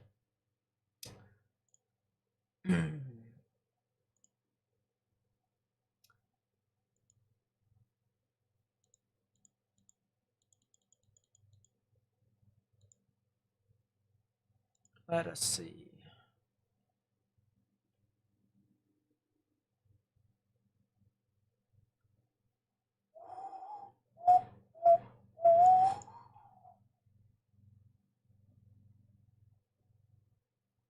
What notes 3.5 inch size hail and large? What?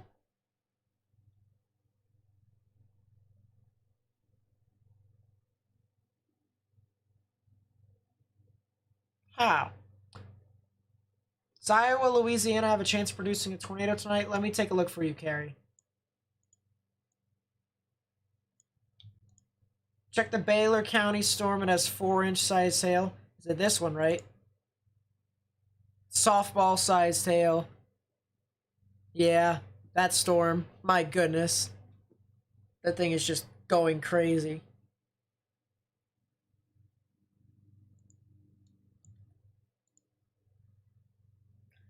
I think you guys have a chance.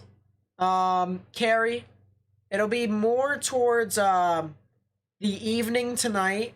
Well, actually, I'll say around midnight tonight, to which you guys can really start to get some of the storms that could be tornadic. But yeah, for sure, 100%. You guys could get some tornadic conditions within your area. I'd have to say so.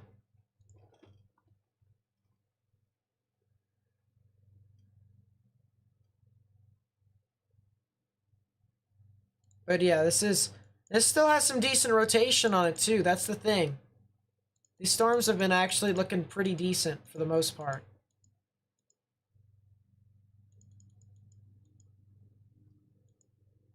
Yep, and that's clearly on the ground. Clearly on the ground for the time being. It seems to have lifted as of right now, but yeah. You heard in Oklahoma there's a confirmed tornado. Is that true? Not in Oklahoma, but it's on the border of Oklahoma and Texas. It's actually a bit further south than that. But parts of Oklahoma is in a tornado watch. I will say that much. But it's southwestern parts of Oklahoma near like Frederick and Friendship and Snyder and stuff like that. I want to talk real quickly about the cells that are impacting Dallas-Fort Worth. So you're getting a lot of thunderstorms at the moment. None are really also, severe. But you have another storm that's kind of just pushing on through here that could potentially be producing some hail. And actually there is some areas near Arlington that could be producing some decent-sized hail and stuff like that, but... Huntsville, Texas? Is there a Huntsville, Texas? Yes, there is a Huntsville, Texas. Let's see. That's north of the Conroe storm. Oh, I can't exactly say that that has a lot of rotation. I think Huntsville in itself is fine. Huntsville, Texas. So, yeah, no... There's a lot of activity here now, guys. I mean, there's so much stuff happening. We have 12 severe thunderstorm warnings, 2 regular tornado warnings, and one confirmed tornado warning, I should say. So, yeah, there is a lot of activity starting to happen right now.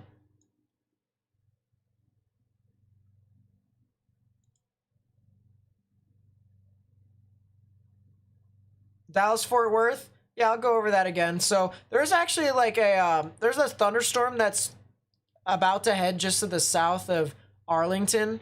It's like near Sublet. It's actually about to get to the Beltway, I-20 Beltway, I should say. So if you live over there, if you live like near Florence Hill and stuff like that, and a bit further into like Dallas, like the actual Dallas part, like Fort Worth, if you live in Fort Worth, you should be fine. But if you know anyone who lives in Dallas, I would advise them that there's going to be a storm that's going to be heading their way. And I'll even play the radar loop here for you. You can see how these thunderstorms have kind of just pushed on through.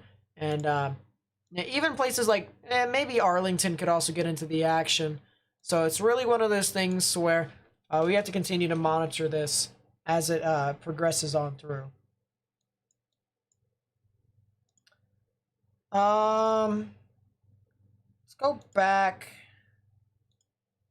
to the cell in Frederick. Small tornado 2 miles north of our location. That's another tornado warning. And dude, guys, did I not say it was going due east? Did I not say it was going due east? There it is. It's heading towards Vernon and Oklaonian.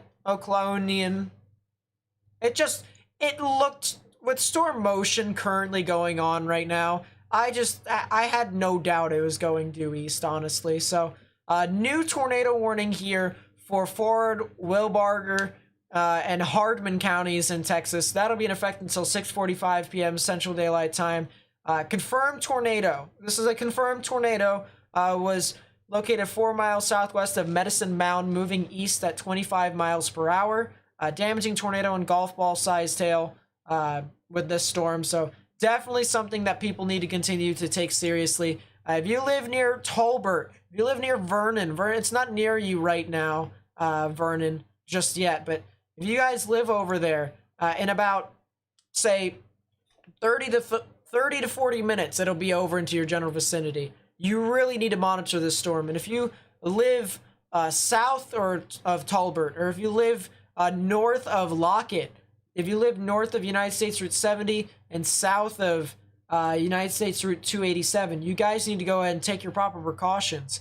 Get underground or get into the lowest innermost part of your building, particularly a bathroom or a closet with no windows. So you can put as many walls between yourselves and tornadic rotation as possible, because there is, this cell has produced multiple tornadoes. It's been crazy seeing how many tornadoes here.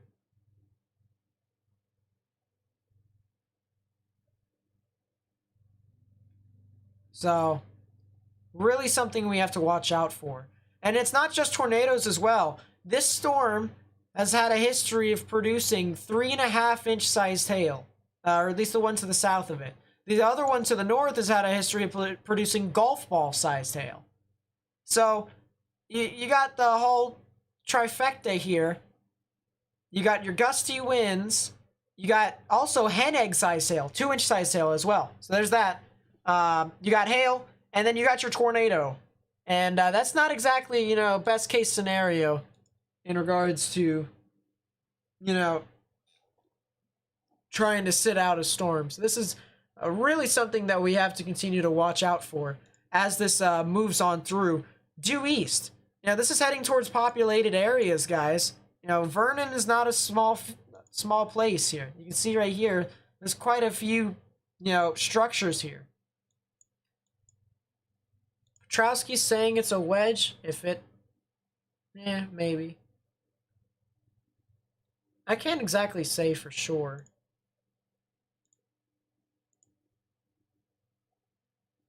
Stovepipe mega rope out. That's fun.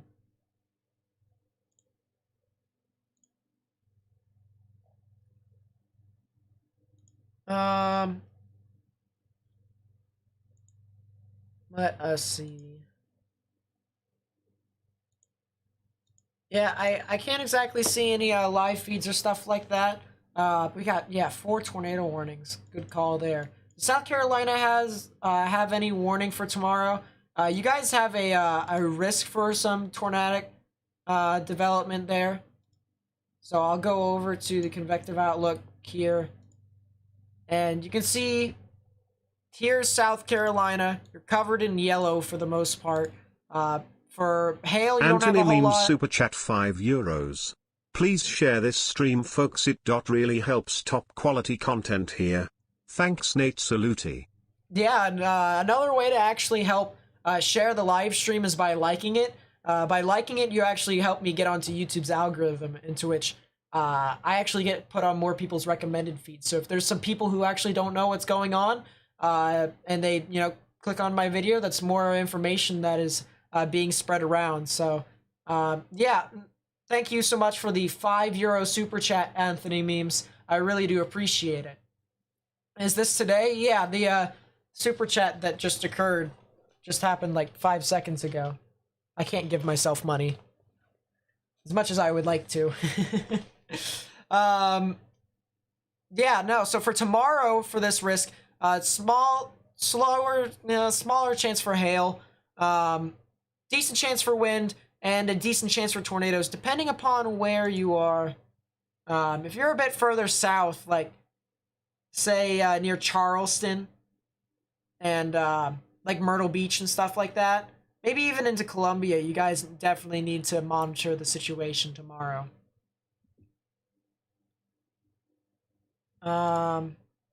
But yeah, multiple storms out here across the board that is producing tornadoes at the moment.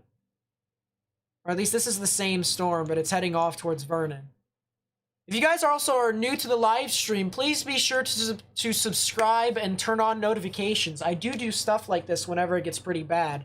And tomorrow it's going to get pretty bad. It's probably going to be worse than it is today. So if you guys want to stick around and help me spread the word of severe weather, try to help inform people as to what all is going on, that would be greatly appreciated. Also, if there's anything on Twitter that you spot that has to do with weather, feel free to @ me, @Nate Snyder, well, Nate_Snyder. That is @ capital N, number 8, underscore, capital S, stands for Snyder. So, yeah, this is definitely an event that we need to continue to monitor. And the thing of it is, too, is that for tomorrow's event, there is a higher risk for significant tornadoes than there is today. Today, there is a 10% chance for tornadoes, but that's overnight.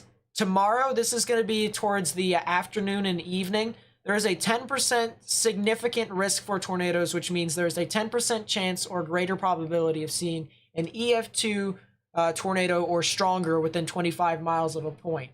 So the chances are there for tomorrow to have some strong supercells that could produce some strong tornadoes and even some large hail within some of these areas. But we need to continue to monitor this very closely, just like we are doing right now with this event here today.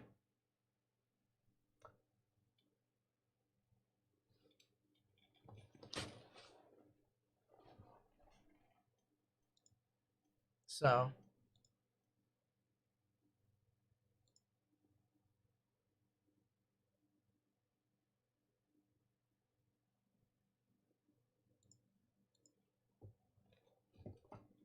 but yeah, there is a lot of activity going on right now. I will say that much. Granbury is just south of Dallas Fort Worth. Oh, so you guys are about to get impacted by that severe thunderstorm warning. Hold up. Ish. Maybe. Where's Granbury? You said it was just south of Dallas Fort Worth.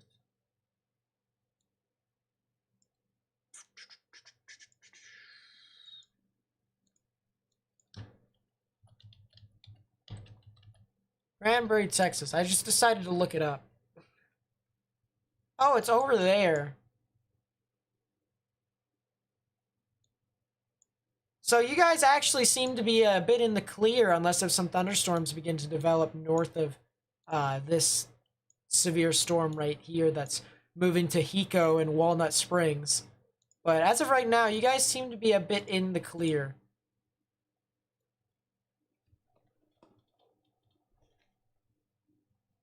As of right now. How is Arkansas looking? For these events here for today and tomorrow, Arkansas actually seems to be mostly in the clear.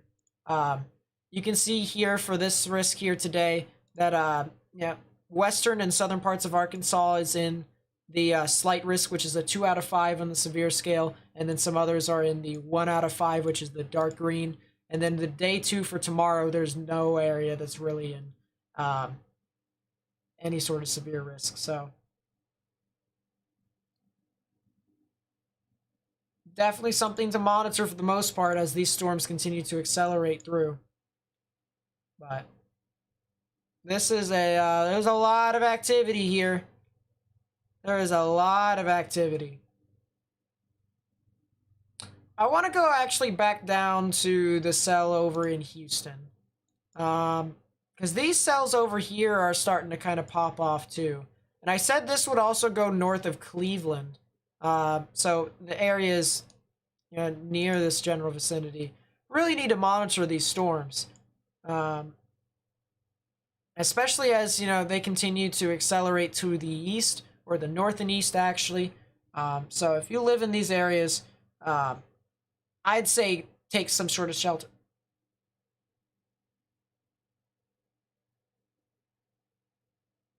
Don't just take shelter, get underground or get in the lowest innermost part of your building, particularly a bathroom or a closet with no windows so you can put as many walls between yourself and the tornadic rotation as possible.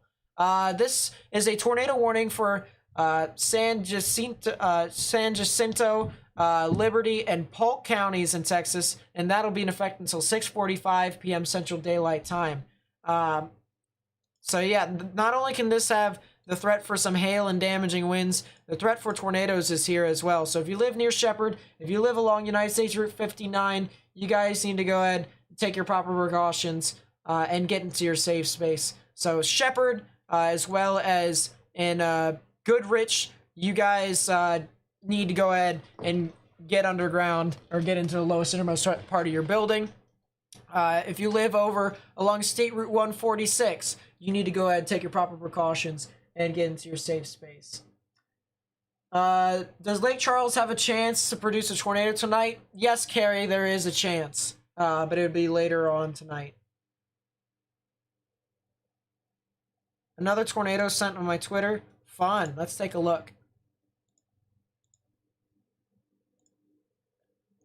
Yeah, that is indeed a tornado. Let's see if I can get a closer image. Oh, that's with Reed, isn't it?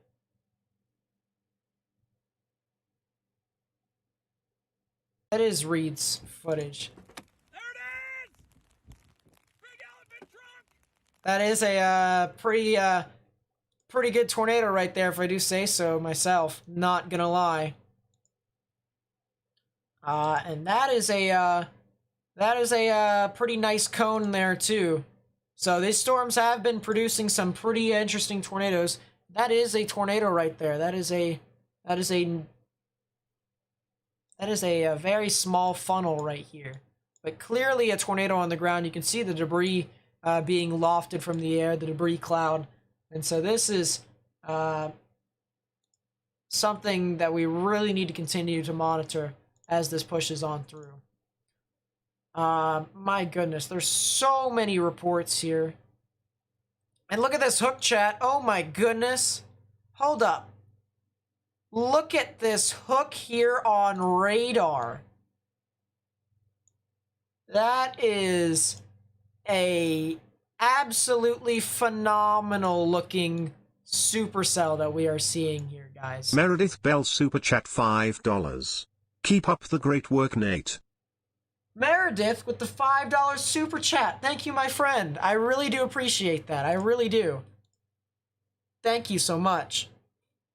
That is a classic supercell signature.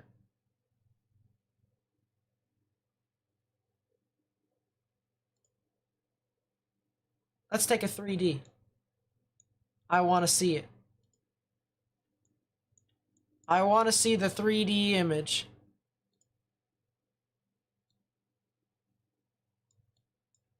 Oh yeah. Oh yeah. That is a strong supercell. That is a very deep cave. That is a very deep cave. That is a very deep cave. That is a strong supercell right here with a very strong inflow notch. Look at that.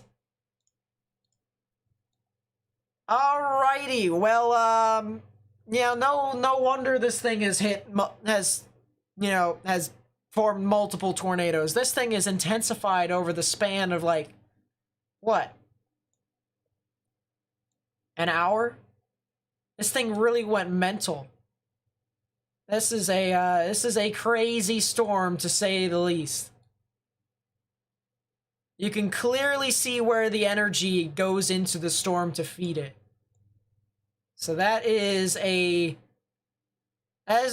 pretty strong supercell. What I'm doing right now is I'm looking at a specific amount of precipitation. And, you know, we can clearly see it here. Clearly see it. That is a supercell and a half. What about the normalized rotation? How high does the rotation span up into the atmosphere? The rotation in itself, this is the normalized rotation. This looks at, you know, just any signs of rotation in general. Actually does span up to about almost 30,000 feet. So it's not too bad of a storm here. You can see these blues is the rotation we're looking for. Because the greens is these kind of murky greens. It's kind of bleh green. That's the anticyclonic rotation. And those are like, they can't really form all too well. So, yeah, these storms are really just firing off as many tornadoes as possible at this point.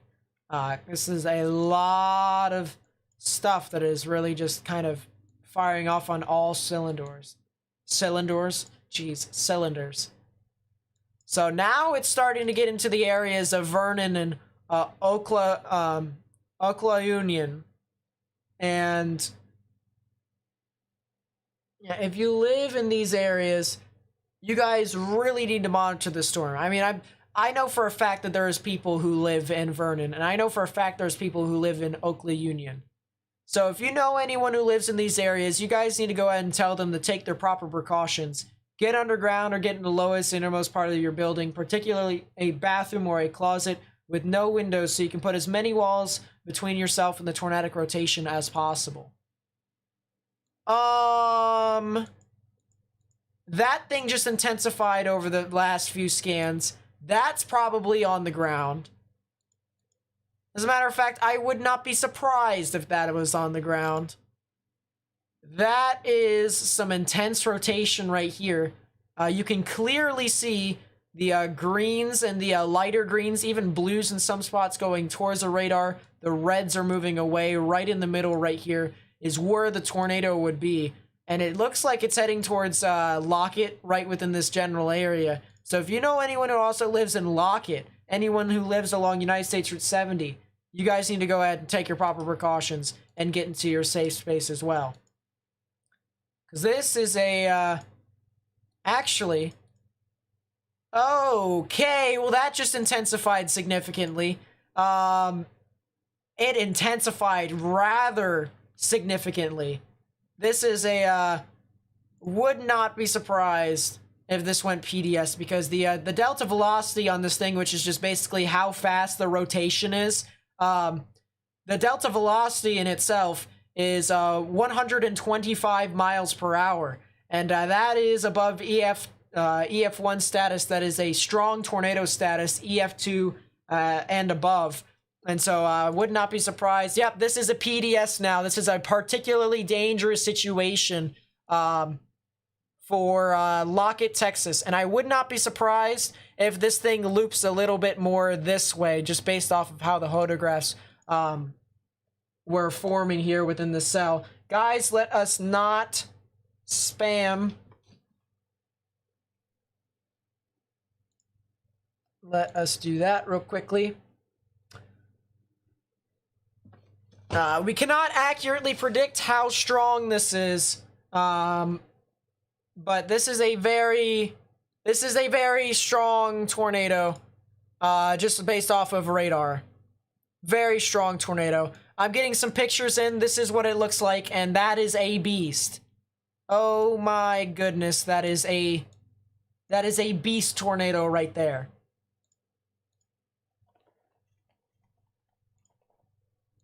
Let's see what else we have here. Yeah, so it definitely, there definitely was, oh wow, twins. So that was from Bread Adair, actually. So some twin tornadoes that, nah, that actually may not be twins. That might be, that might actually be multi-vortex. Maybe. Because they're all rotating within the same wall cloud. Sam Krauser super chat $4.99. The motion is insane on that cone. Oh yeah, no, 100%. And the new tornado warning, another PDS tornado warning here for Ford, Wilbarger, and Hardman counties in Texas. That'll be in effect until 7 p.m. Central Daylight Time. This is a very strong tornado, guys. It's still on the ground here, and it looks like it is indeed curling off to the left, as I would say it would, maybe a little bit. So it's right about it. It's kind of curling off like this right here, and it's definitely something to where no matter where you live here in United States Route 70, whether you're in Lockett or not, you guys need to go ahead and take your proper precautions and get into your safe space. I mean, this is clearly a strong tornado.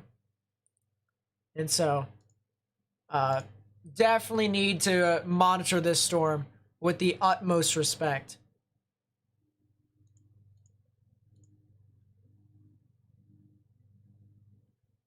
Very strong storm here.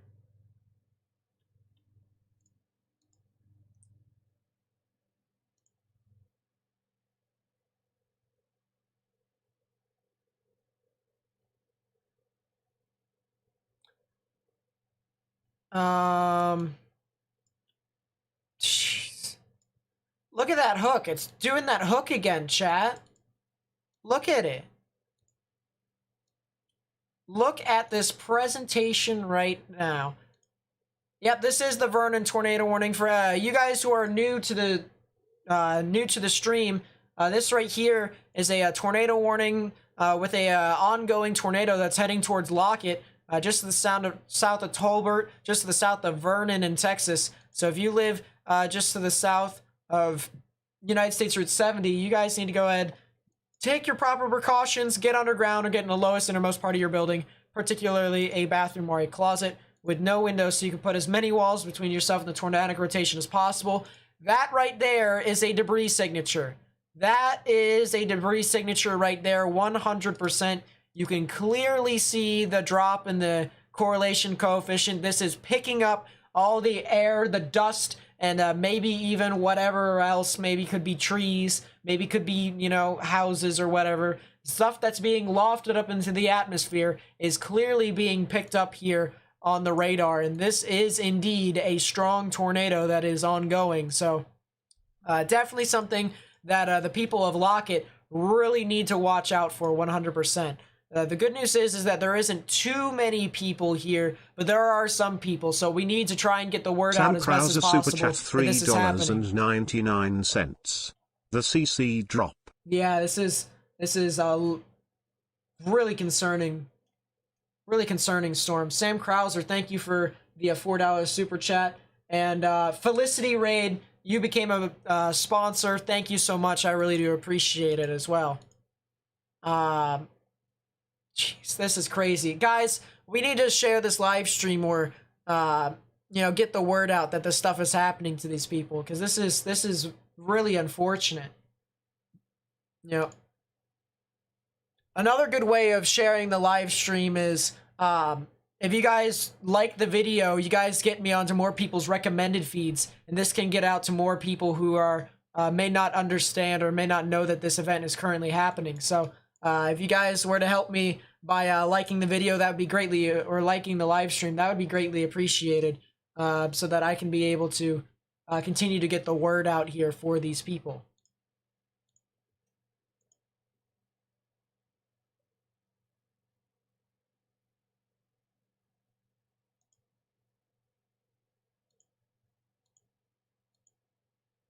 Oh yeah, that is 100% a tornado right there. Twitter. Let's take a look at Twitter, shall we?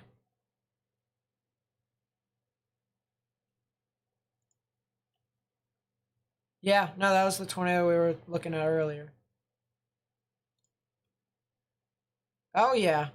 And that's a live cam from Vernon too. That's a clear tornado. Look at that. Clear and obvious as day. So the good news about this tornado is that it's heading south of Vernon, but it is still moving on through and pushing off into the general vicinity of the United States Route 183 area. We also have to watch some of these other areas further along the line. If this thing continues to parallel United States Route 287, then some areas further along the line, like say Wichita Falls, they could potentially be impacted by this event.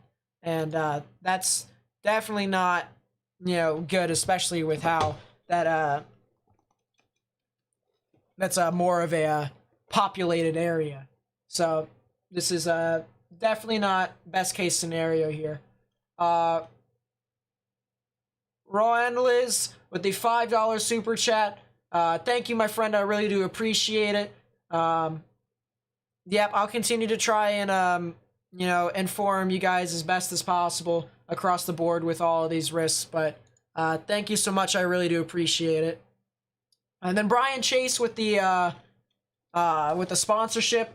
I really do appreciate that as well. Yeah, thank you so much. I can't exactly put you on the sponsorship thing, on the bottom because, covering all of this. But by tomorrow, we'll update it with all the sponsors that helped us out here today.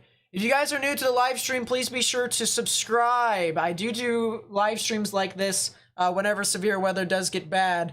I am going to be live streaming tomorrow because of tornado risk that's actually worse than today. I know some of you guys might be wondering, how can it be worse than today? But there's actually a chance, higher chance for significant tornadoes. And so, definitely something to where we're going to want to continue to cover it as much as possible, try to get the word out for everyone so that we can continue to monitor it as much as possible.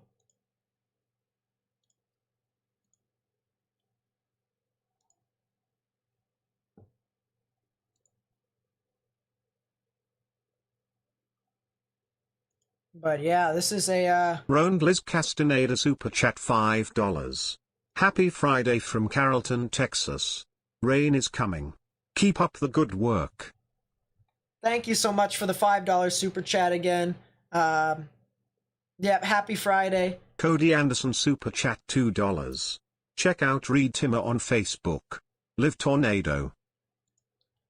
Cody with the $2 super chat. Thank you, my friend. I really do appreciate it. I can't pull up Reed's live stream here on my stream because copyright issues. But what I can do is I can pull up the tornado, and this is what the tornado looks like right here. You can clearly see the cone that reaches all the way to the ground with the debris, the debris cloud that is being spewed up, all the dust and dirt that's being kicked up by this tornado. So this is a clear tornado that is surging on through here within these storms. And this is another picture of the same tornado. As I said, clear tornado here that's moving on through here. And so if you guys live in these areas, you definitely have to monitor this as this gets closer. And the funny thing about this too, or actually not the funny thing about it, is that this was from the Vernon Skycam, and that could even see the tornado here as well. So we really need to watch these storms, and especially the people downwind as well. How fast do you think it's moving? You have a friend that lives in Wichita Falls. Well, this thing is actually moving. It's moving about 25 miles per hour. So it's not moving the fastest. Brandon Craig Super Chat $49.99. Brandon Craig with the $50 Super Chat. Thank you, my friend. I really do appreciate that. Thank you so much.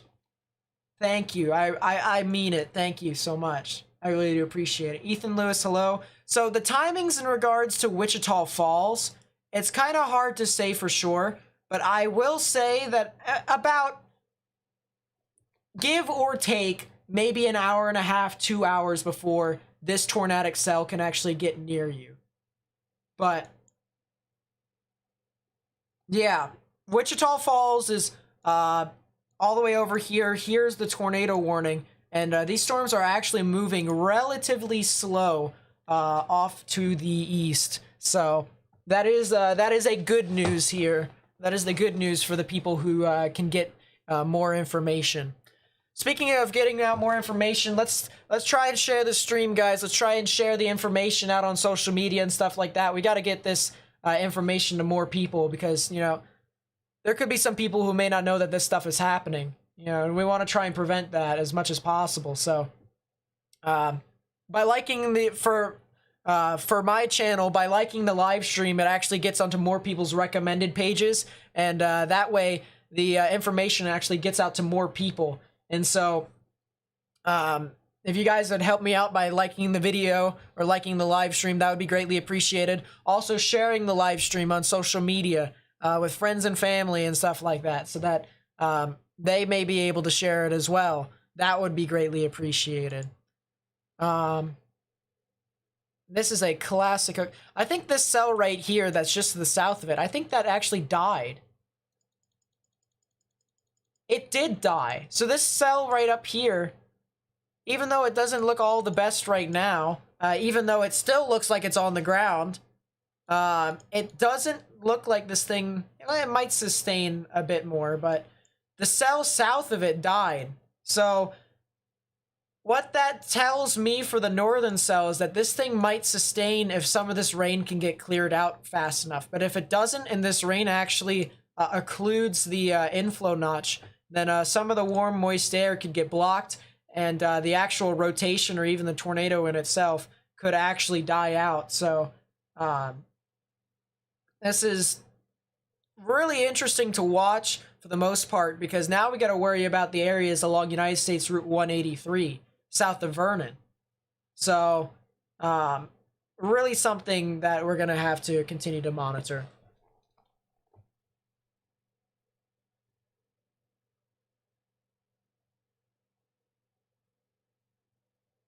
But yeah, this is definitely a cell to watch out for. 100%. Look at Colorado Storm Chasers pictures. Look at those tornadoes. Look at that. Look at the picture of that tornado. That is impressive too, because you can see the wall cloud isn't actually as well defined here on the back side, but the front side, it's clearly well defined. You can see the wall cloud go all the way around here, and then it actually kind of curls back inside. So there might be some dry air that's wrapping around the storm, which might be the reason why this the ecotops on this storm actually has depleted a bit, but still something to keep in mind with all that. What is the purple polygon? A PDS warning? No, it's a reported tornado with it, although it was PDS, so. But this is definitely something to watch out for as this continues to move on through, 100%. But I did see a lot of dry air wrapping in behind the actual tornado. So that is something to really monitor. I saw it, Caden. It may not have been twins. It might have been a multi-vortex, because it was all rotating under the same wall cloud / lowering. But it could also have been twins as well. So either or, a tornado is a tornado, and as I said, if you live along near United States Route 183, you guys need to really watch out for this storm. This thing has had a history of producing tornadoes. I mean, look at this. look at this, widespread scan of reports here. Multiple people have been on this storm and have been monitoring it for quite some time. And this is continued to move on through, especially near places like Lockett. Now, this is definitely a storm that no one should take lightly. Take lightly, I should say. So, this is a very concerning situation for the most part, and this thing might still be on the ground. Honestly, I think it may still be on the ground, just by looking at the rotation, looking at how high up in the atmosphere it is. I wouldn't be surprised if it was, or if it was at least still had a funnel cloud. So this is really something to watch out for this as well.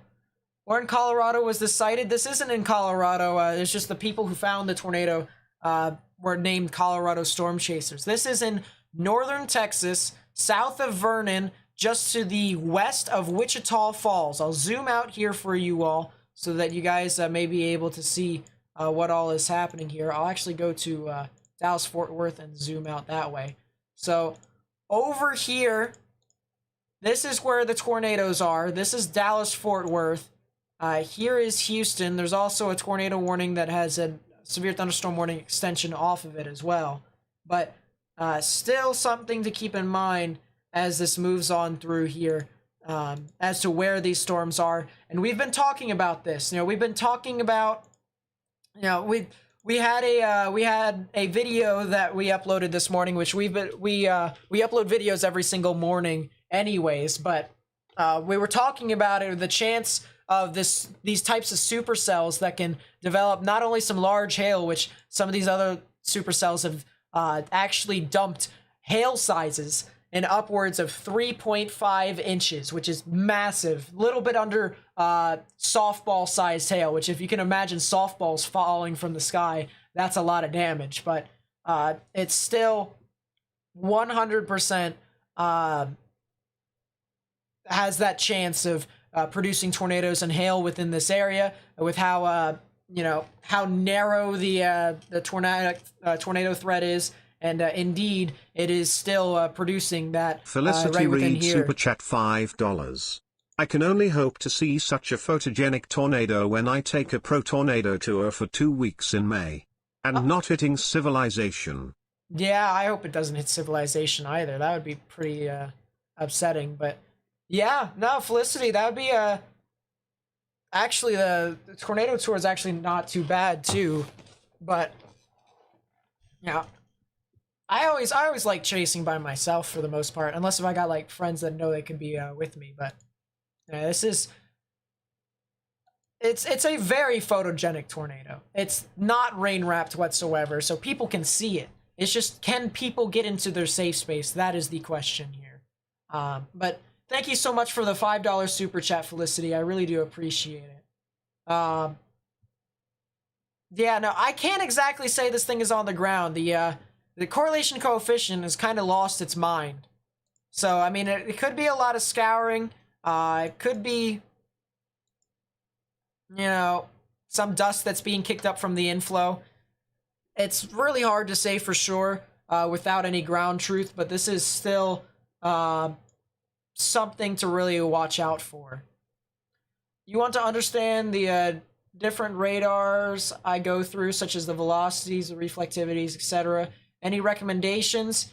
If you want to understand how they work, how I got started was by watching Dr. Greg Forbes in the Weather Channel, and how he did his analysis and stuff like that on, tornadic storms. So I would start there, as well as how to read radar data. If you just look it up on YouTube, you'll be able to find something. But yeah, no, this is...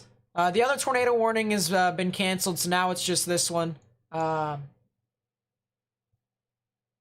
It's just 100% this cell that's been just gearing out. It's been churning about. And it just re-intensified with its echo top. So this thing might actually continue to stay for quite some time, which the photographs actually favored a bit more of a cyclic mode, but it would continue to stay along with its trajectory and would not be rain wrapped whatsoever until later on tonight.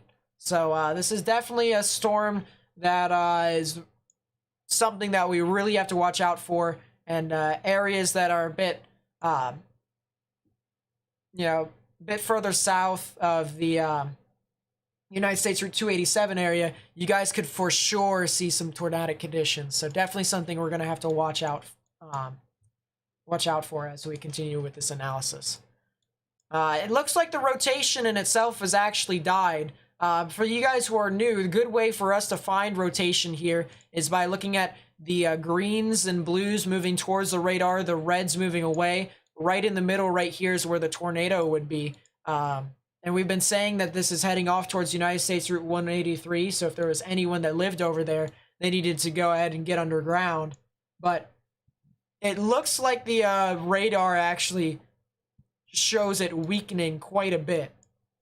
And I'm actually genuinely curious as to whether or not this thing could be recycling. Because based off of the hook right now, the hook is still here. It's a bit lagging behind the supercell, but I wonder if it could try and recycle right around here. That is my question with this storm as this moves on through. But still a very strong storm, still producing large amounts of hail. I mean, most of these green areas, guys, is an upwards of an inch, maybe even 2 inches. Well, not exactly 2 inches. I'd say 1.5 inches at maximum. So maximum expected hail size. Still some severe hail that can be moving on through these general vicinities. And definitely something we need to continue to monitor as this moves on through.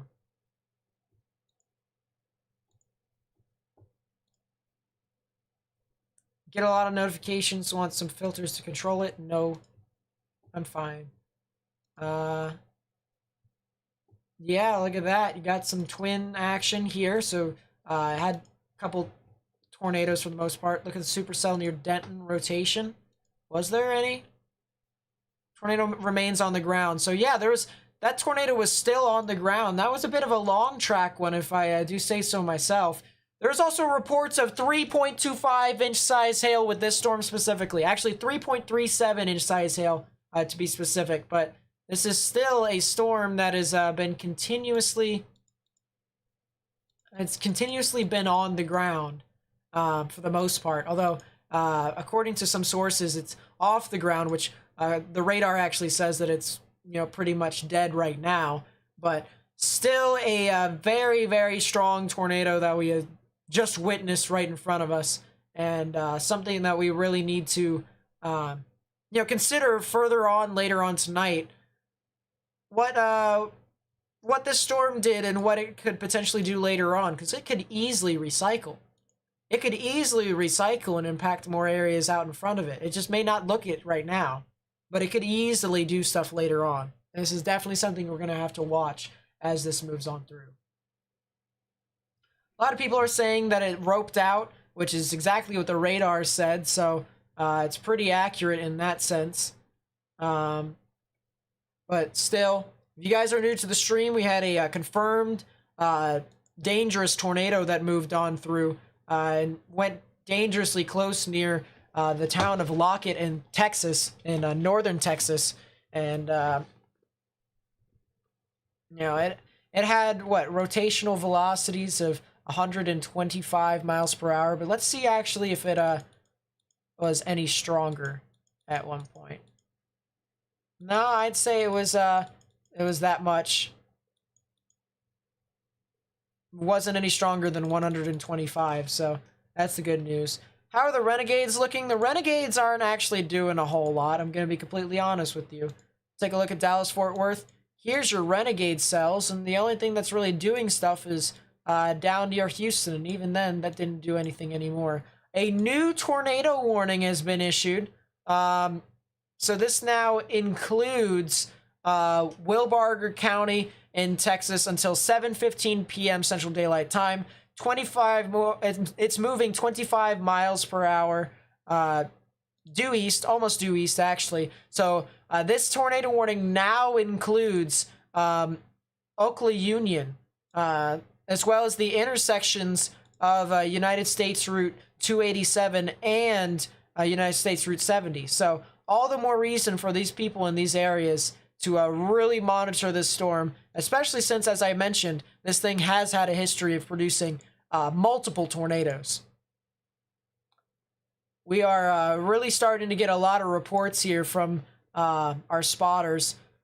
Tornado has roped out, so that is the good news here, but this is definitely something to really watch out for.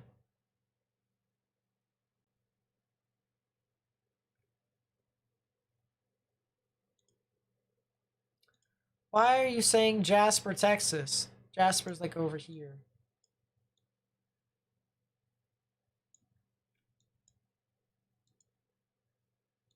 There ain't no rotation over there. There's nothing. There's nothing. It's fine.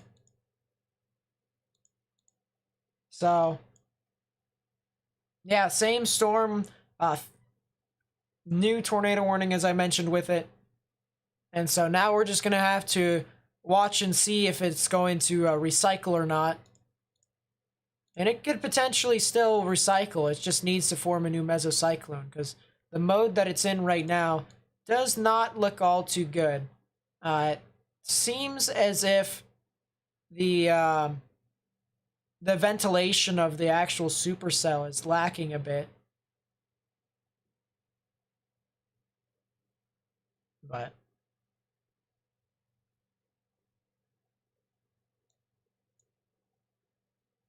yeah, still a tornado that is constantly been producing. Well, still a supercell that's been constantly producing tornadoes. A new tornado warning near Denton. Oh wow! So this is north of Dallas-Fort Worth here, along this cell right here. So a new tornado warning for Denton County. That'll be in effect until 7:15 p.m. Central Daylight Time in Texas. Let's take a look at the radar and see what all we have here. If you take a look at the reflectivity, you can see a little bit of this curling motion right here, where the inflow would come in inside that hook. So your hook is your rear flank downdraft. Your inflow right here is your forward flank downdraft. So right in the middle, right about here, is where the tornadic rotation would be. So if you live near Pilot Point, if you live near Aubrey, if you live near United States Route 377, even further along into Tioga, you guys need to go ahead and take your proper precautions. Get underground or get in the lowest innermost part of your building, particularly a bathroom or a closet with no windows, so you can put as many walls between yourself and the tornadic rotation as possible. Just by looking at the rotation here, there is some general rotation here. It actually looked a lot more impressive prior to them actually issuing a tornado warning near Denton. You can clearly see the reds and the oranges are moving away from the radar. That's the velocities. Your greens are moving towards the radar, and right in the middle is where the rotation would be. So as this continues to move on through, this is really something we're going to have to watch out for. There is a little bit of rotation here still, I will admit. There is some. And I just took storm relative velocity so you guys can see it a little bit better. Red's moving away, green's moving towards. Right in the middle is where the rotation would be.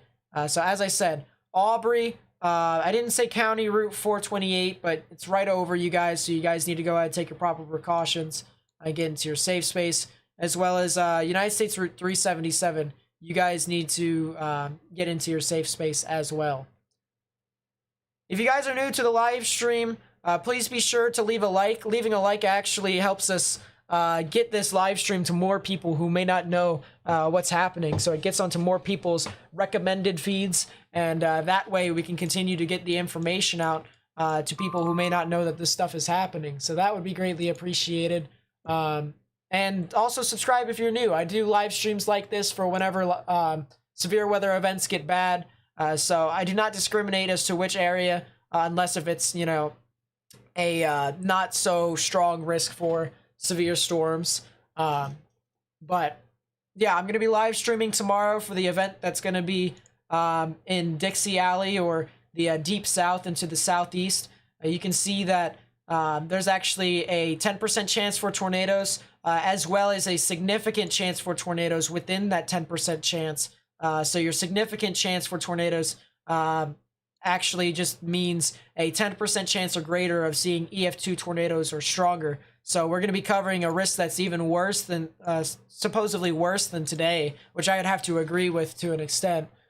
So if you guys want to continue to watch content like that, help me get the word out to people, that would be greatly appreciated. And yeah, thank you very much. Let us see. A lot of people asked what Dallas-Fort Worth is going to be like again, so let's take a look here real quickly. So here is the tornado warning that's off to the north of Denton right here. It's in Denton County. Here is Dallas right now. You can see a lot of thunderstorms are pushing on through. And we were talking about that cell earlier. But, if you guys live over in that general vicinity, you guys aren't getting, like, too much activity. You're getting some sort of hail. Not really a whole lot, but it's not as much as, say some of the areas near Wichita Falls. So that's something to keep in mind there. But in my honest opinion, as of right now, people around Fort Worth, you guys are out of the risk for now. I would not be surprised if there was some more cells that formed along the dry line later on tonight, but that's a big if. So we'll have to continue to watch it as this event unfolds. Someone asked about Warren, Texas. Warren, Texas is currently in a severe thunderstorm warning, I believe. I think. Warren. Give me a second as I try and find it. Yep, Warren. So Warren's in a severe thunderstorm warning right now. It has a little bit of rotation on it, but I don't think it's going to be all too prevalent for tornadoes. So I'd highly recommend you get indoors. Anyone near Hillister, Warren, Vintage Mills, Woodville, Spurger, Fred, and Magnolia Springs in Louisiana, I'd highly recommend getting indoors for the most part, because you guys could definitely see some very strong gusty winds as that pushes on through into your general vicinity. Is McKinney, Texas okay? Give me a second as I try and figure that out. McKinney, you guys seem to be getting a lot of rain at the moment, not gonna lie. But I think you guys, for the most part, should be alright. Doesn't seem to be a whole lot of severe weather that could be plaguing your area. The tornado warning in Denton County is most likely going to be moving off to your north and east. So that is the good news there for you all. But for other areas that are out in front of it along, say, United States Route 377, heading all the way out towards Knollwood and Sherman, even into Denison, they could potentially get impacted by this tornadic cell.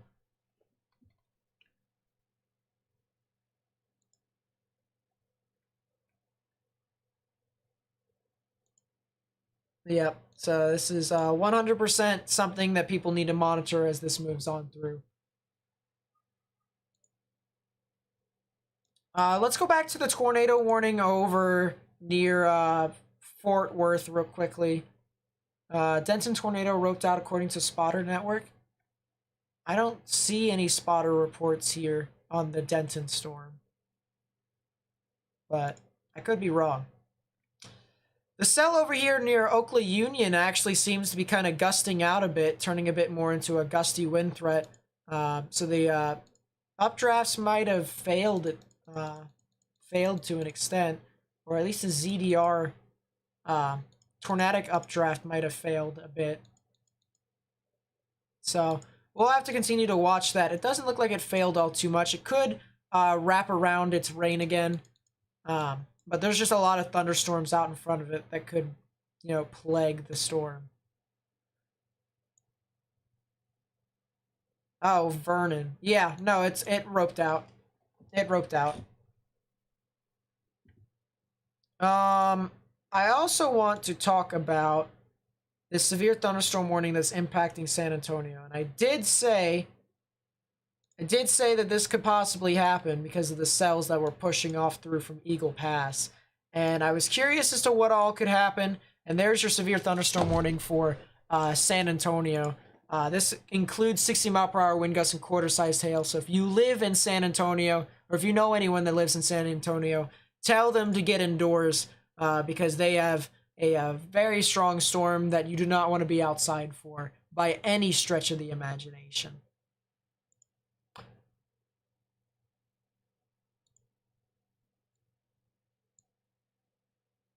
Is storm motion changing? No, I don't think it is. Tornado warning still in effect for Vernon, Texas. Indeed. There is. It does seem to be a bit more of a gusty wind threat as of right now, although it's trying to wrap around its RFD. But there's just a lot of thunderstorms out in front of it right now. So, can't exactly say it's going to be all too powerful for sure, completely. But it is heading off into the general vicinity of Wichita Falls. So this is definitely something we're going to want to monitor, for sure. If you guys are new to the live stream, please be sure to subscribe and turn on notifications because I do live streams like this whenever weather does get poor.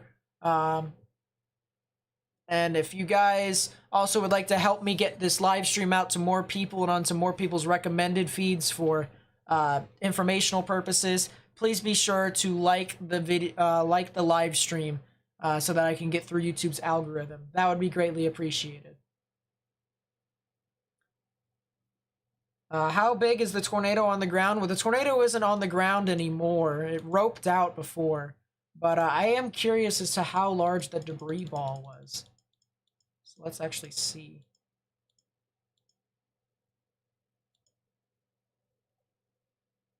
That was a pretty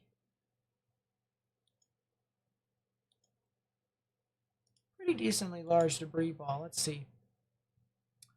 The debris ball in itself was about a mile wide, so I'm assuming that's just how, widespread the storm was, for the most part. Is Louisville going to be a storm? I don't know if Louisville actually is going to be a storm. Let's see. Louisville in itself, they could get some weather, some severe weather, but there isn't really a whole lot around you guys anymore. So personally, I think you guys are a bit in the clear. But that's just my honest opinion. You guys got a lot of these just general thunderstorms that aren't really doing a whole lot. So Garland, you guys are also kind of all right as well. You have this general thunderstorm that's pushing on through with some gusty winds, maybe even a little bit of spotty hail, which there is, but it's not like too significant. So, yeah, places near Garland, you guys could definitely see some gusty winds, but nothing really too much after that. You guys could see some more storms later on, I will see that much. There is still the chance. You are out of the risk for right now, but you guys could see some more thunderstorms later on. What's up with that tornado warning in Denton County? Yeah, let's go over that again real quickly. So, as we mentioned before, a tornado warning for Denton County will be in effect until 9:15 p.m. Central Daylight Time in Texas. If we take a look here at the reflectivity, you can see the hooking motion within the supercell, the inflow that would feed the thunderstorm. So this is a classic supercell. This is where the rotation would be if I were to try and find where the tornado is. So pilot point anywhere along United States Route 377, you guys need to go ahead and take your proper precautions and get into your safe space. Get underground and get in the lowest innermost part of your building, particularly a bathroom or a closet, with no windows so you can put as many walls between yourself and the tornadic rotation as possible. If you live near Cougarville and Aubrey, or even near Denton, you guys are in the clear right now. It's just the people that are north of Aubrey, near Pilot Point, along United States Route 377, and even further along, possibly into Tioga, you guys could potentially see some tornadic conditions as well.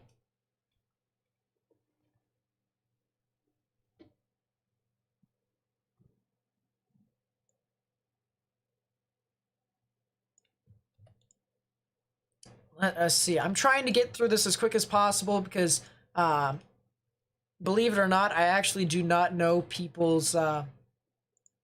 I do not know the geography of Texas as well as most people in this chat does. But you know, try to help out as best as possible. Someone asked about Burke Burnett. So Burke Burnett is in the same situation as Wichita Falls. You guys could potentially get some storms that could get some very large hail, and upwards of maybe even 2 inches. So I would monitor these storms extensively. There's actually a storm that's already impacting Wichita Falls, or it's already got a severe thunderstorm warning for Wichita Falls. But Burke Burnett, in about an hour, I would anticipate that's when you guys could start seeing some severe conditions like hail, maybe even a tornado, because this storm's had a history of producing tornadoes, but it doesn't look like in any sort of condition to produce one at the moment. Can I check Alexandria's weather? Alexandria at the moment isn't really doing a whole lot, if I remember correctly. Let's see. Antler, not Texas. Antler, Oklahoma. Give me a second. Give me a second. And we also have to remember, we have 500 people here, so I'm trying to get through as many people as possible to try and say, you know, if they're getting stuff. So please be patient with me, and I'll get with you guys as much as I can. All right, so Antlers, you guys are going to see a gusty wind threat overnight tonight, most likely overnight tonight. So just be mindful of that. Could damage trees and power lines. Maybe a chance for tornadoes. There is the chance there, but you know, we'll have to see as time continues to progress. But definitely, you guys could see a gusty wind threat tonight, into tomorrow. You're in Orange or Port Arthur, Texas. Gonna get any bad weather or any tornadoes? You guys are in a tornado watch, but I would say you guys have a chance all the way through tomorrow morning, because there's gonna be like multiple waves that are moving over that general vicinity, like Houston, all the way over into Beaumont, to Lake Charles and stuff like that. Very easily could see some thunderstorms that move off from the Gulf of Mexico onto the coast and could potentially become tornadic. Like for instance, this cell over here near Village Mills, this has a little bit of tornadic rotation as well. Not exactly super strong, mind you, but it is still there. So, you know, you can see more of these thunderstorms that begin to develop, maybe even form into supercells, and it could just continue to just pop off. A lot of people are asking if Dallas is good. Dallas, as of right now, is getting a lot of scattered thunderstorms in itself. If you live in Arlington or Fort Worth, you guys are in the clear right now. Dallas, however, you guys can continue to see some more thunderstorms, in my honest opinion. We'll take a look at the latest radar loop, and you can see how these thunderstorms begin to pile up down here as well, and they'll start to move on through. They might be more towards the southern part of the Dallas metro area, and they're not going to be as strong as you typically would think it would be, but it still has the chance for some severe storms, maybe even some spotty hail within that. But I would stay indoors for the most part, in my honest opinion. Tulsa's fine.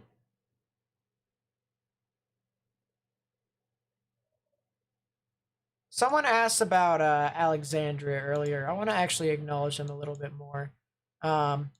Alexandria, as I said, there isn't really a whole lot that's happening here in regards to tornadoes. It's going to be a lot of rain and a lot of hail. That's what I honestly think. So, yeah, definitely something to really watch out for the most part. New severe thunderstorm watch has been issued. I don't know where this is at. I'm going to try and find it.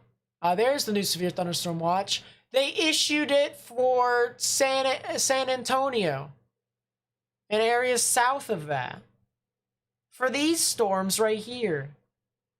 So, geez, what's my dishonest opinion?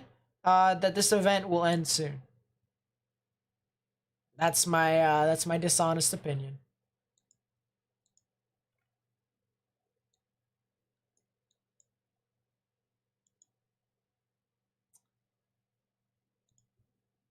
Let's see. If you guys are new to the live stream or new to my channel, please be sure to subscribe and turn on notifications. You actually don't have to turn on notifications, but please subscribe, because I do live streams like this whenever weather is pretty poor for the most part. For instance, tomorrow actually has a larger tornado risk and a worse tornado risk, especially for stronger tornadoes in places like Alabama and Georgia, as well as Florida. So if you guys want to stick around with me, try and get the word out to people who live over there tomorrow, that would be greatly appreciated. I'm most likely going to start live streaming in the afternoon all the way to like the late evening hours, but that would be greatly appreciated if you guys would subscribe and hang around with me, as well as like the video. By liking the live stream, you guys actually help put this onto YouTube's algorithm and share this with more people on their recommended feeds. So that would be greatly appreciated if you guys would like the video, so that this live stream could get out to more people and information could get out to more people. But I understand if you can't. Let us see. Are you a trained meteorologist and went to college for it, or are you just trying to pretend to play weatherman? I went to college for a little bit, and then I took the semester off. So, but I went to multiple weather camps at Penn State prior to college to learn about this stuff. So, I try to, input my knowledge that I've learned from people who actually have degrees and people who, have stuff like that. And try and help people. And the fun thing about weather is that you don't need to have a degree to warn people about worst case scenario. So, this is one thing that's pretty interesting. Is that this new funnel cloud report here from Kyle Guthrie said the funnel cloud did not make contact with the ground, but it was 9 miles west of Electra. So I'm assuming it's still with this storm that's had a history of producing not only some very large hail and upwards of 3 inches, but even a couple of tornadoes. Weatherman plus super chat $50. God bless you, Nate. Great job, brother. Smiley face, heart. Mark! My goodness! Sheesh! Thank you, brother. Thank you for the $50 super chat. My goodness. I really do appreciate it. Holy crap. Mark has been supporting my channel over the past couple of days. If you don't know him, he's a much larger YouTuber than I am. So I'd highly recommend going to check out his content. He's a good guy. He's a very good guy, actually. Very pure of heart, I will say that much. So if you want some more weather information, another opinion, go check out Mark. He's an amazing YouTuber, Weatherman Plus. Thank you so much, Mark. Oh my goodness. Really do appreciate it. What kind of tornado is this? There isn't really a tornado on the ground at the moment. There was a history of it producing tornadoes. Actually, let's take a look at some of the clips here. Look at this. This is from Jeff Petrowski. Look at this tornado that formed off of that same cell. It had some pretty interesting debris cloud here for the most part. So, pretty interesting cell that developed multiple tornadoes and pushed on through. Yep, you too, Mark. Have a good one. Enjoy yourself, man. You deserve it. Multiple reports of 3-inch sized hail within the same spot, actually. So this is still a storm that's really just kind of churning about. What radar am I using? I'm using GR2 Analyst. It has a 21-day free trial. But after the 21 days, it'll shut off until you buy a key, which you'll have to pay $250 for. But I highly recommend it. Fun fact, this is actually what Dr. Greg Forbes used with the Weather Channel way back when. So, If you want to be like Dr. Greg Forbes, actually, he actually inspired me to do stuff like this. So if you want to, you know, kind of be similar to Dr. Greg Forbes, boom, there you go. Also, I want to say one more thing real quickly. This is the last bit of self-promotion for right now, because, you know, you got to continue to stay ahead as long as you can. If you guys have a Discord account and you want to, you know, learn more stuff about the weather, or if there's people who want GR2 analysts, they bought it and they want to learn more about it, feel free to join my Discord server. Link is in the chat here. Severe Weather Live, by the way. Hello. Hello. Welcome to the stream. It's nice to see you here. You here too. Yeah, feel free to join the Discord server right there. That would be greatly appreciated if you guys did, because that way I would be able to communicate with you guys more often. That's where I mainly communicate. And we also talk about soundings and stuff like that, and how you guys can better yourselves in learning about the weather. So.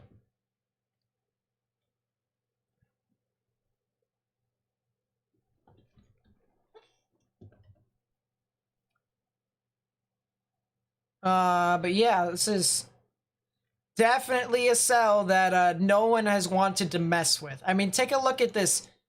Take a look at this trail of reports from the storm. Like, we'll just watch this over and over. Look at how many reports there were of this storm. Hail, even into more hail, tornadoes, larger hail, just across the board here. There was even a hail size of the cell that was south of it. That was an upwards of 3.5 inches. Yeah, that's how insane this hail is within this general vicinity of Wichita Falls. That's why I've been preaching for quite some time in my videos, that this area could potentially see some supercells that dump very large hail. This could easily damage windows, cars, pets outside, that could easily hurt them. And so I just highly recommend bringing your valuables that are outside into some sort of cover. That's just my my honest opinion. So. Sheesh. You guys are crazy. Because, you know, at the beginning of the live stream, I had, what, 5,100-ish subscribers. Now I'm only one away from 5,500 subscribers. You guys are absolutely amazing. Thank you guys so much for coming out to the live stream. And I'm not ending it. I'm just saying, you know, you guys are amazing. You know, everyone who supported me here today is, you know, amazing. Breezy, you can be kicked for spam and stuff like that, but that's just a general rule. It basically is more or less just to help the people who actually want information.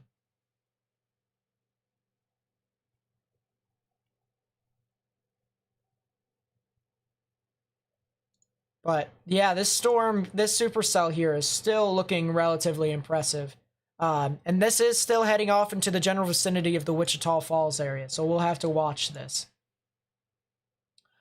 All right, let's go back to Dallas here, because there's still a lot of activity that's around here, around Dallas. There was the tornado warning that was up here near Aubrey, north of Denton. There's this just giant band of storms that have really consolidated from Meridian all the way up into the Dallas Metroplex. So it's really something that these people here need to really watch out for as this progresses on through. And even the people further east of this, along the I-20 corridor, along the I-45 corridor, even further along toward places like Greenville and Sulphur Springs, that general area needs to watch out for these storms as well. Yeah, most of the people in the chat are mentioning tomorrow. There is a significant tornado risk tomorrow. I will be live streaming that as well. I typically live stream events that are pretty bad for the most part. So, I mean, it's usually, I look at the Storm Prediction Center. A good way to tell is if I'm going to live stream or not is by looking at the Storm Prediction Center's convective outlook and seeing if there's a 5% chance for tornadoes or not.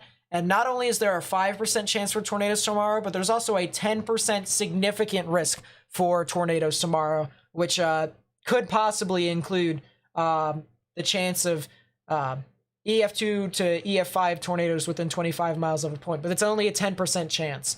So it's still relatively small, but there is some activity there. $25 a month? Nope, that's just a one-time purchase. If you buy that key, you know, you can use GR2 Analyst on as many different programs as you want. Like, you can use it on your main computer, you can use it on your laptop, you can use it on someone else's laptop, and stuff like that. There's so many things that you can do with GR2 Analyst by just making a one-time purchase of $250 for GR2 Analyst. I highly recommend it, in my honest opinion. You're near Pilot Point. You guys were in a tornado warning before, but thank goodness it kind of weakened significantly. So the good news is that you guys have not as much of a tornado risk. But the bad news is that you guys still have a lot of gusty winds and even some sporadic hail here. So this is definitely something that we're going to want to stay indoors for the most part. I would not go outside. But then after that happens, you guys are mostly in the clear. There could potentially be some more thunderstorms that could develop along the dry line, which is a bit further behind the actual line of storms over here. But we'll have to see as this continues to move on through.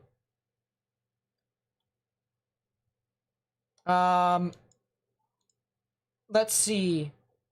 Deep South Arkansas. So for Arkansas here tonight, it's going to be an overnight threat, but it's going to be more of like a gusty wind threat.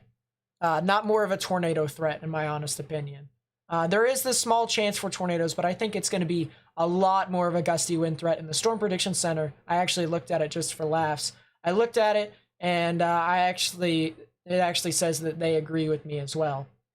Another thing that I want to mention too is that for the people who are going to get these storms early tomorrow morning from like 3 o'clock Central Daylight Time and onwards, you guys also have a significant risk for severe wind as well, which if it was just the regular 5%, the regular 15%, and the regular 30% chance for winds, which would be 58 miles per hour winds and above, instead, now there is the significant risk, which could go up to hurricane force winds. And that right there is pretty crazy, if I do say so myself.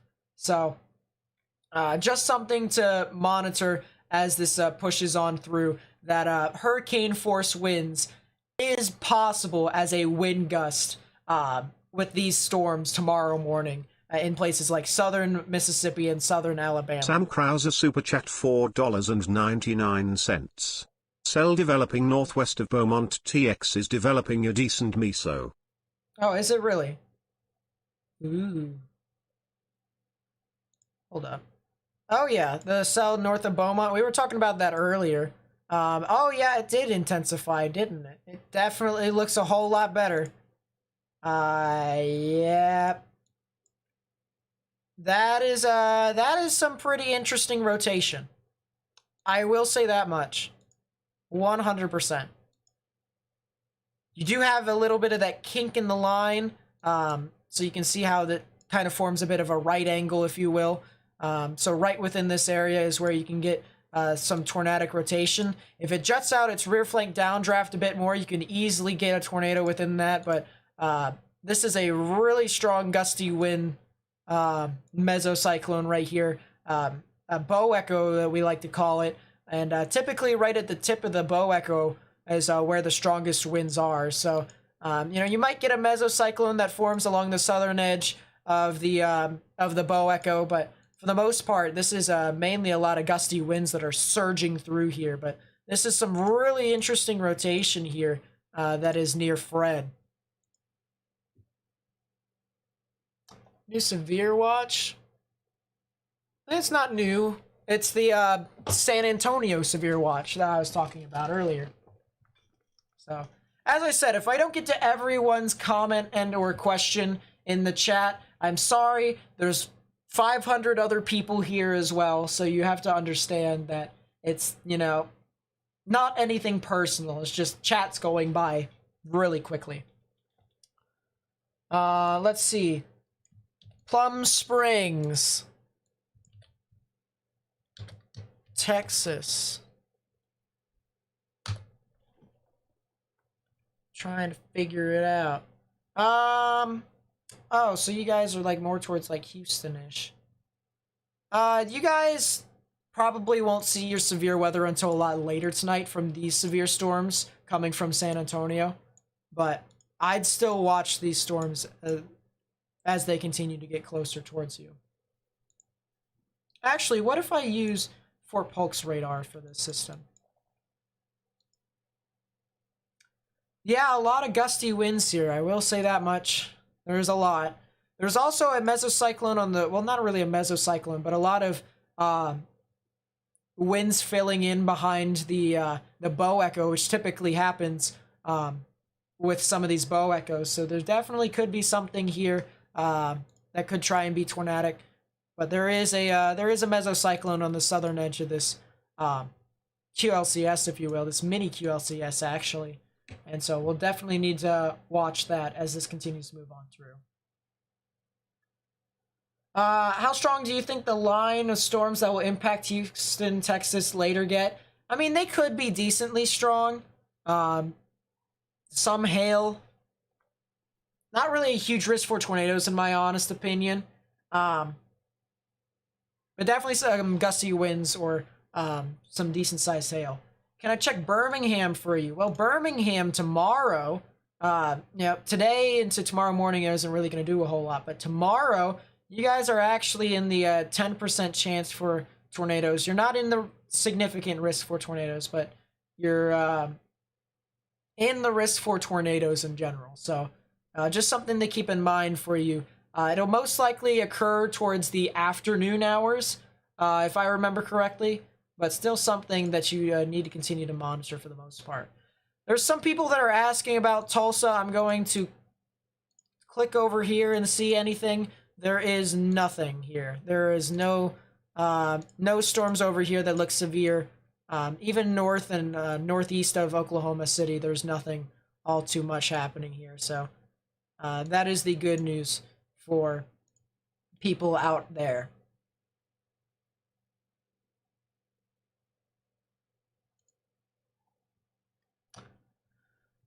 I'm going to take a look at Dallas-Fort Worth one more time real quickly. Well, I'm going to take a look at it a couple more times because I might have to. But as I said, Fort Worth and Arlington, you guys are out of the risk for the most part.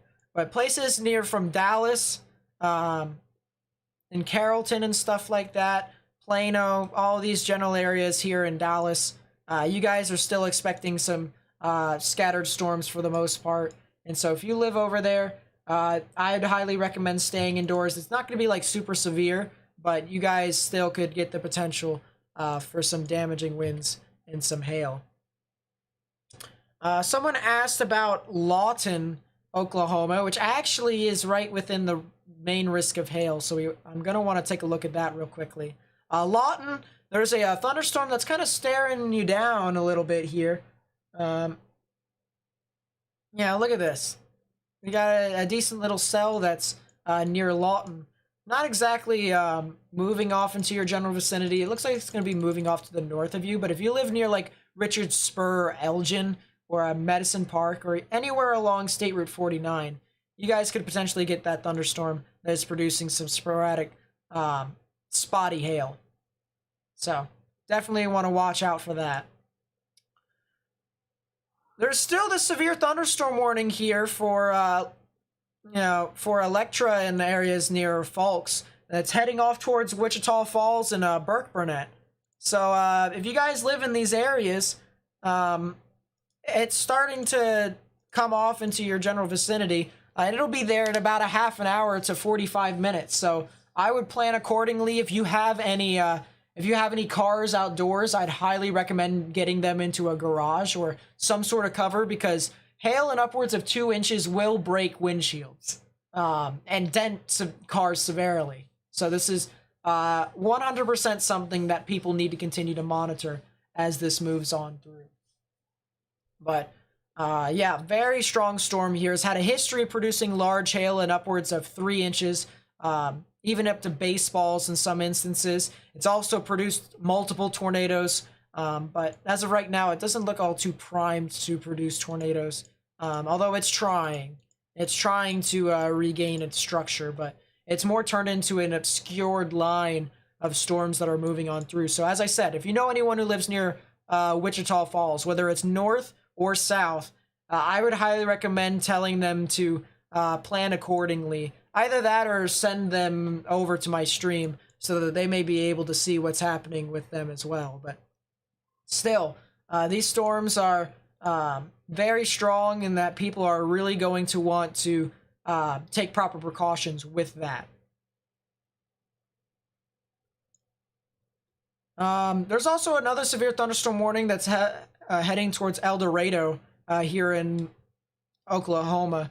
Either El Dorado or El Dorado. I think it's El Dorado because someone else told me it was El Dorado in Arkansas, but there might be different states that pronounce it differently for the most part. But yeah, definitely something to where people are going to have to monitor that storm for a quarter-size hail and 60-mile-per-hour wind gusts with that.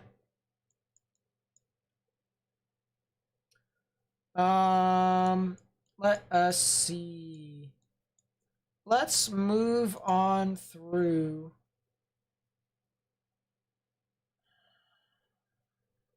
Is there any of these radars that I don't need? I don't think I need Houston's radar anymore, honestly. I can move that to San Antonio. See what's happening down here, down south.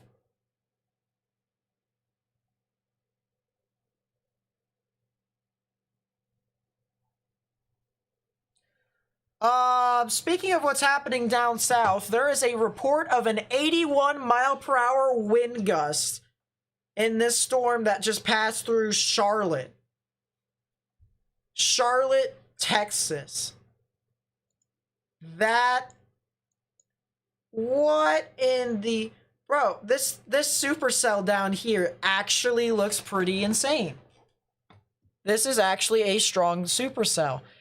There's multiple things that I can tell based off of me looking at it. Without looking at correlation coefficient, I can already tell it has a hail spike, which, if you don't know what that is, it's basically when the radar sends these little beams and it tries to reflect back what's happening in the storm. But what happens is that when there's hail in storms, sometimes it can reflect it in all other directions besides the radar and then finally come back. So a very strong hail spike presentation here on this storm, and you can even see that on correlation coefficient. The hail spike is represented in this low correlation coefficient value right here. But say it's strong gusty winds here according to the storm, to some reports here, and the maximum expected hail size indicator has some hail sizes in upwards of almost 3 inches, maybe even more than 3 inches. I'm seeing over 3 1/4 of an inch, 3 1/4 of an inch there.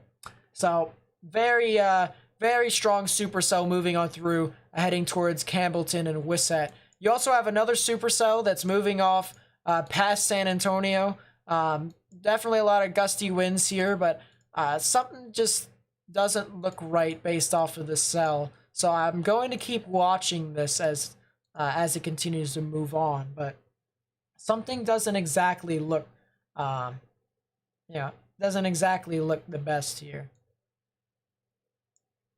It looks rather interesting, I'll say that much. I can't exactly put my finger on it, but it looks quite interesting.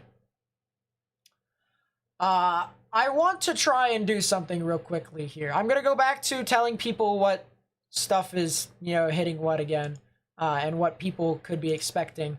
But I just want to mention real quickly, all right? First off, there is 3 tornado reports today, all within that cell that's about to head over towards Wichita Falls.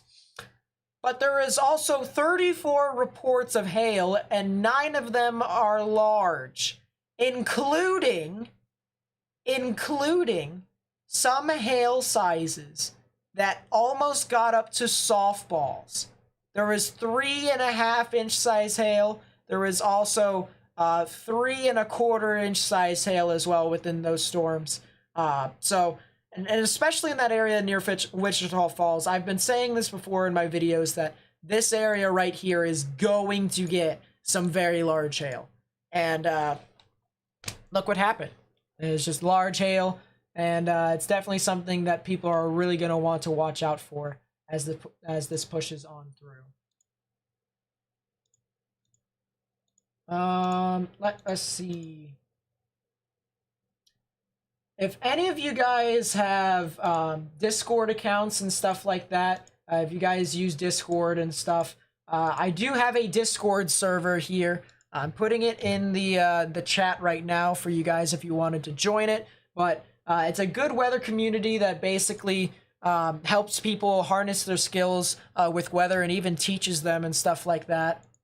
So if you guys want to join that community, feel free to do so. I'm actually owner of it, and I talk a lot about weather and what events could look like in there as well. So if you want to join that, then sure, that would be greatly appreciated. It'd help bolster our server as well. So feel free to join it.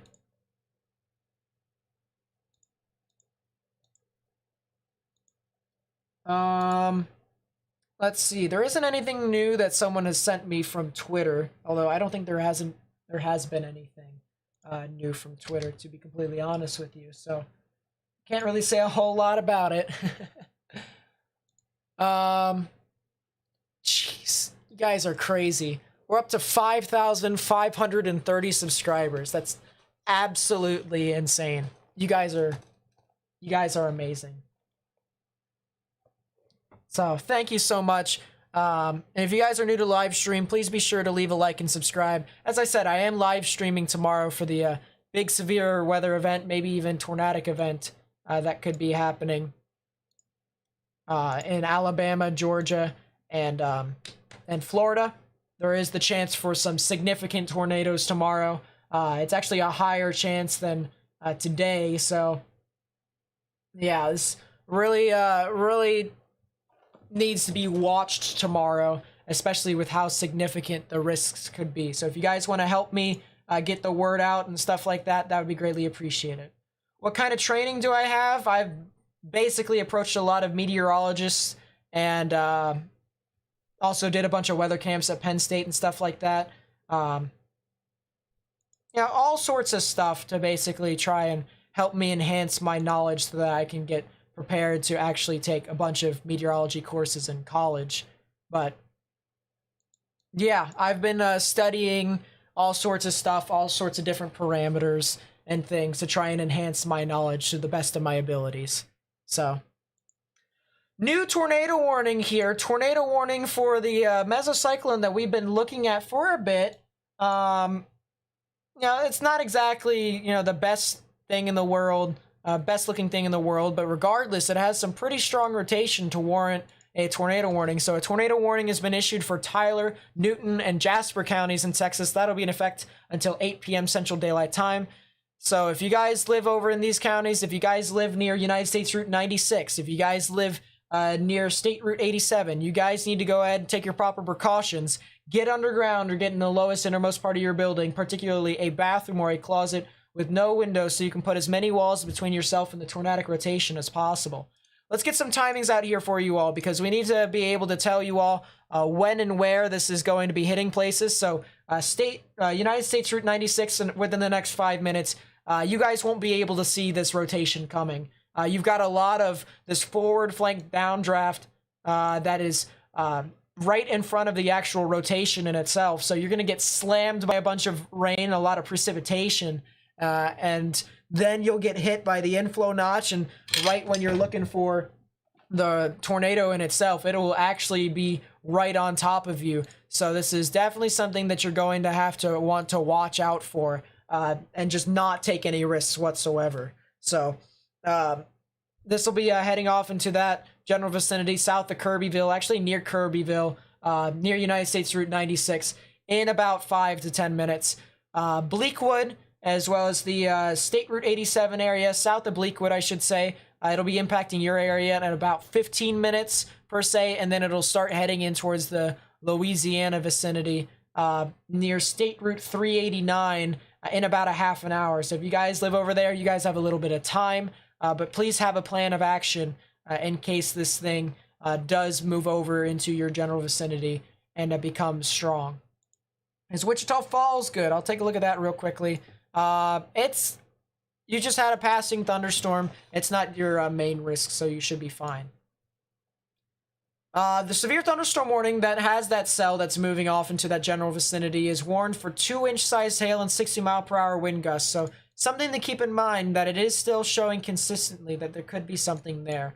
Another thing that I'm kind of concerned about is this little cell right here. It looks pretty small, but it has an outflow boundary right here. I'm not sure if you can see that. It has a little appendage right here, so there could potentially be a little bit of a supercellular characteristic within this storm. I don't see anything all too well, actually, never mind. Within the upper levels of the atmosphere, yeah, there is tornadic rotation with this. So who knows? This thing might actually translate to the ground. We'll have to definitely continue to monitor that storm as it heads towards places like Menkins, Dundee, and Holiday.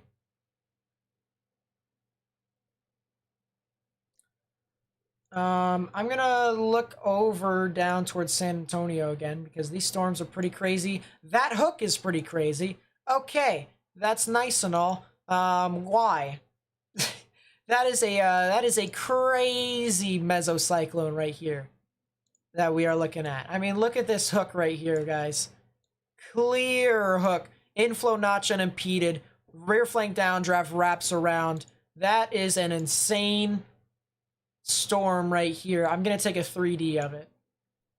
I am going to take a 3D of this storm, and my goodness, that is an inflow notch and a half, and the hail core goes up to 50,000. Okay, hold up. I need to know, how high does this go up in the atmosphere?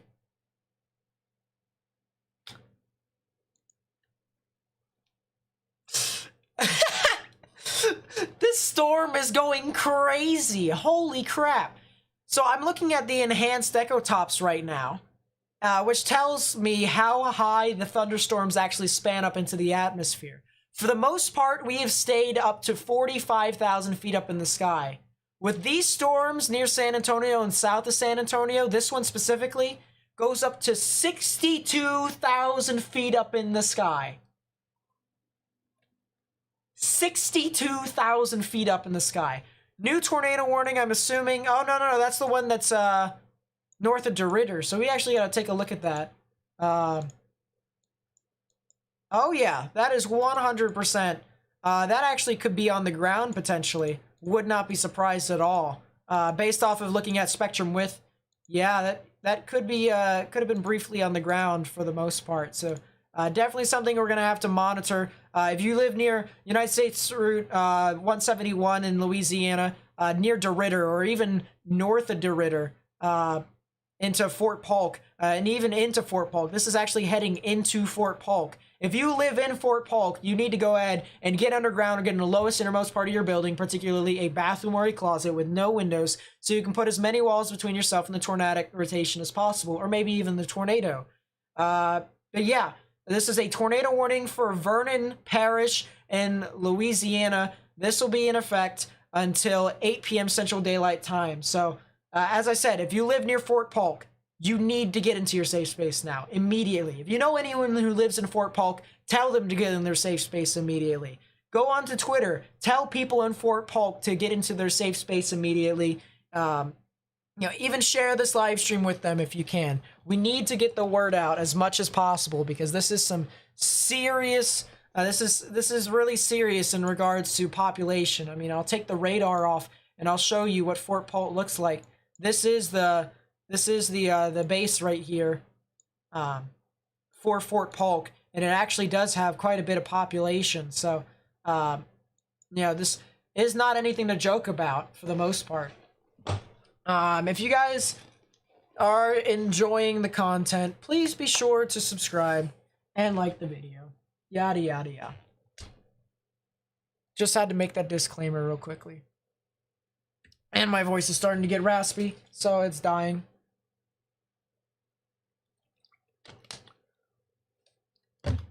Let us see. But yeah, this has a pretty interesting lowering here with spectrum width. It could tell me that there could be trying to something that could, there could be something that's trying to get to the ground, but yeah, it's definitely getting there. Definitely getting there.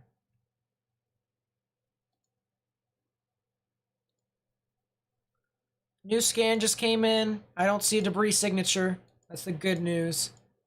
It looks like there's two different areas of rotation that's developing.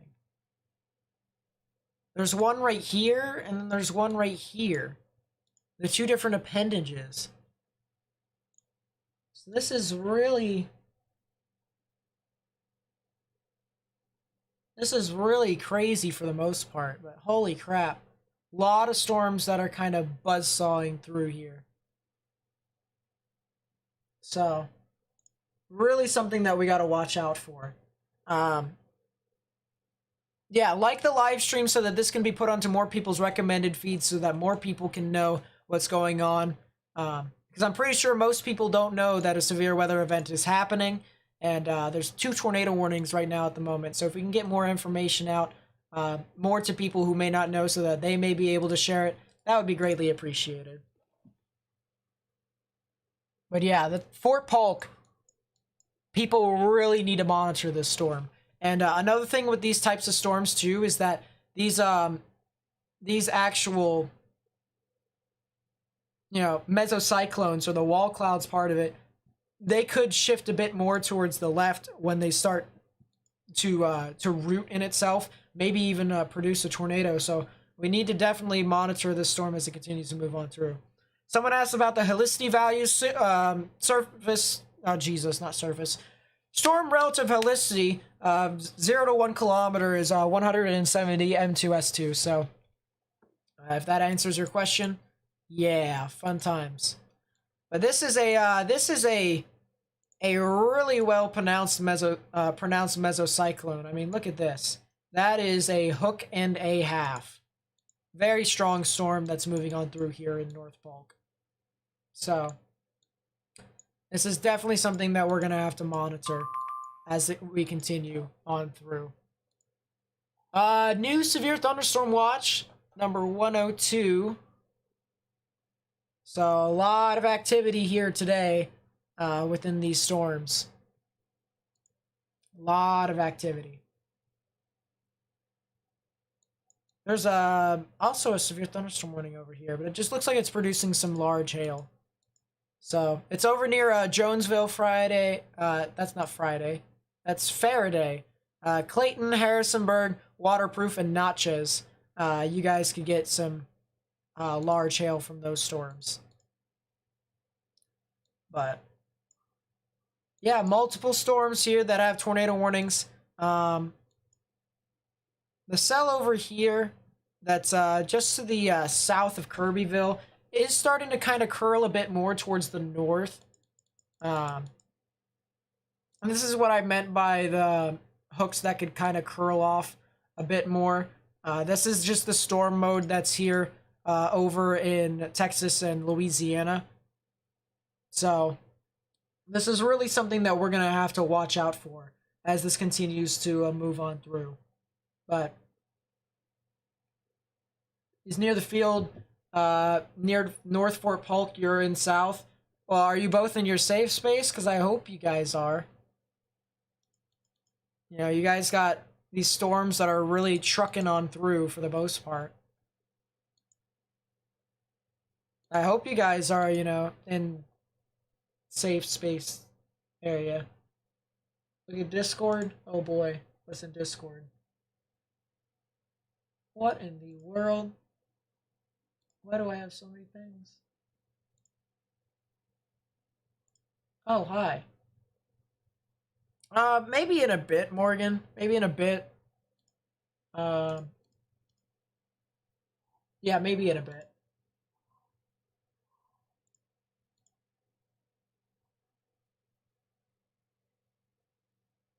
But yeah, these people in Fort Polk really need to monitor this.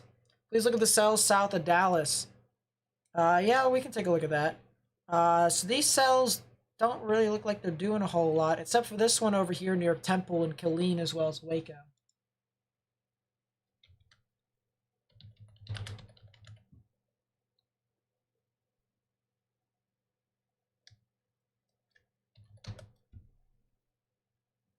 But yeah, Troy, heading off into Chilton and into Marlin, there could be some large hail within that general vicinity. So definitely something we're going to want to watch out for with those storms. Let's go back up towards Wichita Falls. Take a look at the status of these storms, because these things have been going mental for quite some times. Quite some time, I should say. So, yeah. Looking pretty good for the most part. What in the world just happened? Mesoscale discussion concerning Tornado Watch 100. So, it's talking about these storms. New severe thunderstorm warning for Archer and Wichita County. That'll be in effect until 8:30 p.m. Central Daylight Time for ping pong ball sized hail and 60-mile-per-hour wind gusts. So these storms are now moving into your area. It's starting to move in towards the Wichita Falls. Half an hour is when I'd say you guys could start seeing some hail. And you guys really need to monitor this for the most part. Burke Burnett, I'd say in about 15 minutes is when you guys could start seeing the significant parts of the hail. But definitely something we're going to have to really want to watch out for later on.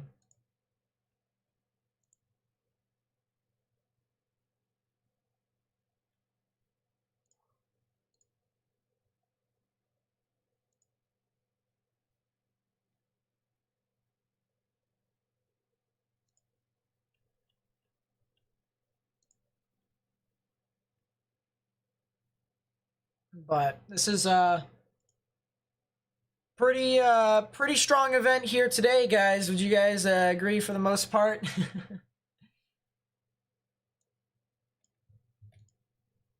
It started out pretty slow. Not gonna lie, I was kind of pressured to start the stream as early as I did. Because got to keep up with YouTube, you know what I mean? With other people, other YouTubers, stuff like that. But it definitely did what we said it would. And yeah. All right, so McKinney, you're getting some scattered thunderstorms, so you should be fine.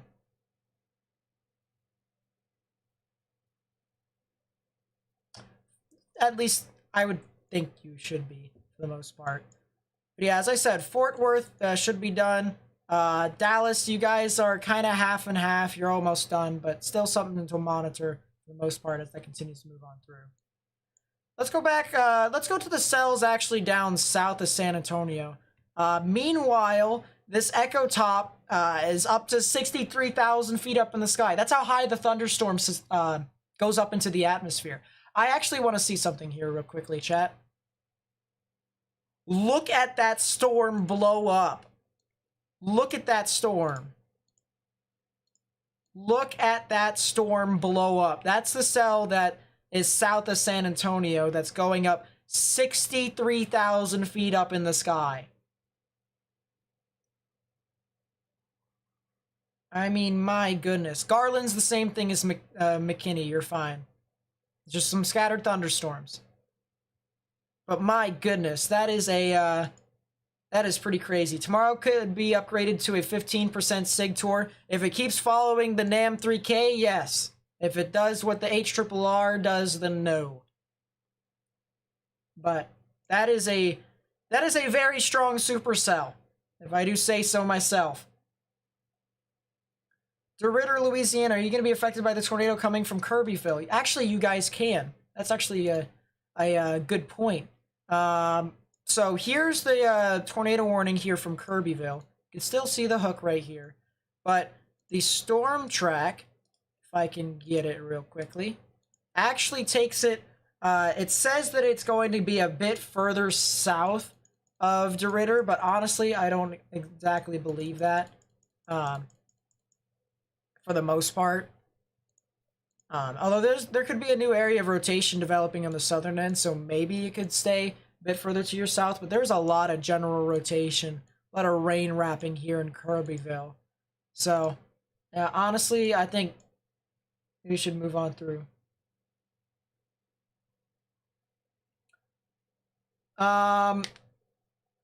Marie Hall, you guys will get your activity tomorrow. Tomorrow, Noonan will get your tornadic activity tomorrow around the afternoon. Tuesday could be historical. The person in the chat has a point. Just by what it looks like, Tuesday's event looks pretty serious. There's, yeah, for Me most super of chat you that don't know. $4.99. Derrida Louisiana, are we in danger of tornado? There is a chance that you guys could get it, but it might go a bit further towards your south. So that's one thing to consider. But I would say it's heading off into your general vicinity. So if you are issued a tornado warning, you probably should stay in your safe space for the most part. Most of you don't know this, but there is actually a forecasted severe weather event that has been forecasted for quite some time here on Tuesday, and this could even continue into Wednesday and even Thursday. A very widespread severe weather risk, and this is a concerning event in my honest opinion. I'm not saying it's going to be major tornado outbreak, but it might be a major severe weather outbreak. I don't have a lot of kinematics right now to say for sure, but Tuesday, Wednesday, and Thursday is 100% going to be days that I'm going to watch out for.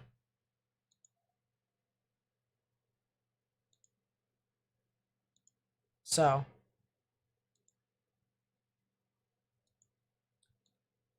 yeah, this is a very large supercell. The one thing that I will say about this supercell is that this is a Hailer supercell. This is 100% a Hailer supercell. This isn't a Tornadic supercell. So if people were asking as to whether or not they could get tornadoes off of this thing south of San Antonio, I would say no. But there is, obviously a very large inflow notch. So you could get something, but not all too much, in my honest opinion.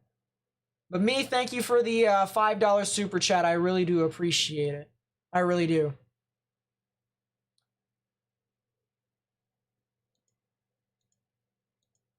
But yeah, I just don't foresee anything tornadic with this, but it is still something that we're going to have to watch out for. If you guys are new to the channel, please be sure to hit that like button so that I can get onto more people's recommended feed. Subscribe if you are new, and you can turn on notifications if you want. I upload videos every single morning, as well as do live streams for the bad events for the most part. So if you guys want to stay up to date with my content, feel free to turn on notifications. I will be live streaming tomorrow, but it is still, it's still pretty far out for me to say exactly when. I will say it will be in the afternoon. It will be in the afternoon, but... Sam Krauser super chat $4.99. Not to concern anybody, but the simple ingredients for the next upcoming event are very similar to April 3rd, 1974. Yeah, someone was tossing that around in the Discord server that we have, weren't they? So there is the potential for it, but I guess we won't be able to know until we actually cover the event for ourselves. So that is the good news here. That every event is different, and that we could always hope that it does what it did in 2019. We can hope and pray. What in the world is that? Doesn't look tornadic. Maybe it could have been tornadic, but as I said, if you were in Fort Polk, you should be in your safe space now, in my honest opinion. Yeah, I think that's just a thing there. It might have actually produced a brief tornado. I actually wouldn't be surprised if it produced a brief tornado. It could be a lot of forcing with all the precipitation turning high precipitation based, but definitely could be impacting the Fort Polk area in more ways than one. But this does look like to be a bit further south than the actual North Fort Polk area. And it'll be it just kind of went through the regular heart of Fort Polk. So that's definitely something that we're going to have to continue to monitor, especially as it gets closer and closer towards the radar. So we'll continue to watch that as time moves along.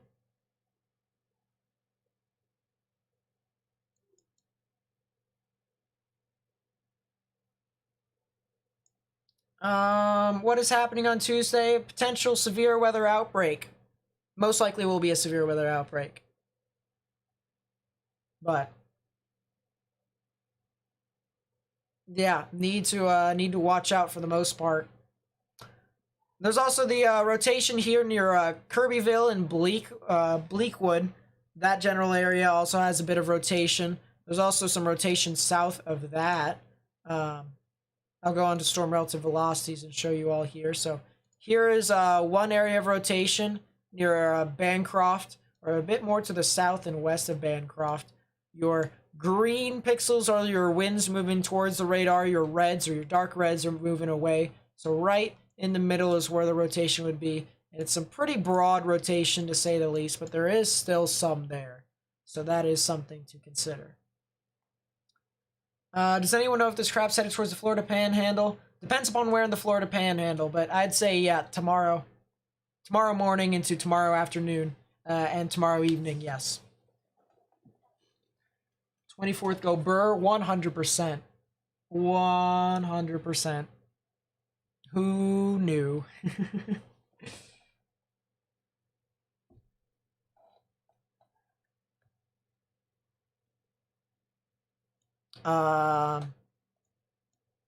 Yeah, no, these storms are still trucking on through. But that's the one rotation. The other rotation is up here near Kirbyville. It's very disorganized, actually. It's really disorganized. It's not even rotation anymore. Felicity Reed Super Chat $2. Take a guess of early or late afternoon on Tuesday.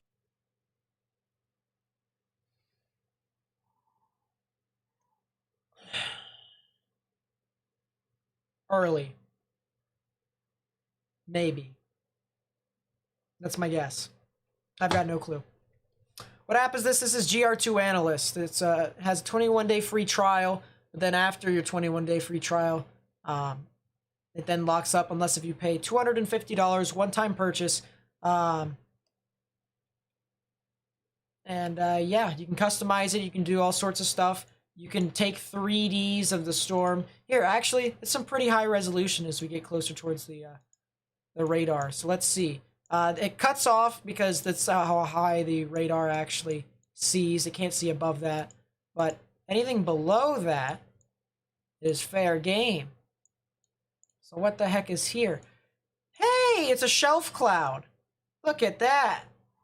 So you can see some shelving action here within the storm. Look at this. Easy shelving right here. So that's some very strong winds. The rear flank downdraft is just surging through with that storm. So yeah, very interesting to say the least. Laundered Cotton Super Chat $5. Happy birthday, Nate. Birthday cake. Yeah, that's right. I've been doing weather so much today that I completely forgot it was my birthday. Yeah, I knew it was my birthday prior to, all the tornado warnings and stuff, but yeah. Big old 19. Big old 19. But Laundered Cotton, thank you for the $5 super chat. And Felicity, thank you for the $2 super chat as well. Thank you for the birthday wish. I really do appreciate it. I really do. But yeah, it is my birthday. Believe it or not. Big old 19.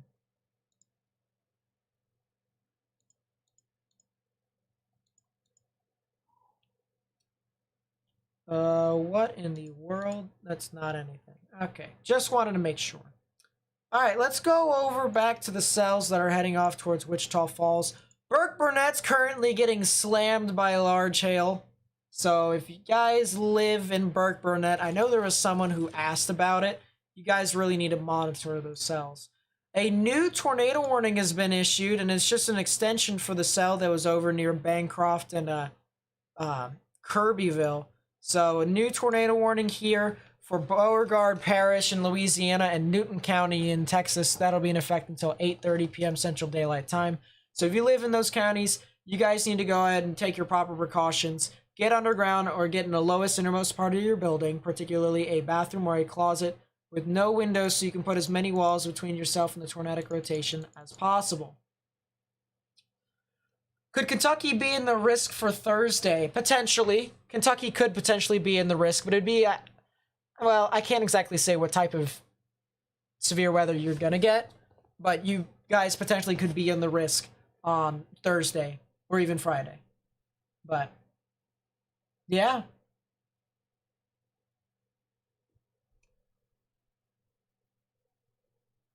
Live Storm Chaser, be cool. Double screen. Well, if our Storm Chaser was out chasing the storms up the triple point, then we could have, but he decided to wait until next week, which is completely understandable because no one wants to deal with large hail as large as that. You know, especially if it produced almost softball-sized hail, so. Yep, there is still a little bit of rotation here on this storm. It's not exactly the best, but they decided to warn it anyways, just to make sure that nothing goes awry. But other than that, you still have some general, you know, hooking characteristic with your inflow notch in here. It just doesn't look all too good because your inflow notch is very small. So typically when that happens, your inflow notch is pretty high precipitation based, and it starts to kill off the actual mesocyclone. So, yep, unfortunate and fortunate at the same time. Let's go back to the cell over here near Pawnee. And this thing has been creating a lot of hail here too. You can see hail in upwards of golf ball sized hail in Campbellton. So a lot of hail in southern Texas, a very large hail for the most part. Both the tornado warnings actually expired, so it's just that one in Beauregard and Newton, which is the good news. But some large hail with the storm in Pawnee, and this thing continues to still truck on through. The echo tops aren't as tall as it once was, although my goodness, it was 64,000 feet up in the sky. You know? Jeez. That's crazy. But, as I said, some very large hail with this storm, specifically because it's coming from the dry line, heading towards places like Pawnee. So, definitely need to monitor this storm as this moves on through. Let's see, Dallas, Fort Worth. Alright, Dallas now seems to be mainly out of the risk. You might get some more storms from this little batch here in Midlothian. Midlothian, I should say, geez. Midlothian, you guys could see some extra thunderstorms, but after that, you guys should be a bit in the clear for a little bit, unless if some cells form along the dry line, which there is a possibility.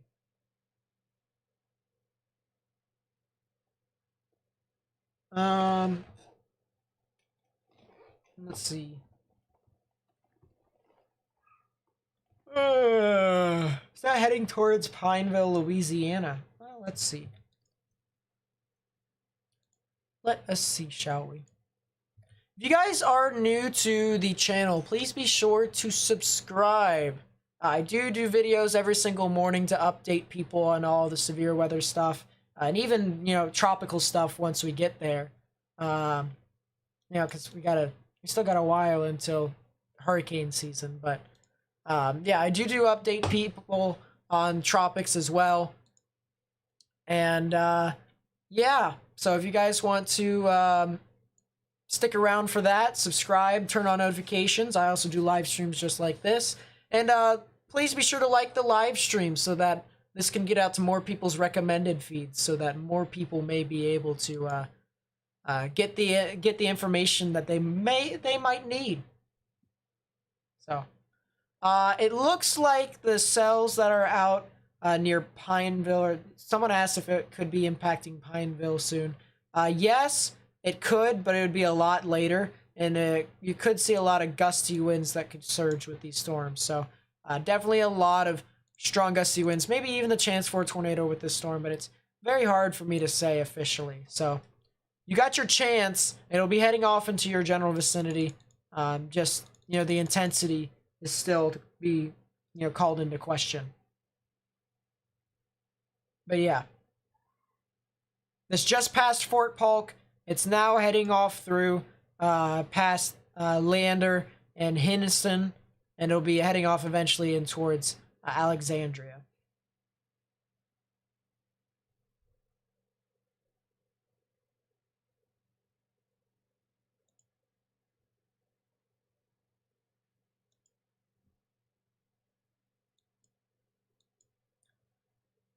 Yep, very large hail, alright. Very large hail, alright. That's an outflow boundary. So, something could form off of that, too.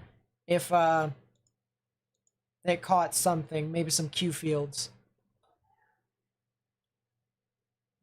But, my goodness. Lot of activity here still.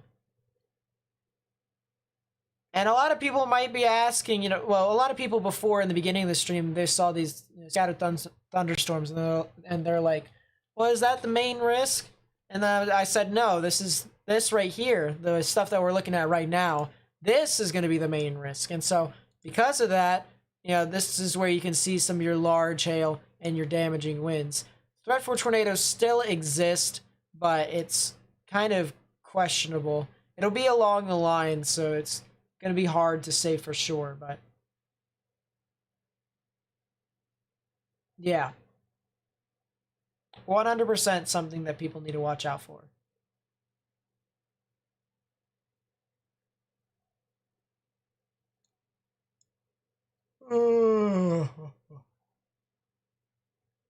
Excuse me.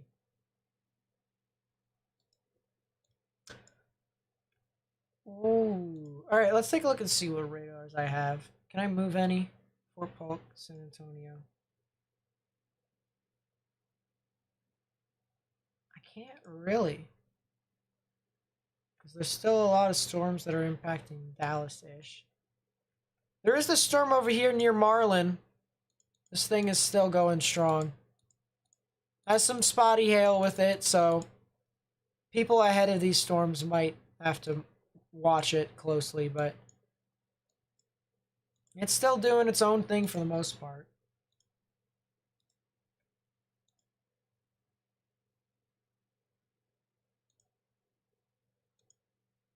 Alright, I'm gonna take a sip of water.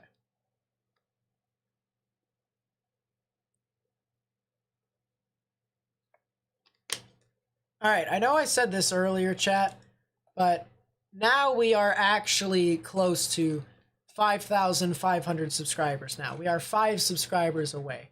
I guess there was just some sort of glitch on YouTube that said,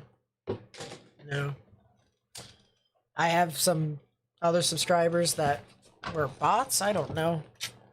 Maybe over-exaggerated. I got no clue, but the point being is that we are close to 5,500 subscribers.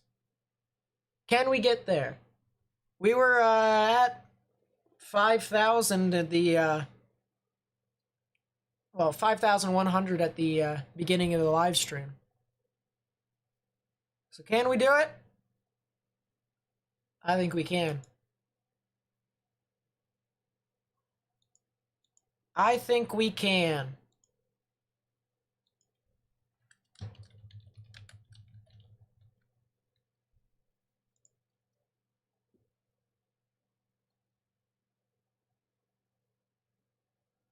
How long have we been live streaming here for? 6.5 hours. It's not bad, not bad. Not bad at all.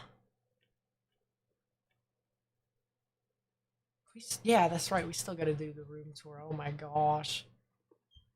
Bruh. Vasily Galenko Jr. Super Chat $2.31. Is upstate South Carolina going to get thunder? Tomorrow. I would say tomorrow, Vasily. So, I would try and plan accordingly. There could be some severe storms that could push off through your area that could be tornadic, but for the most part, yes, you will get some thunder within your area in upstate South Carolina.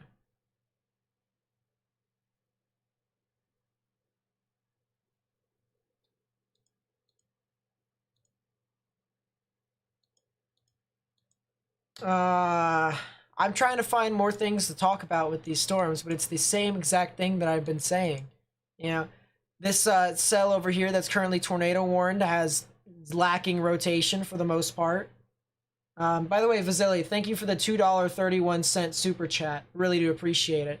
And I really do. Believe me, you know, all the contributions that people make to me is amazing. So thank you so much. But you know, within these cells and stuff like that, and these different storms, it's all high precipitation base, which is killing off its own inflow. And these storms they take a while to kind of recycle all the way through. So this storm right here is trying. I'll say that much. You got 1.86 inches of rain. Your entire neighborhood is flooded. Jeez. I hope you're not in Louisiana, because if that's the case, then there's only that's only the beginning. Jeez. Jeez.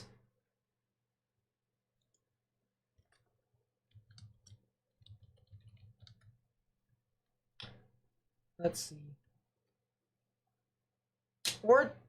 Oh wow. We're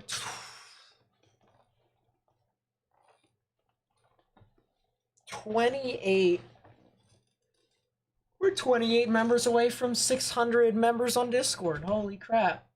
We're getting up there. We definitely are getting up there. Good work, you guys. Good work. If you guys want to join Discord server, feel free.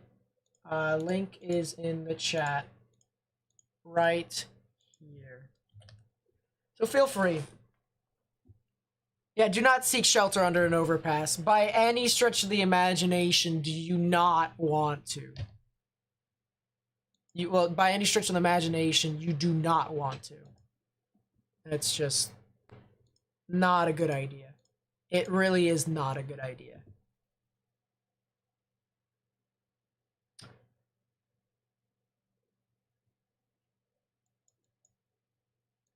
If it weren't for the storm going right over the radar, I'd be able to know what's happening, but jeez.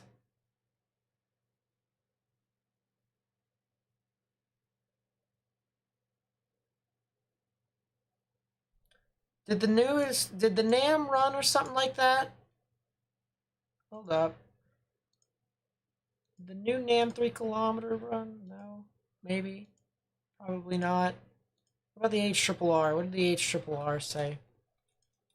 Hey, the HRRR is now saying... No, wait, never mind. That's the 18Z. What about the 0Z?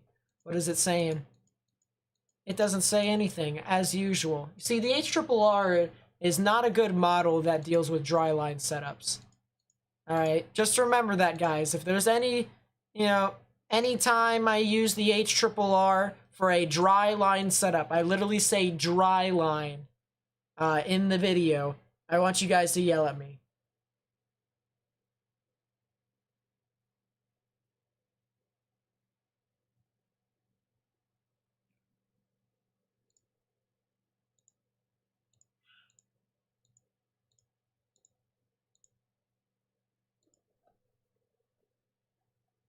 Alrighty. Well, just by looking at this, which I'm sure most of you don't know what this is the live meso-analysis. This tells me what all is happening here with our parameters. So, right now I'm looking at the convective available potential energy as well as the capping inversion. There is a lot of energy here in the cell of San Angelo. Not San Angelo, geez. San Antonio. 3,500 joules per kilogram. There's so much energy to the point where those storms could easily produce widespread hail, massive hailers down in those areas. So really something that we're going to want to watch as that continues to move on through. People were asking about what's going to happen in Houston later on this evening. Well, let's see. So later on tonight, into the midnight hours, you guys can expect a line of storms that can just really push on through, and that's going to be pretty much it.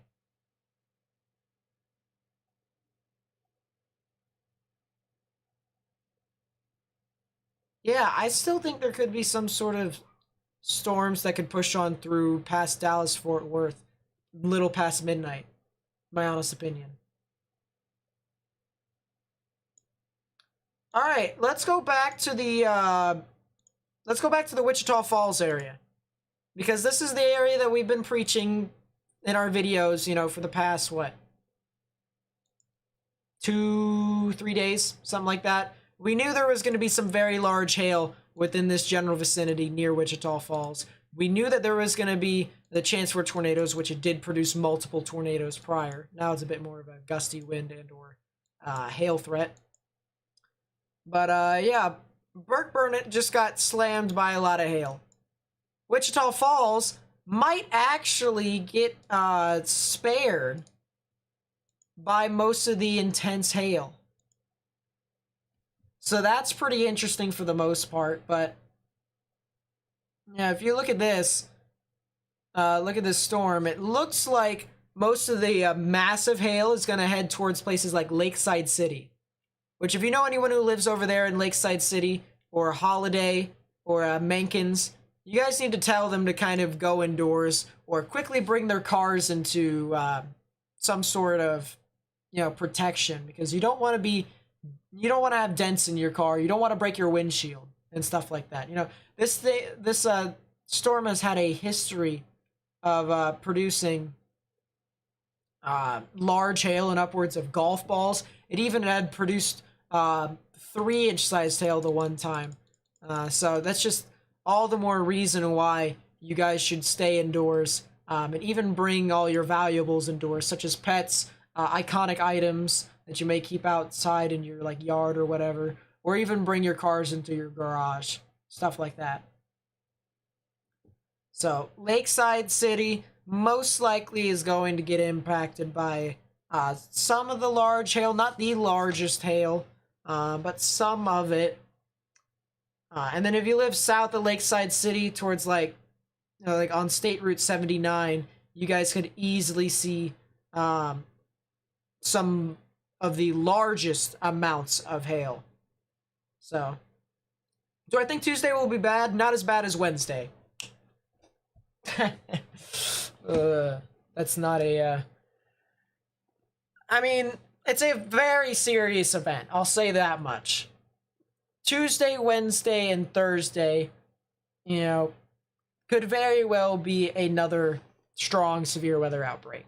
So we'll have to see. We're pretty far away to make that claim, but the consistency with the models and the intensity of the wind shear is really just isn't really trying to convince me otherwise. So,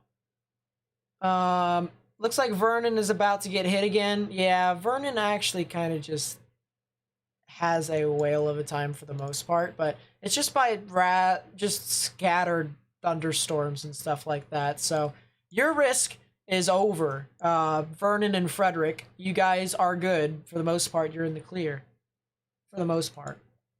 So, jeez.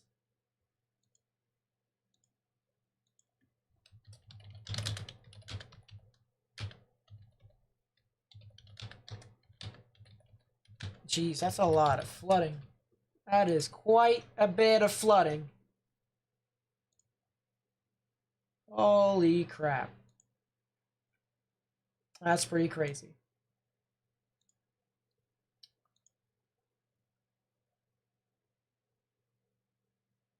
Let's see. Where are the events on Wednesday going to be located? Oklahoma, northern Texas, western Arkansas, eastern Kansas, and Missouri. That also goes into Iowa and Illinois and Wisconsin and stuff like that, but that gets harder to forecast and stuff. Let's put it this way, all right? Everywhere in the United States is probably going to get severe weather within the next, from Tuesday and onwards, at some time within the next week.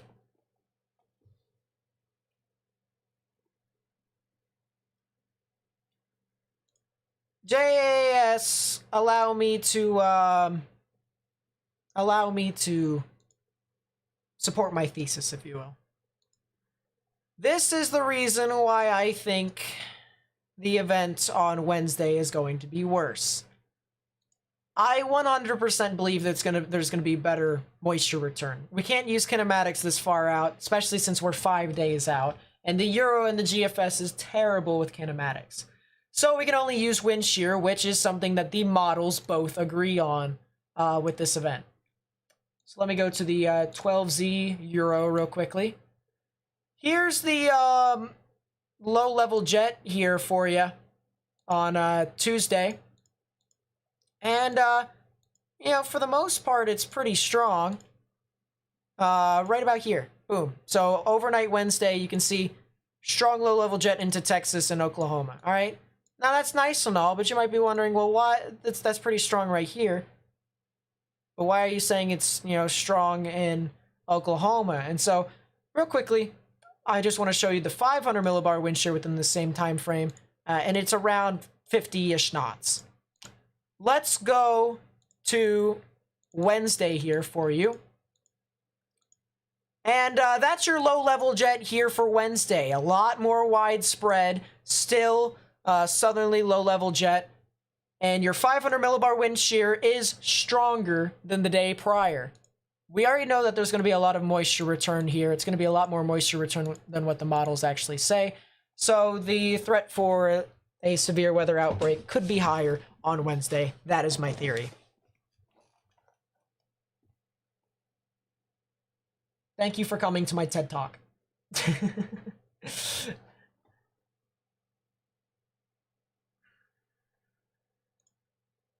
Let's actually take a look at the instantaneous flash rate. Look at how widespread this event is. It extends from Illinois all the way down to Texas. Look at this. Look at how widespread this is. What this looks at is this looks at lightning density. All right, so how much... I'll actually take a look at the 3-hour average of lightning here. All right, so if you take a look at the bottom bar here, the pinks and the whites represent 1,000 to 2,000 lightning strikes. The reds represent 100 to, say, 500. That's like the dark red and stuff like that. You can see the lightning extends pretty far for the most part with this event across the board. And even if you go back in time to Tuesday here, Tuesday is localized to only Texas and Oklahoma. Outcome, triangle, boom.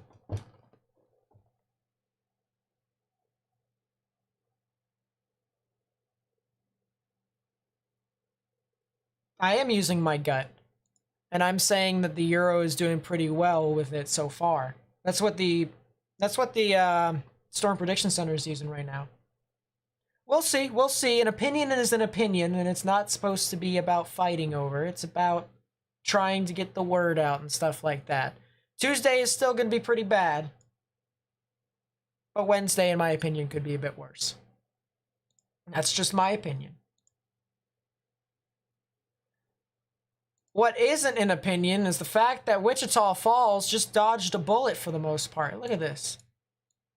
Open slot, Wichita Falls in itself, my goodness, just dodged a bullet. It had some large hail off to the north with,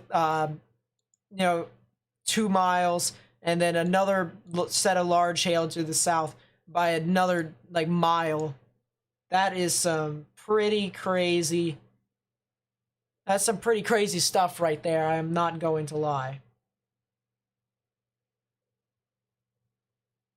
Worst possible outcome I can think for Wednesday, can't go that far. Until I actually have kinematics, I can't actually say for sure what the highest risk is going to be. Am I thinking more tornadoes next week? Yeah, I am. The veering is just too great. The veering is actually better on Wednesday than it is on Tuesday, which is the reason why I'm saying it could be worse. That actually favors long-lived supercells that could be tornadic. And with how strong the wind shear is, based off of analogs, it looks worse. So, that's just what I've been using.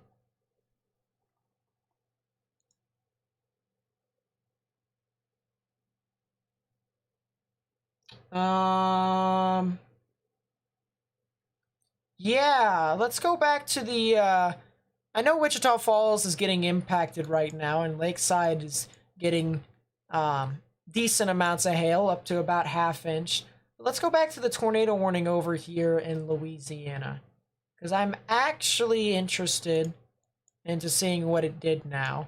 Because I would have thought that it would have, you know, regenerated by now, and surprisingly, it actually did a little bit of that. You can see this kind of curl right here, this bow, if you will. This is our rear flank downdraft that's surging around, but you have a lot of gusty winds that are pounding on through. So this is a lot of gusty winds here that's impacting the Orietta, the Oretta area, I should say, and the Juanita areas. So if you guys live over there, you really need to monitor this storm. Doesn't look all too tornadic right now, but Juanita and Singer, if there was going to be a tornado right within your area is where I would anticipate it. Oh my goodness, that needs to be tornado warned. Why is it not?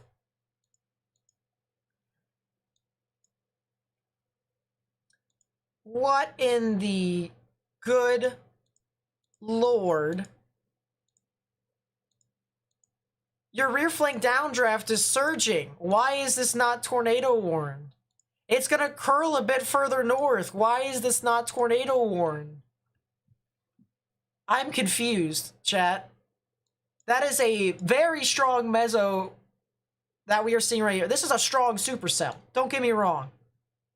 But with photographs like that is there in that storm and in that general area, the photograph favors the cell to curl a bit more towards the north due to its larger inflow notch characteristic. There's the tornado warning. Finally, holy crap. Tornado warning here for Rapides in Vernon parishes. That'll be in effect until... I don't know. Give me a second. That'll be in effect until 9 p.m. Central Daylight Time. That is a hook and a half, chat. We've been, we were scrolling through, we were trying to find out what stuff has happened, but now, it's, you know, same idea here.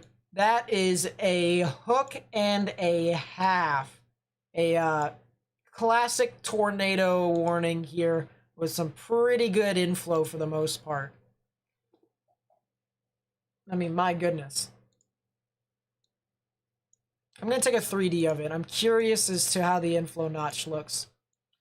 And the inflow notch is still pretty good, so I can't actually complain with this kind of QLCS type thing. But as I said, Rapides in Vernon Parish in Louisiana. This is near Alexandria, guys.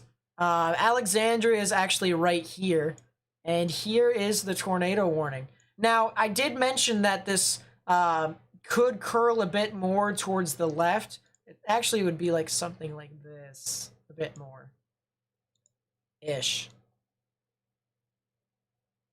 So, definitely something to monitor with this as this continues to move on through. It could curl a bit more, even more sharper to the left, but it's still something that we're going to want to watch out for. Any news on South Texas? It's getting pretty strong here. Well, it depends upon where in South Texas, because you have a giant supercell that's producing some very large hail over there as well. This is GR2 Analyst, 21-day free trial, but then afterwards it stops unless if you have a key, into which that's only $250, one-time purchase. I highly recommend it. Does the 3D that I just showed you. Does cross-section, which is pretty fun. and you can customize it to however way you want. So, well, I mean, I guess it's already just gonna curl off to the north. That's fine. Don't we love how this RFD just is surging all the way to the north? This thing is crazy. But this is some very, very strong rear flank downdraft characteristics here within this storm, and inflow is just looking pretty good for the most part. So, yeah, this is a storm that I think Alexandria would really need to start watching. I would have to say it needs to start watching, because this thing is really starting to curl out extensively. So,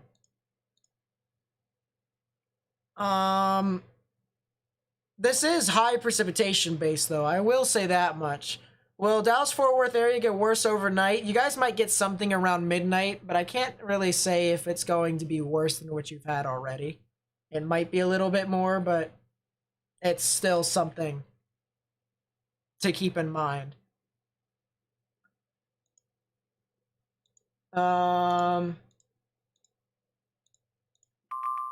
What in the world, IEM-bot? What? A new tornado watch has been issued.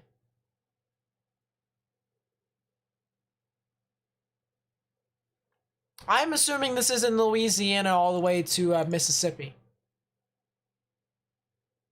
I'm assuming that is the case.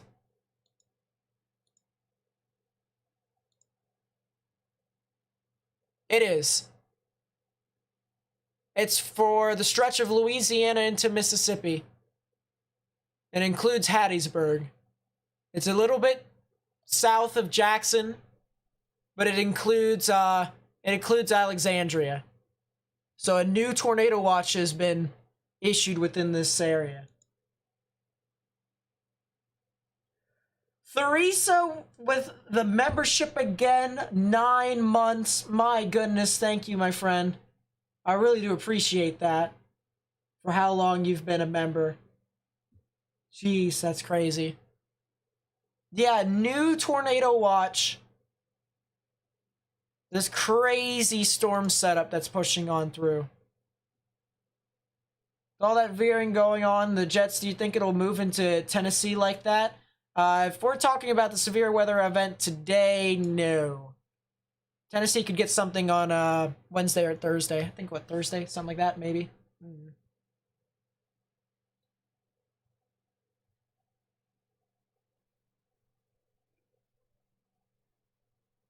But this is a pretty impressive storm. It's turning high precipitation based, as I said before. You can even see the rain just kind of occlude most of these areas. I think actually we might be getting it either is, raining its brains out, or it's really starting to kind of push on through. So we'll see.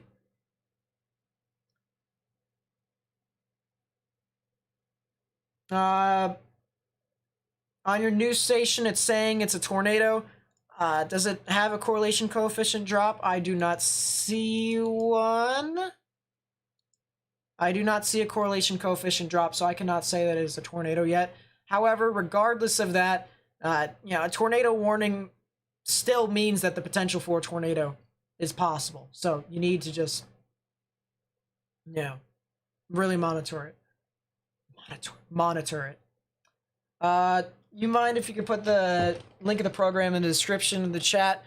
Maybe after I'm done covering, like if there's no tornado warnings and stuff like that, maybe then. You'll have to remind me, but as of right now, obviously I've got 2 tornado warnings, so I'd rather cover them than, try and find something. Some things can happen with this and could potentially be important to people with information and stuff. Yeah, this is curling a bit more to the left. So Woodworth, Melder, Forest Hill. I would say Woodworth and Melder specifically. Maybe even Chambers, that area as well. You guys really need to monitor these storms. Guys, again, this is in Louisiana. This is heading towards Alexandria. And we have a, couple of tornado warnings here. One that's, just to the south of DeRidder. The other one is just to the south and west of Alexandria. But it is moving into that general vicinity. So if you know anyone who lives near Woodworth, Melder, or Chambers, as well as anyone along State Route 112 and United States Route 165, and even anyone on Interstate 49, you guys need to go ahead and tell them to take their proper precautions. Get underground or get into the lowest, innermost part of your building, particularly a bathroom or a closet with no windows, so you can put as many walls between yourself and the tornadic rotation as possible. This thing also has some pretty interesting hail with it, jutting out in front of the rear flank downdraft.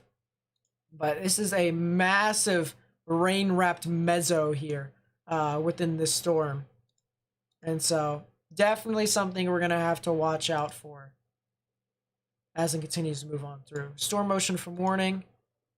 Yeah, that's some pretty brights. We're not going to do that. That hurt my eyes a little bit. I'm not going to lie.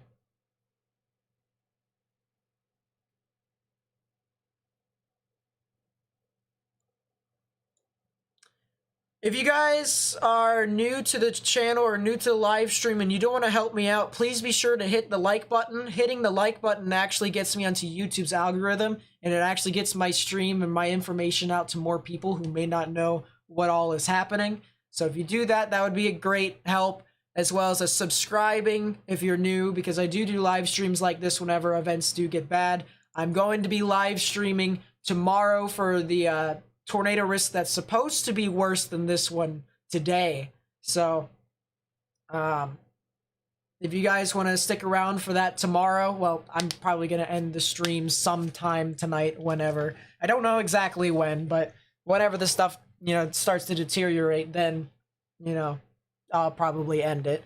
But if you want to help me get the word out tomorrow in some of these areas, I'll actually show the risk for severe weather tomorrow here on screen.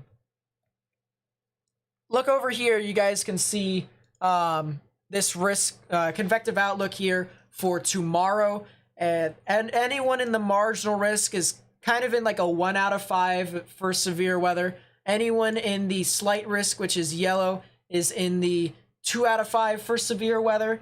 Anyone in the orange is in the 3 out of 5 for severe weather. There could be some instances where a red can come in and it's a 4 out of 5, and then a pink could come in and that's a 5 out of 5, which is a high risk.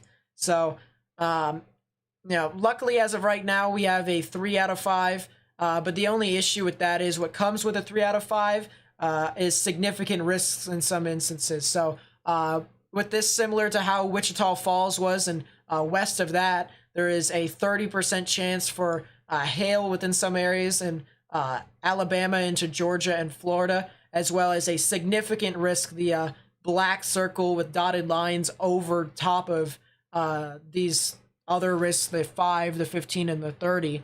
So if you're in a significant risk, you guys actually have a 10% chance or greater of seeing 2-inch size hail or larger. So that's something to consider. The wind, there's also a 30% chance for wind over 58 miles per hour in southern Georgia into South Carolina. But the thing that concerns me the most is the tornado risk, and how there is a 10% chance for tornadoes here, as well as a significant risk, which means that there is a 10% chance or greater of seeing EF2 tornadoes or stronger. So this is definitely something to monitor. And even if there wasn't a 10% risk, there's a massive 5% risk here that extends all the way throughout into places like South Carolina, Georgia, Alabama, Mississippi, and into Florida as well. So we're really going to want to watch out for this event as this plays along here.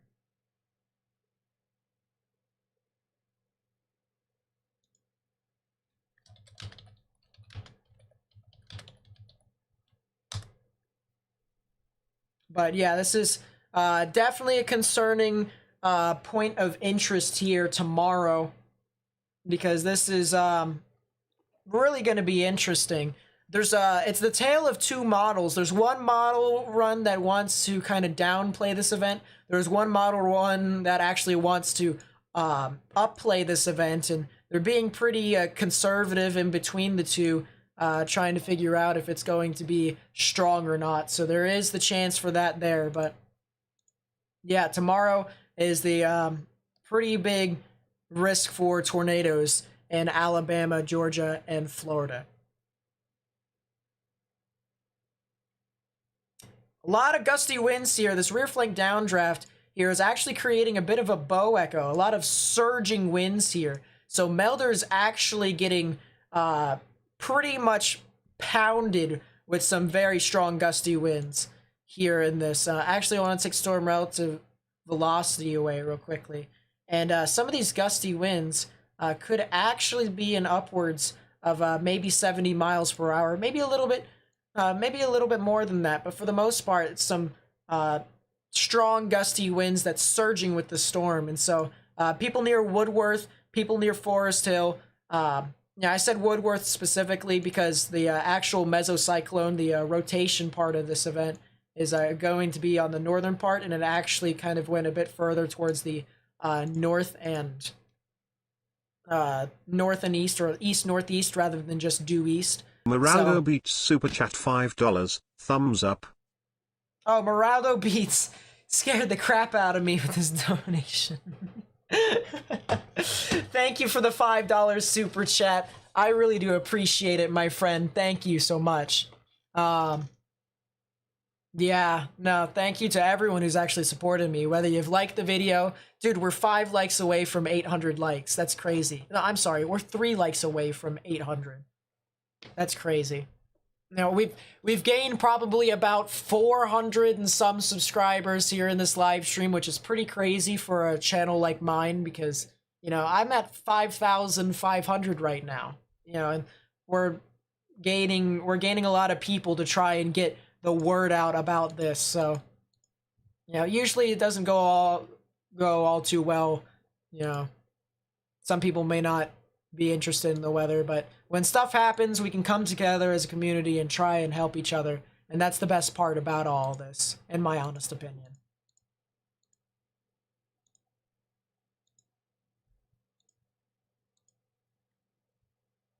So,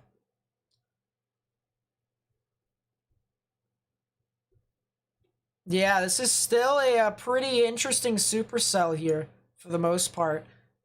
It really does look like it is gusting out here with its rear flank downdraft. So we'll have to see as it continues to move on through. But as I said, Woodworth, areas north of Woodworth as well in United States Route 165. You guys really need to monitor this. Also, this is heading towards the 149, the I-49 area.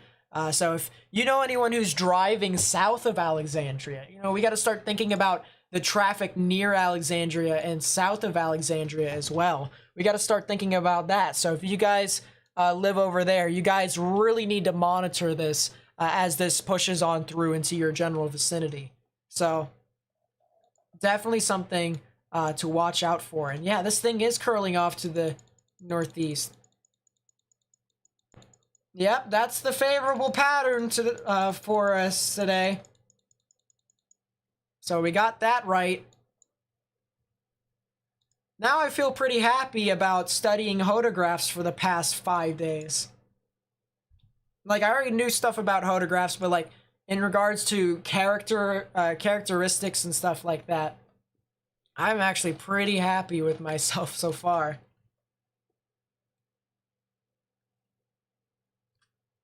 But yeah, this is definitely some very strong gusty winds surging on through here. Very strong gusty winds. So as I said, Woodworth, Chambers I'll include now.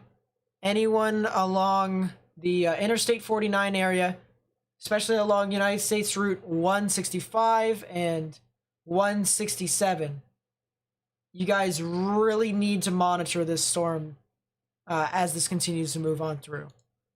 100%. The other tornadic storm down here near Longville really doesn't look all too interesting. I'm going to be completely honest with you. ZDR, there is no tornadic updraft for the most part. It could be very much so elevated, which it actually looks like it is a little bit, but there isn't a whole lot to do at the surface, so can't exactly say a whole lot about this storm. But, well, besides the fact that there's a lot of hail with this, so Dry Creek, Mitty, Grant, Longview's already getting impacted, but those areas, as well as State Route 113, and areas north of United States Route 190 from Ragley to Kinder, you guys could get some strong hail with that storm. But yeah, this is a pretty interesting storm here for the most part. Still surging its rear flank downdraft. But yeah, this is pretty strong gusty winds here surging on the southern end of this rotation. And there could be some rotation that forms off the northern parts of the storm. You know, if you get some overlapping winds that start to kind of curl around, then you could easily get some quick spin-ups within the line. So this is definitely something that we really need to monitor as this pushes on through. As I said, you know, I'm gonna keep saying this over and over again so that more people know. Woodworth, Chambers, and anywhere south of Alexandria near Willow Glen. You guys need to go ahead and get indoors. Riddlebox super chat $20. I'm a paleontologist and fellow scientist from CA. Keep up the good work. Oh wow. Riddle with the $20 super chat. Paleontologist. That's actually really cool. My friend actually wants to study to be a paleontologist. That's really cool. So, thank you for the $20 super chat. I really do appreciate it, my friend. And we'll continue to do our analysis here, but that is pretty crazy. That's pretty crazy. Thank you so much. Thank you so much, my friend. But yeah, this is some very strong gusty winds here. Another thing that I want to mention here real quickly is the spectrum width. This shows turbulence in the atmosphere, the displacement between winds. So right within this area, you can see there's a lot of displacement, a lot of turbulence here.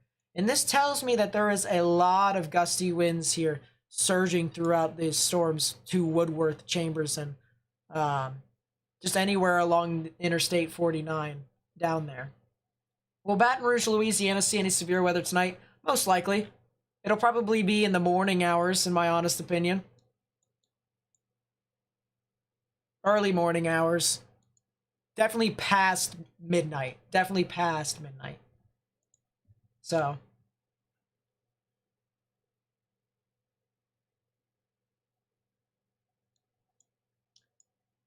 Yeah, this is some really strong surging gusty winds. Very strong gusty winds here.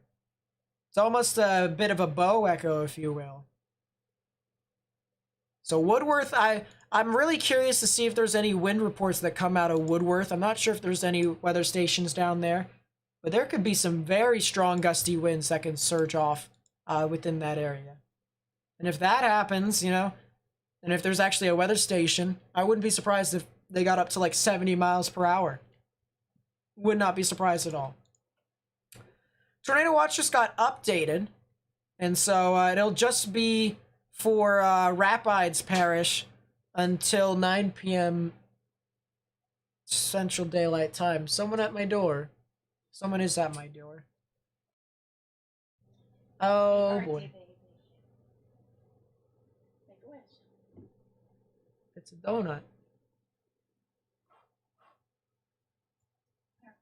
Thank you. Love you. Love you too. It's got icing in it. Oh, that's fine. Yeah, it's my birthday, Chad, if you guys didn't know. So I'm covering the severe weather event on my birthday. What a birthday gift.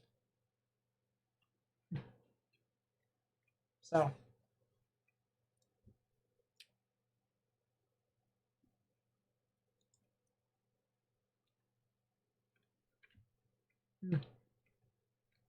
Anyways, as I said, strong gusty wind surging. Let's take a look at some of these other storms. Like the one that just went through Lakeside City and produced an inch and a half size hail, and the one that was near 3 miles south of Holiday that produced 2.5 inch size hail. That was pretty great. Luckily, Wichita Falls, you guys are starting to get out of the risk. That is the good news.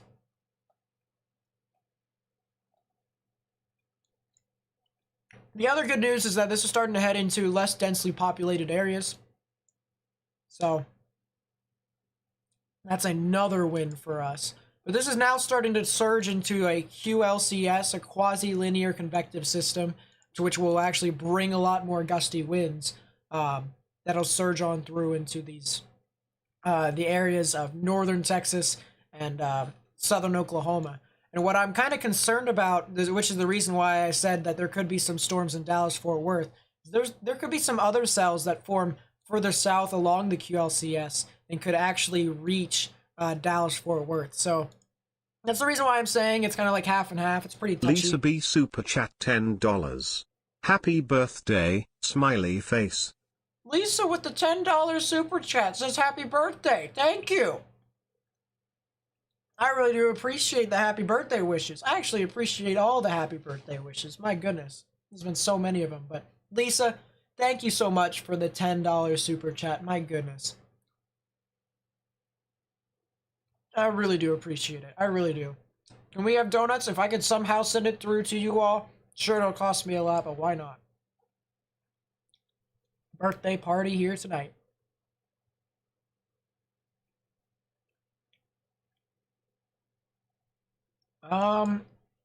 C. Carter NYC super chat $4.20. Go get some happy B-day.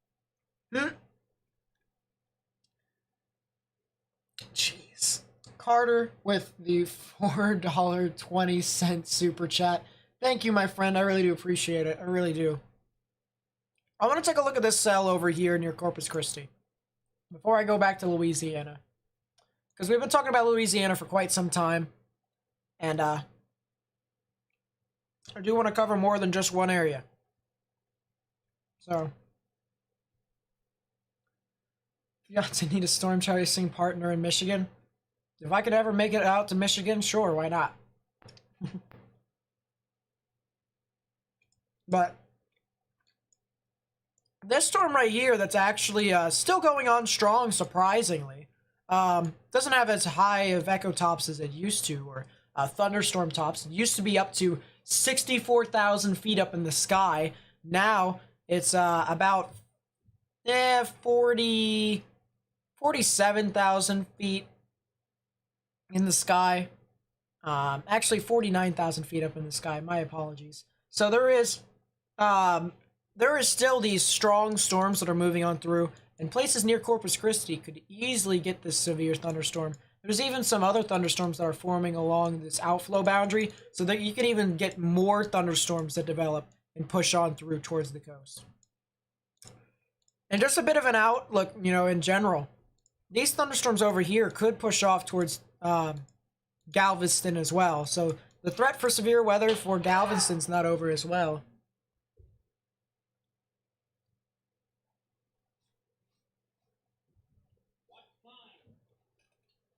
But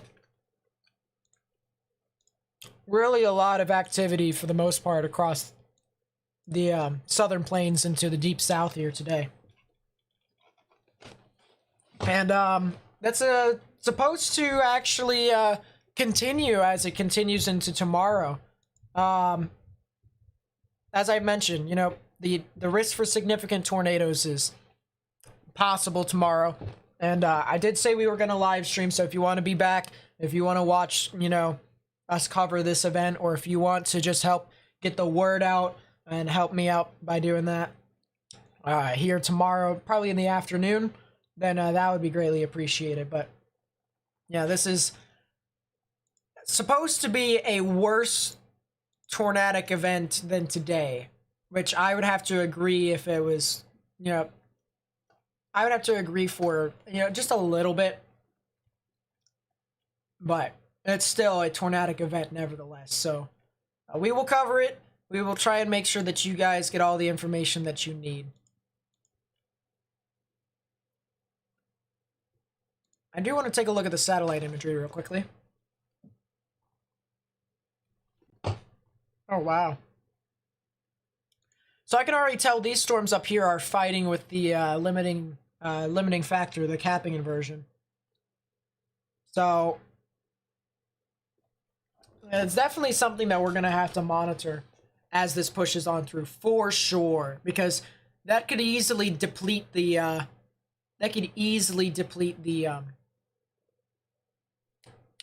hail risk. It could be a bit more of a gusty wind threat as it pushes on through. And as if the tornado risk wasn't, you know, already depleted up there, even though there still is a 5% chance for tornadoes, it still does seem to be a bit more lackluster than it once was.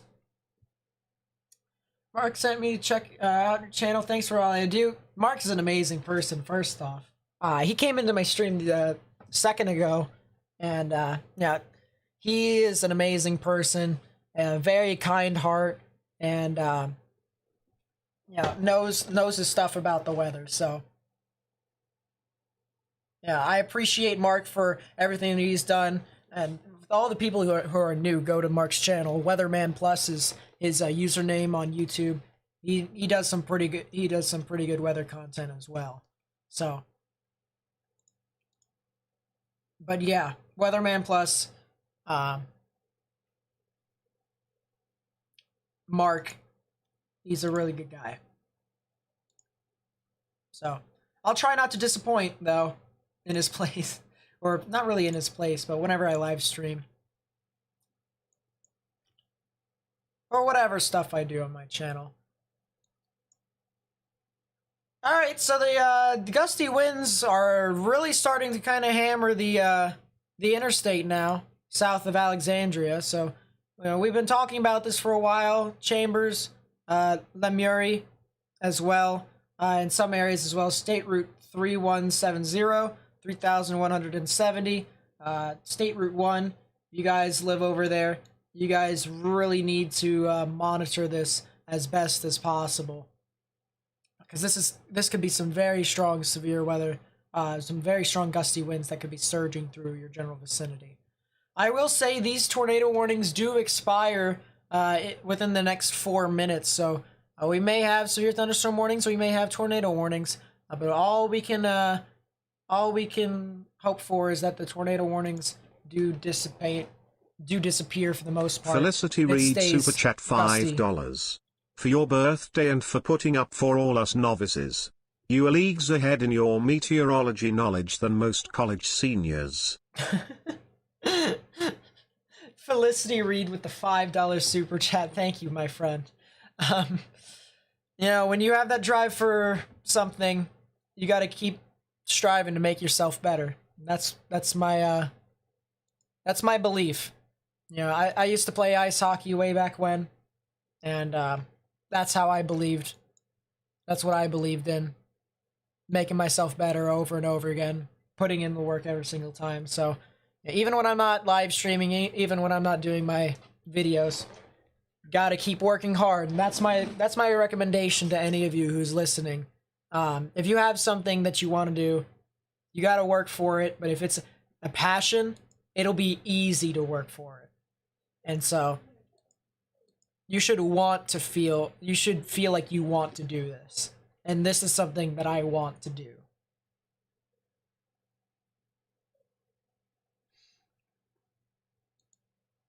So,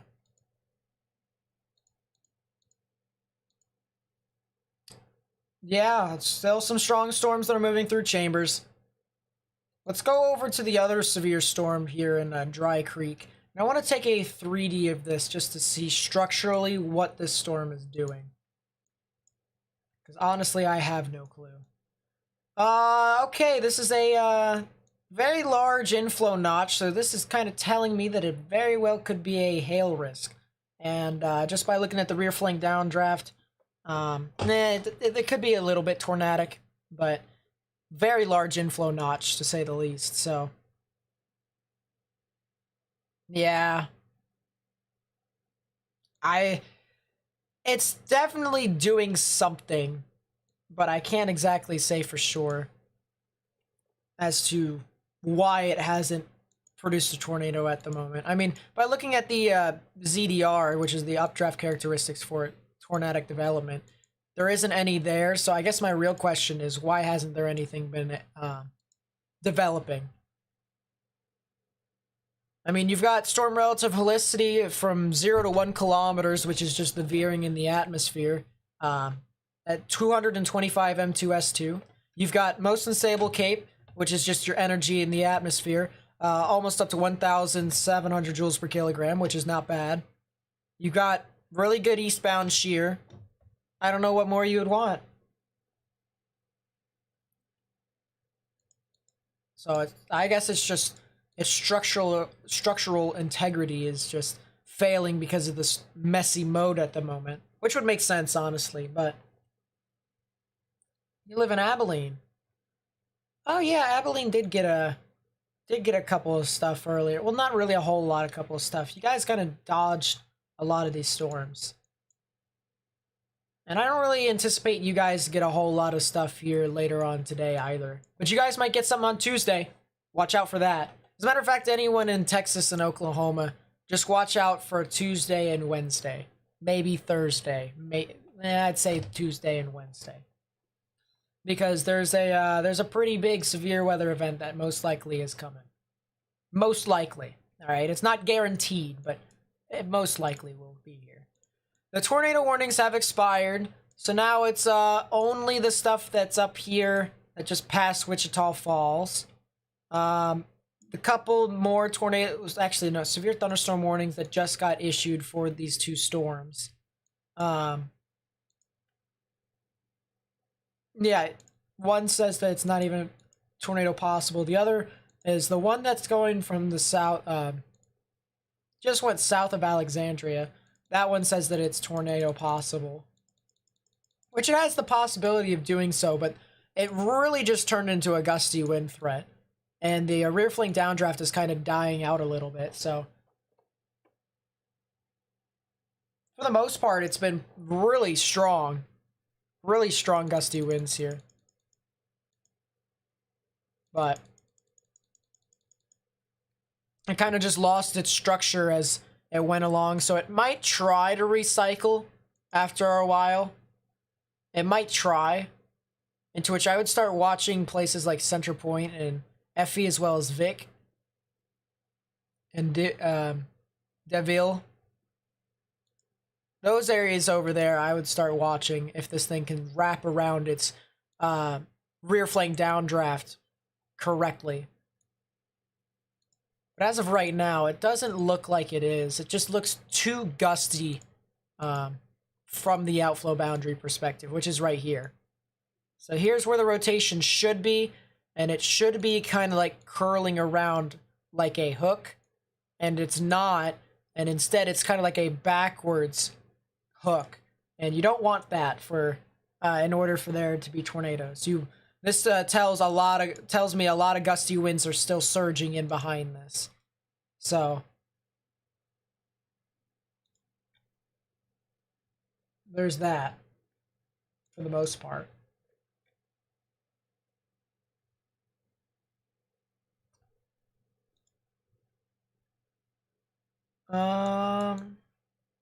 New severe thunderstorm warning for the cell out in front of Wichita Falls area.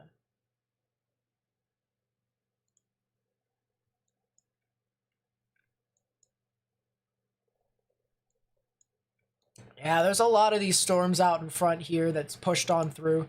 Have some very large hailstone amounts. There's even the cell here in Oklahoma that's heading towards Cornish, and it's got hail size, a maximum expected hail size of potentially over 2 inches. So that is some large hail, some very large hail that could be moving on through in those areas.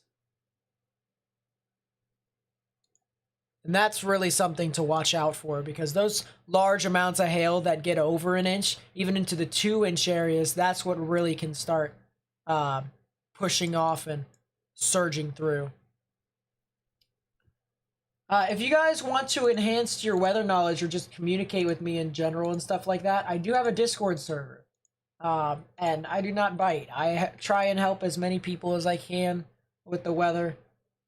As long as you're not like super toxic and stuff like that in my Discord server, that would be that would be fine with me if you just chilled around and learned off of what all we do. So if you want to try and enhance your weather knowledge, or you just want to join my Discord server, talk about weather and stuff like that in general, or even just socialize. Don't even have to talk about weather. We have an off-topic chat. Feel free to join my Discord server. Is in the chat right there. So, yeah, it's the link that I posted in the chat. 3-inch sized hail report from these storms. It's still going strong. Still got that hail risk. So it's beating the limiting factor right now. The capping inversion is kind of just getting shredded in the northern parts of Texas. So, yeah, it's really just kind of doing its own thing. But, yeah, this is some major amounts of hail here. Very much so major amounts of hail. By the way, thank you for the birthday wish. Big ol' 19. Didn't expect myself to be covering severe weather, but you know what? I enjoy it. I'm not gonna lie. This is my birthday present. But yeah, 3-inch size hail report. That's damaging. That's very, very large. I'm surprised their warning says golf ball sized hail and not baseball sized hail. Very surprised.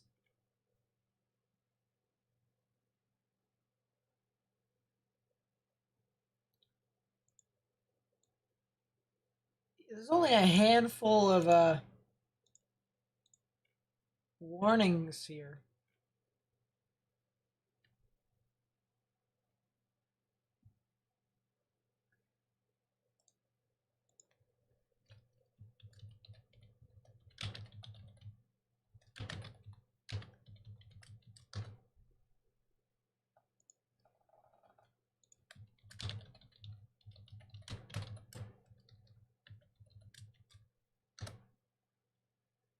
I'm trying to see a couple other things here. For the most part, it seems like... Actually, let's take a look at the live analysis here. Meso-analysis here. Contraction rate. Velocity. Divergence and vorticity. There isn't really a whole lot left in the tornadic risk right now. I mean, besides the stuff in Louisiana. So that might continue to be tornadic later on forward. That's something to keep in mind.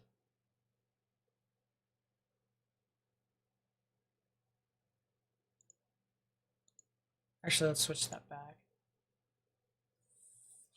Upper air. Trapping, jet circulation. Nah, can't say anything. What's happening out in front of this storm? Tornado threat is dead, but you have a lot of energy. Your helicity lacks a bit to be desired. So there is still some energy with this event, for the most part. Actually, we can take a look at the convective available potential energy. There is some, it's just there isn't a lot. So...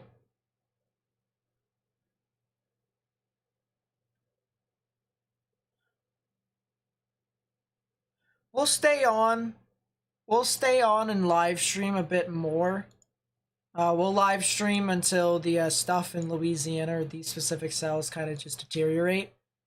And then we'll call it quits for the day. Because I'm going to be honest, I only had 2 hours sleep last night. And you know, if there's a 10% chance for tornadoes, sure, I mean, sure, it'd be something to cover, but they're gonna be like really weak for the most part, except for like maybe every now and then there could be a strong tornado, but there's just not a lot of energy, which is the reason why it's only a 10% chance for tornadoes and not a significant risk. What was the convective outlook that they issued?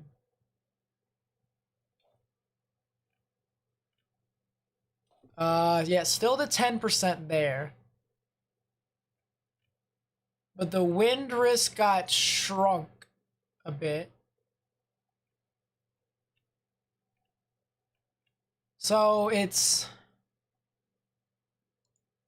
very much so half and half.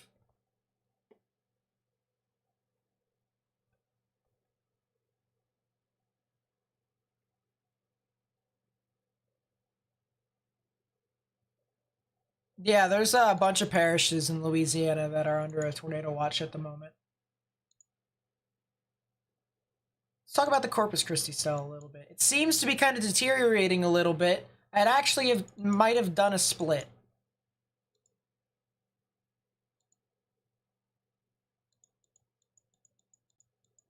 No, I'm sorry. The outflow boundary outran the actual storm. And so it's kind of just getting a lot of gusty winds at the moment. A lot of power lines down here at Beeville, in Beeville, Texas. But still a lot of storms that are starting to form off of the outflow boundary here that could impact Corpus Christi. So definitely something that we're going to want, those people are going to want to monitor as that pushes on through. Did you celebrate early last night? Not exactly. How about it will be when it forms into a line later? I mean, the issue is it has good shear, okay? The issue is that it doesn't have a lot of energy. And so it can't really nurture that shear to translate it into tornadic potential. So it's kind of just, it's going to be more or less a very strong gusty wind threat. And if you have anything that surge out in front of the line, you could get some brief embedded tornadoes as it pushes on through. So I'm trying to cover all the supercells right now, but in regards to the lines of storms moving on through, that's kind of questionable. Subscribe from Live Oak, Florida. Live Oak, Florida. Woohoo! Not even in the risk, and you've even subscribed anyways. That is amazing. I actually don't know where that is, so I gotta figure out if you're in the risk or not. Oh, so you actually could be in a severe risk tomorrow. So I would pay attention to tomorrow ahead of time, Nancy, for severe weather towards the afternoon hours. The afternoon hours is when there could be a gusty wind and tornado threat potential for your area. So I'm going to be live streaming as well. So if you want to come back, it's completely fine with me, but I'm going to try and, you know, help out best as possible. Try and give people as much information as possible. Memphis, there isn't going to be anything happening in Tennessee at all, which is the good news. Until about, I'd say, Wednesday or Thursday. Stuff like that. In my honest opinion. I feel like I've said that like 5 times already. Actually, no, probably more than 5 times. Oh boy. If you guys are new to my channel, please be sure to subscribe and turn on notifications, because I do analysis like this whenever events get, you know, pretty bad for the most part. You know, I want to try and get information out as much as possible. So yeah, definitely something that we're going to want to watch out for as we continue to, you know, move on through. That did not make any sense. I'm not gonna lie. But yeah, if you want to subscribe and you want to, look at this live analysis and stuff like that, if you got more severe weather in your area, if you want to come back, door is always open. I'm always going to be doing this as long as I can. So if you want to stick around, that'd be greatly appreciated.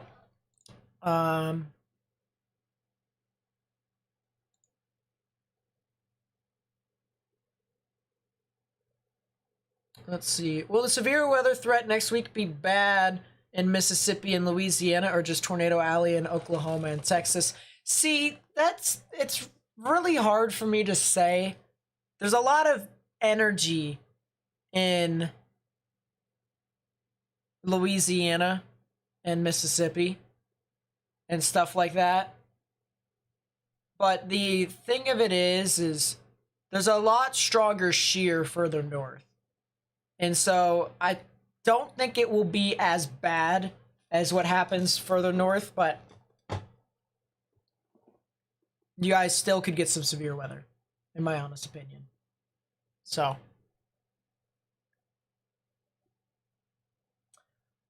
we have 9 severe thunderstorm warnings now, including a renegade severe thunderstorm warning here. What is this? This severe thunderstorm warning over here for Lamar and Fannin counties in Texas.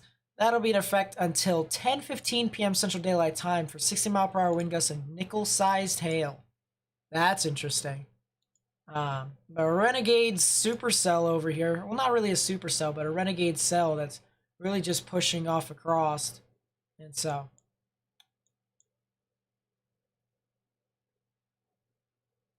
which one exactly, how to see the velocity on this program? It's called BV, or base velocity. Frederick. Oh, so there was multiple large hail reports in Lakeside City. So yeah, there's probably gonna be, there's a lot of hail. That's a lot of hail. Yep. Pretty crazy. Iowa for Tuesday, Wednesday, Thursday. Tuesday, it might not be as much of a big deal. Wednesday, it probably will be. Thursday, probably not. It's going to be too far west. But, yeah. Yeah. How is Lafayette, Louisiana? Well, Lafayette at the moment isn't really doing a whole lot besides getting some scattered thunderstorms.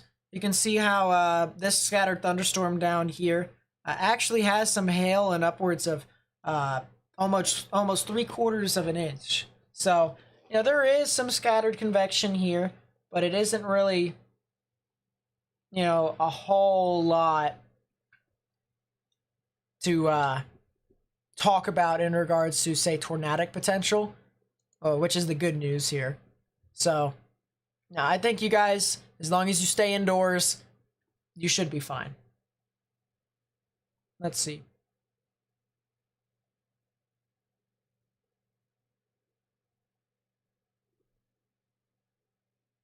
I don't know, Jameson. It's pretty hard to forecast after the first day and a half of this event because of how unpredictable this type of trough is. Like, usually I'll be able to predict most of these troughs, but this one's really hard to forecast because it's, like almost a once-in-a-lifetime type deal. So. How's Memphis? Memphis won't get impacted here, so that's the good news here. So these two supercells are looking to be kind of tornadic again, and that's fun. Can't find the velocity because you downloaded this program as soon as you said the name of it. Oh, these are custom color tables. So these are the ones that I have personally made myself. Some of the color tables that you'll get will look like red and green and stuff like that, but I've made my own custom color tables for base velocity, base reflectivity, echo tops, spectrum width, It's a little bit more enhanced though. This isn't my own personal ones. I actually stole this from someone. Not exactly steal, but they lended it to me. Potential severe hail and maximum expected hail size and stuff like that. So, yeah. If you end up in a farmer's pond, truly wish me luck.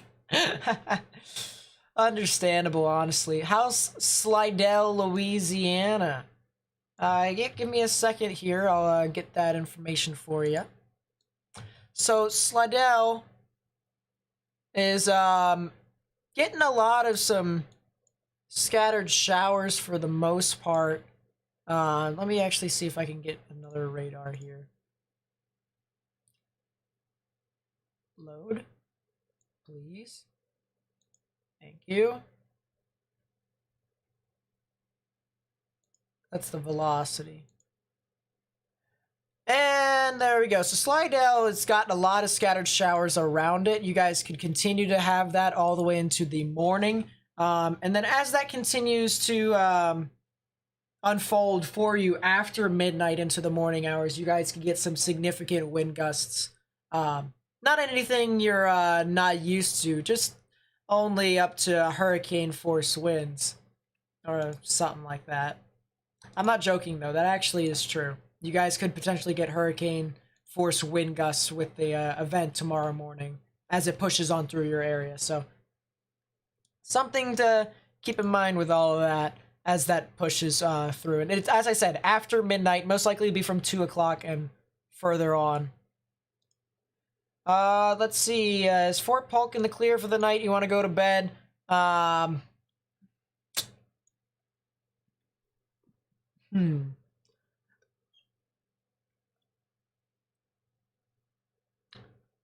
would say it's not going to be as bad as what we've already experienced, but you're not out of the clear. That's what I think, Christina.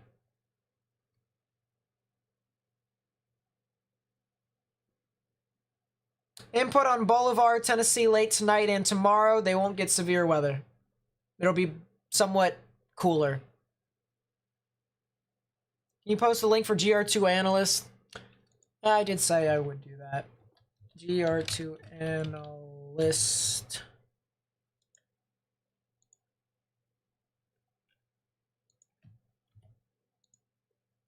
There you are. Remember, 21-day free trial, and then when that free trial is over, it shuts down unless if you have a key. So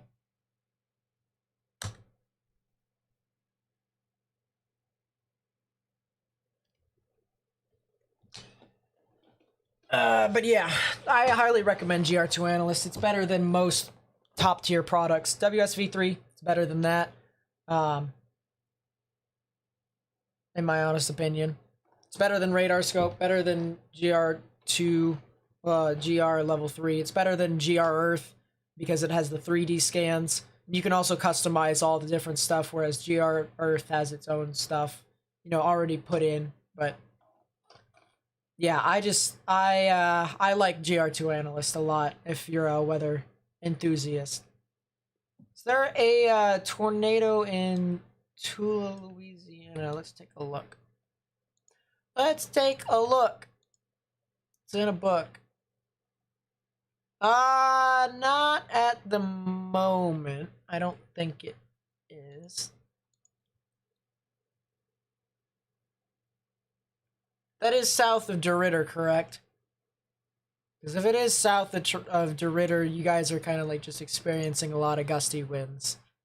I don't think it's all too tornadic, if it is tornadic at all. So this cell over here is really starting to look kind of concerning here. I did say that it could become this cell could regenerate, recycle, and become tornadic again. And it's trying. It's became a full-fledged supercell, so I would not be surprised. I said areas near Center Point, FE, and Vic. You guys could potentially get a tornado warning relatively soon, and it could drop right over your areas. So you guys really need to watch this as this continues to move on through. Does your 2 analyst do mobile as well? No. For mobile, you can either use Radar Scope or Radar Omega. Radar Omega works pretty well, but Radar Scope is also pretty good too. I don't really have a preference. Either one works. They both cost like $10, so it's either or. How was my birthday? My birthday was actually pretty good. I actually enjoyed my birthday here today. It's pretty nice.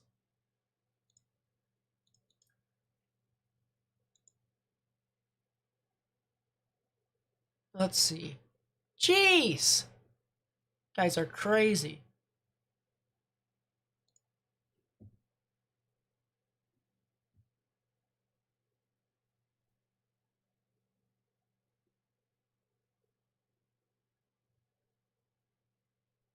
But yeah, this storm right here near Center Point is starting to look really interesting.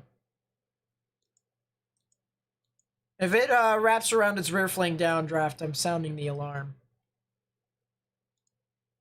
But although I did say that it could, you know, realign itself around here anyways, like about what 15-20 minutes ago. So these people, if they were in my chat, would have known anyways. I think I would. Well, I hope they would have. Let's see. If you guys are new to the channel, please be sure to subscribe. I do analysis like this anytime there is severe weather, and yeah, I'm gonna be doing some severe weather tomorrow as well. Or doing a live stream for severe weather as well. It's supposed to be a worse tornado risk than what was happening today. So if you guys want to help me out, get the word out, or just have a second opinion, or just want to watch me do things that look interesting and look smart, it's up to you. So, but I would greatly appreciate it if you guys would subscribe. That way I could have more members here that I could try and help out with.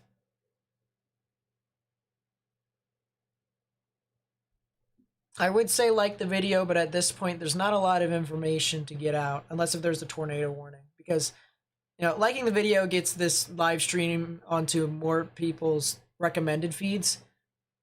But there isn't really a whole lot of stuff that's happening right now, so I can't exactly say a whole lot. But do you expect a 30% day 4 severe weather contour?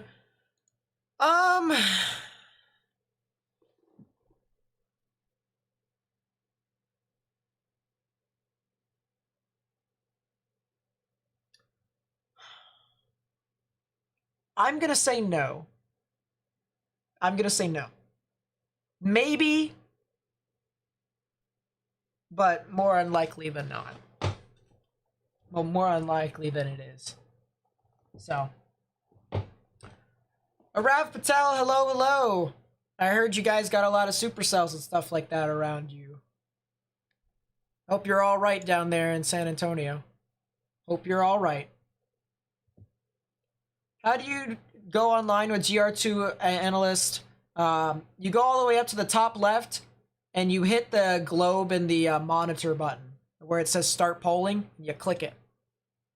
Once that happens, the world awaits for you here in Radar.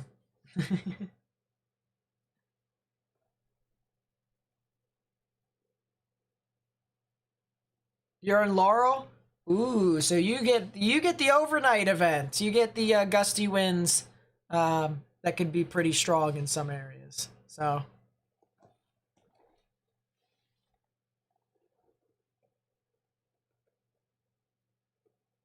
will there be a moderate risk Saturday?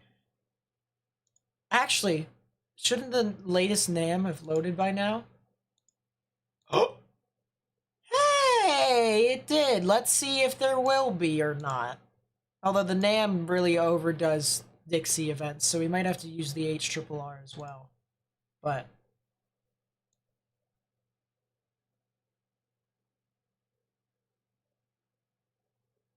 ooh, downtrend in the NAM. There's the downtrend. So I guess it's taking into account more of the QLCS that moves on through. Which, if that is true, then some areas may not even get anything in like Georgia and stuff like that. Like you see how this is empty right within here? Some of these areas might just get straight up gusty winds. Now there is this, I will say that. I am interested. What the heck? Log in. Thank you. Holy crap. Pivotal plus fun times. Siggy Tor parameter. Forecast loop.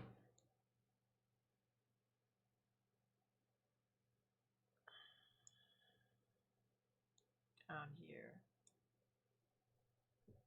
What's down there? Alright, so there is still some decent veering. Near like Mobile and stuff like that. Some decent veering in southern Georgia as well. Or not southern Georgia. Southeastern Alabama. Southern Georgia says really strong veering.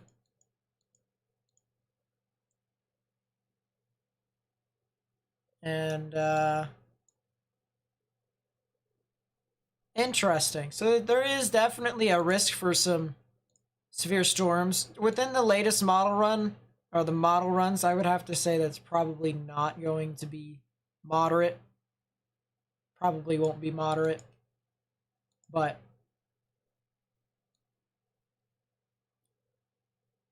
that's something we're going to have to continue to watch. HRRR still likes massive amount of storms to push on through into Florida.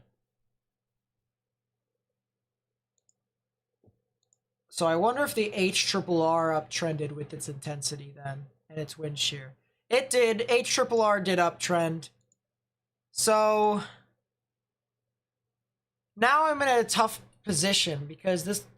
First off, alright, this risk over here is a bit too far north now. Enhanced risk is going to have to be cut like about here, maybe. Something like that. So enhanced risk gets cut right about there. And then you also get to add on second part of the enhanced risk right about like here. Something like that. You're also going to add it a bit further south into like the coast. Yeah, that sounds about right. So there's just a lot of activity here.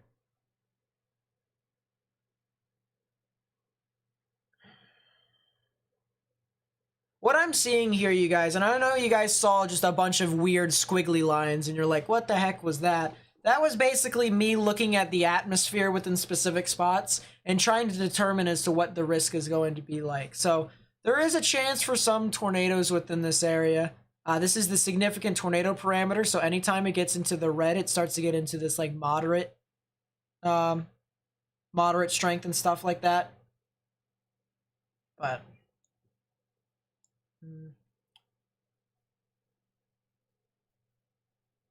one thing's for sure is that the HRRR is now officially hopped on board with a tornado threat here, which is exactly what I was worried about.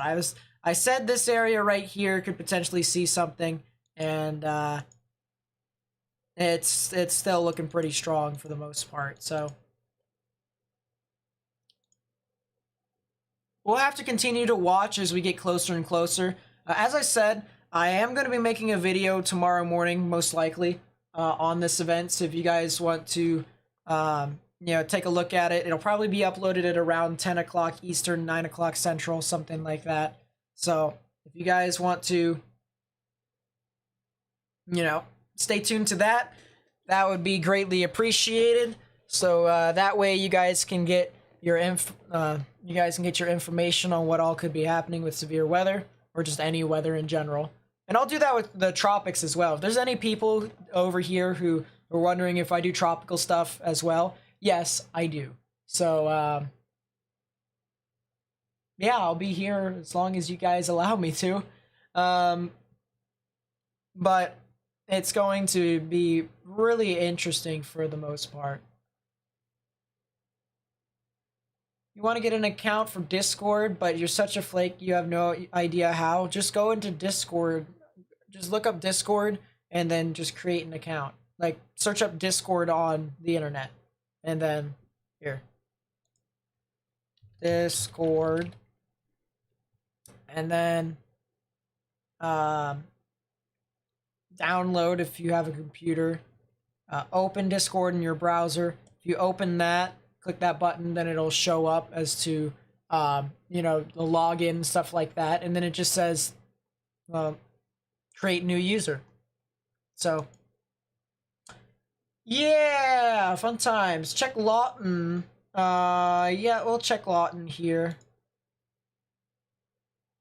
So as of right now, Lawton seems to be out of the risk here today. So that's good news for you all.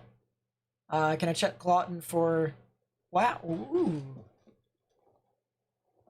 Check Lawton for Tuesday. Yeah, I can, but it's not going to be exactly all too accurate.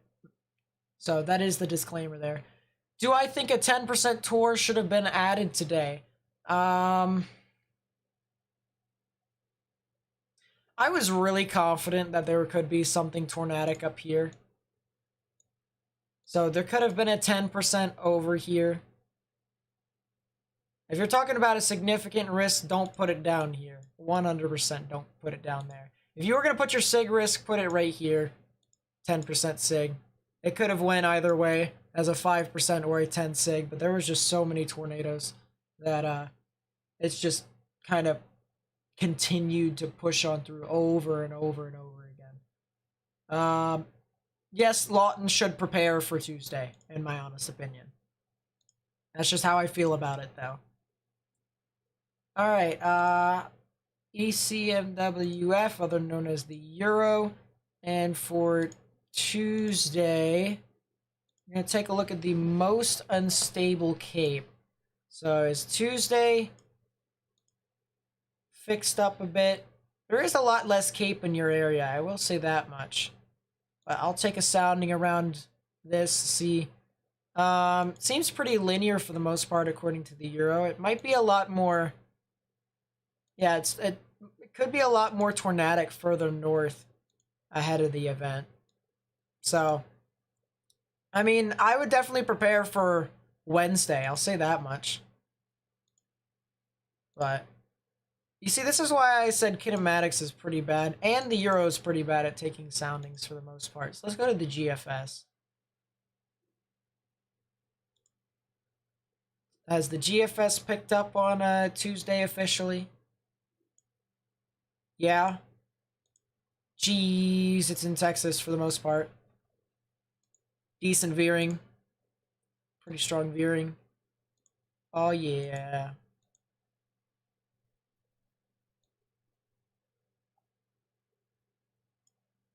Yeah, there could be something in Texas on Tuesday. But Wednesday, probably not. So Lawton, I'd probably look out for it. The models are still pretty inconsistent. And my goodness, this still says that Wednesday is going to be the better risk. The GFS says that Wednesday is going to be the better risk. So it's possible, but the GFS also does underdo the amount of cape and areas. So it underdoes the amount of energy within some areas. So we got to keep that in mind as well.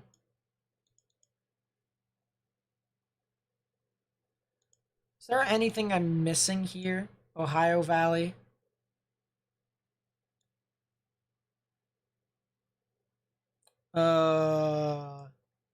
Monday?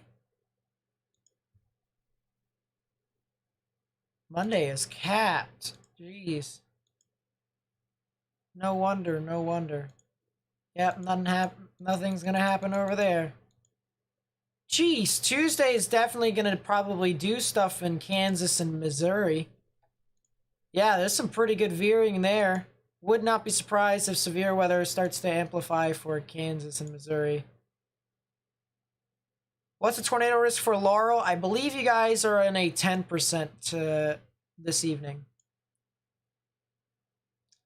Southern Illinois, tornadic sounding, so it's not bad. Yeah, so that's pretty interesting for the most part.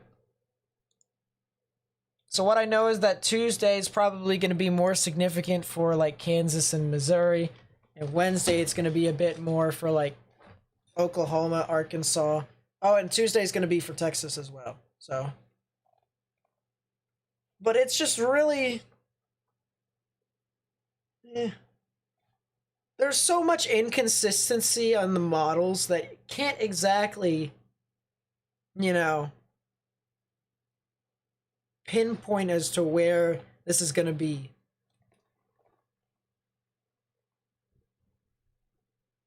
Do you think the enhanced severe weather risk could be extended to the north and east tomorrow? No. The latest NAM run out and the latest HRRR run out, no.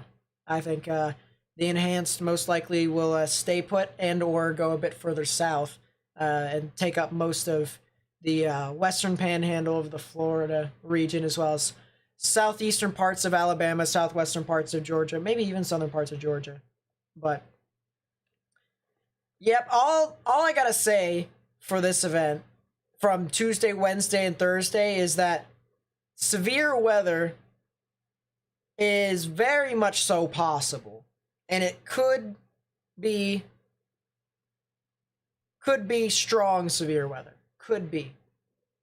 With the two models that we're using, they are not all too good at kinematics, and so usually when, you know, mid-range models come into play, shoot straight up and it gets worse. So we'll see as this continues to get closer and closer, but pretty inconsistent for the most part. I hope to God there wasn't a tornado warning while I was gone giving forecasts and stuff like that. They didn't issue a tornado warning. I'm actually kind of surprised a little bit. Oh, it just gusted out. Well, that is understandable. That is understandable. Have a nice day. Lot of gusty winds. Lot of gusty winds. And I don't see anything changing. So, I don't know. This is probably the end of the event for me, at least. The overnight event is still going to be prevalent for the most part, but I don't feel like staying up for 18 hours again, and then going to sleep for a little bit, and then live streaming again. So I'll probably call it quits here tonight. As I said, if you guys are new to my channel, please be sure to subscribe.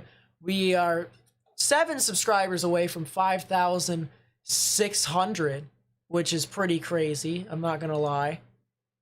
So if we can get up to there, that would be greatly appreciated. We are also 17 likes away from 900 likes, which is pretty crazy as well. So,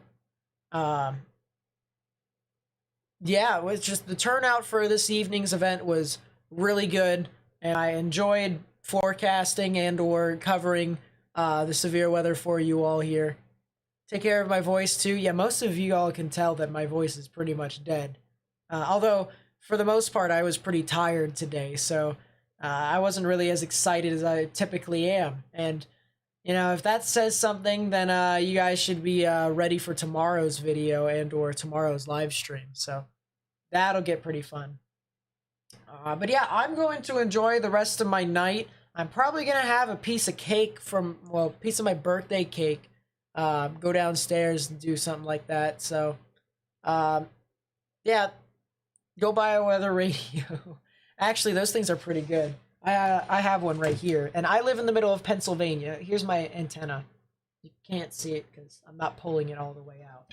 But, you know, I live in the middle of Pennsylvania, and nothing happens over here, and yet I still have one. You know, it's just, better safe than sorry. They don't cost a whole lot, and they could save your life one day. So, yeah. Anyways, that's going to be it, I think. My name is Nate, as most of you all know. My name is Hockey Boy and Nate as well. So I also go by Hockey Boy and Nate. And my goodness, my brain is now dead. Because I am tired as a dog. So I will catch you guys in tomorrow's video at around 10 Eastern, 9 Central, and then the live stream the afternoon of tomorrow as well. So I'll see you guys tomorrow then. Peace out, everyone.